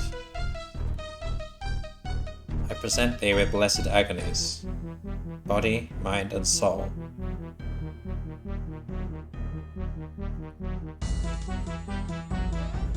I was dead. It hurts. It hurts. Oh, this is weird. I'm dead.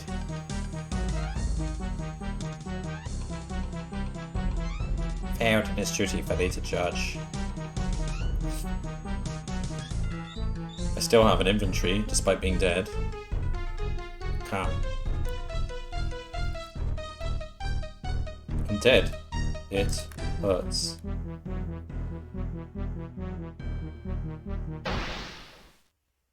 I think he's going to be disappointed because I'm already dead.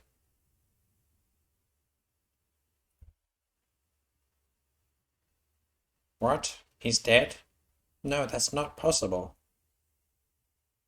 Master? Master, please, no. No. He failed. I outwitted him by dying, but now I'm dead. So, Trilby? Go back, Trilby. Leave me alone. I'm dead. Not yet. Not fully. Your mind and soul are drifting apart from your body. With enough power, there is still time to pull them back. Who is this?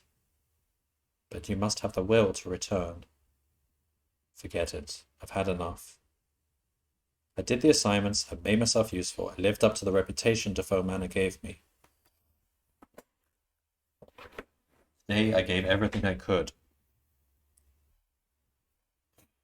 I still died. There's still work to be done. You have not yet completed your duty.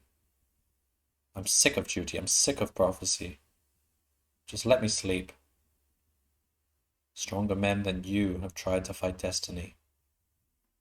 None succeed. Past, present, and future are all different faces of the same die, and few can see them all at once. But I can, and the future demands that you live. Return now, I have marked the path. Please just let it end. Pleading to me is useless. I am just as much a prisoner of fate as you. The future your actions are destined to bring about has already been taken place. Without your part, I would not be here to restore you to life. So you see, by my mere presence, your decision is already made. Who are you? A murderer and a madman, and a puppet of forces neither of us could possibly comprehend. Murderer and a madman. We know a lot of murderers and madmen. Trilby, say something. What? You're alive. Oh God, I didn't even know if I was doing it properly. Oh, she did CPR. Where's Linkman? The tall man took him. He did something horrible to him. And then he took him away. Where's my waistcoat? Shh, don't talk. I've already called for an ambulance. Let's get you back upstairs. Wait, see that wooden idol? Yes? Bring it with us. Wrap it tightly in clothes and bring it with us. Tell her not to touch it. Don't let it touch your bare skin. Okay.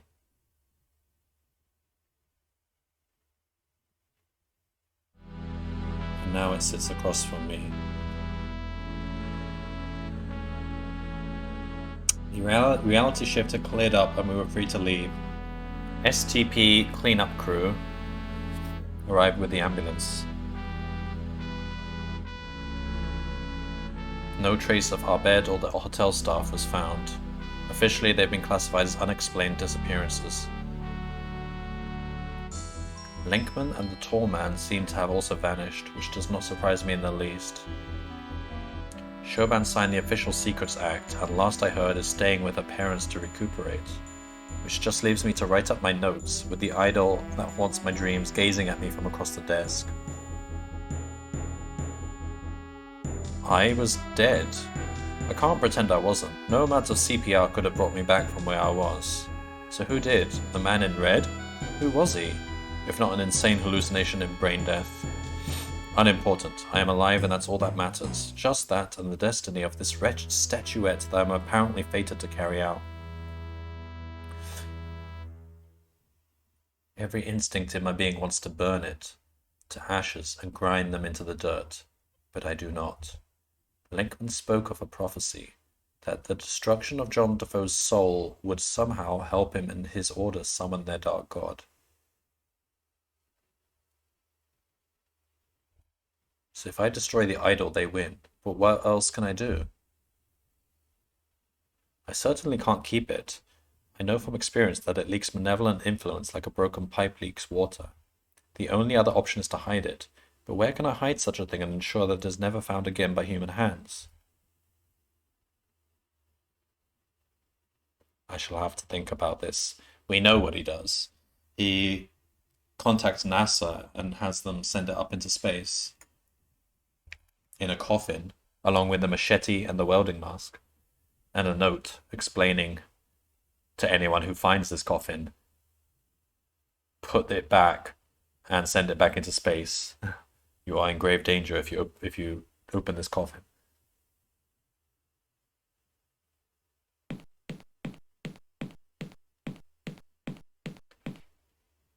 We have the blood of the guide. Oh, this is the tall man talking. He speaks.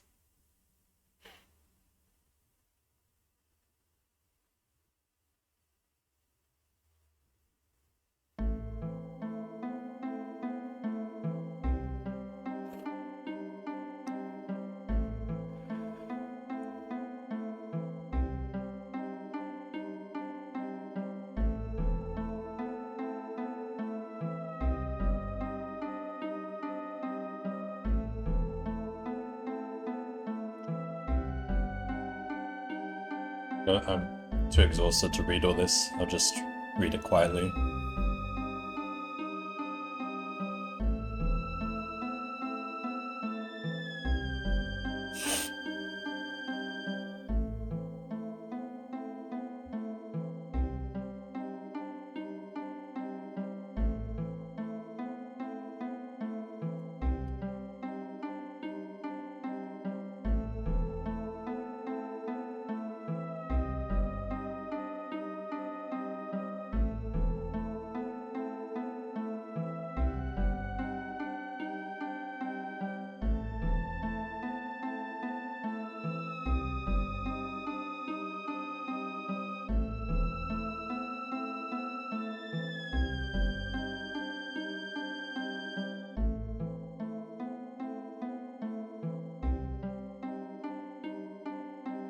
So the king is Chizo, I guess.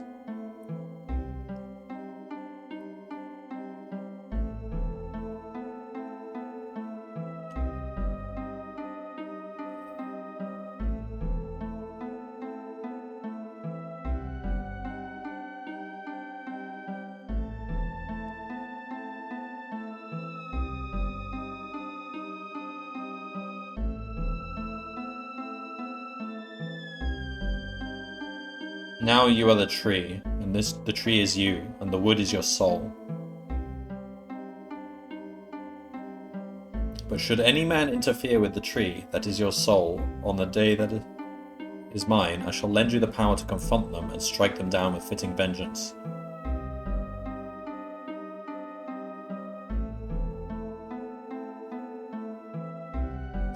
So anyone who touches or interferes with the wood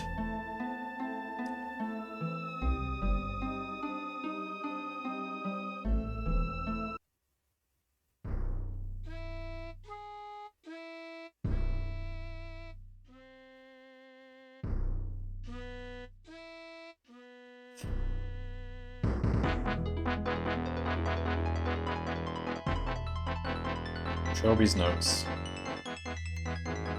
Ben Yahtzee Kosho. You can check out Yahtzee's YouTube channel. He makes videos nowadays about game reviews and discussions about gaming. He doesn't talk about his old games much because he just considers them like, I don't know, like fun little amateur hobby games that he made once that aren't really that popular anymore. But he did do a series where he replayed them and explained them, which is really cool. It's a great thing to watch.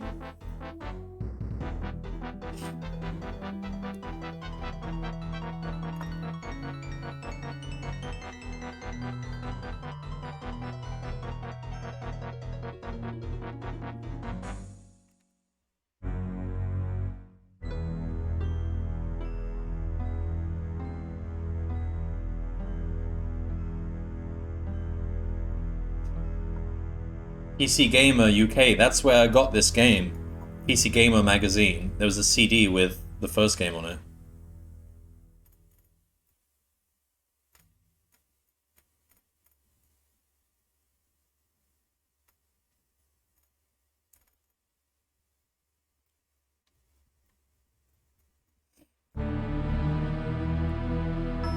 There we go then. Wow, that took 4 hours 20 minutes. That's like double the length I thought it would be, so yeah, I don't have time to play Azure Dreams now. Crazy. So yeah, that game really creeped me out as a kid. It's not as creepy now, but I guess I'm not a scared little kid anymore.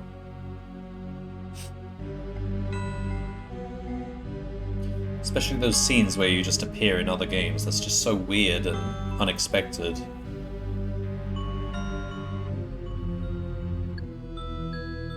And those moments where you tell him to look or to do something, and instead of replying, he just says, "It hurts." That's super weird. Yeah, so I think tomorrow, because it's the last day of October, I'll play 6 days, what is it? 6 days of Sacrifice. Which, I don't remember much about it, but I remember you're some guy in an office. You start off as some guy in an office going down an elevator and you fall down the elevator shaft or something. Something like that. And this will be the final game of the Show Mythos. Good stuff. I don't know if you're still here, Fuge. You might have gone to bed. It's pretty late. I probably should too. So I'll see you later. And like I said, I'll play the next game tomorrow. So you're welcome to watch that. I think it'll be much shorter. I think it'll be half the time that I spent on this because it doesn't have all the typing stuff in it. You can actually click on things, which is faster. All right. Well, see you later. It hurts.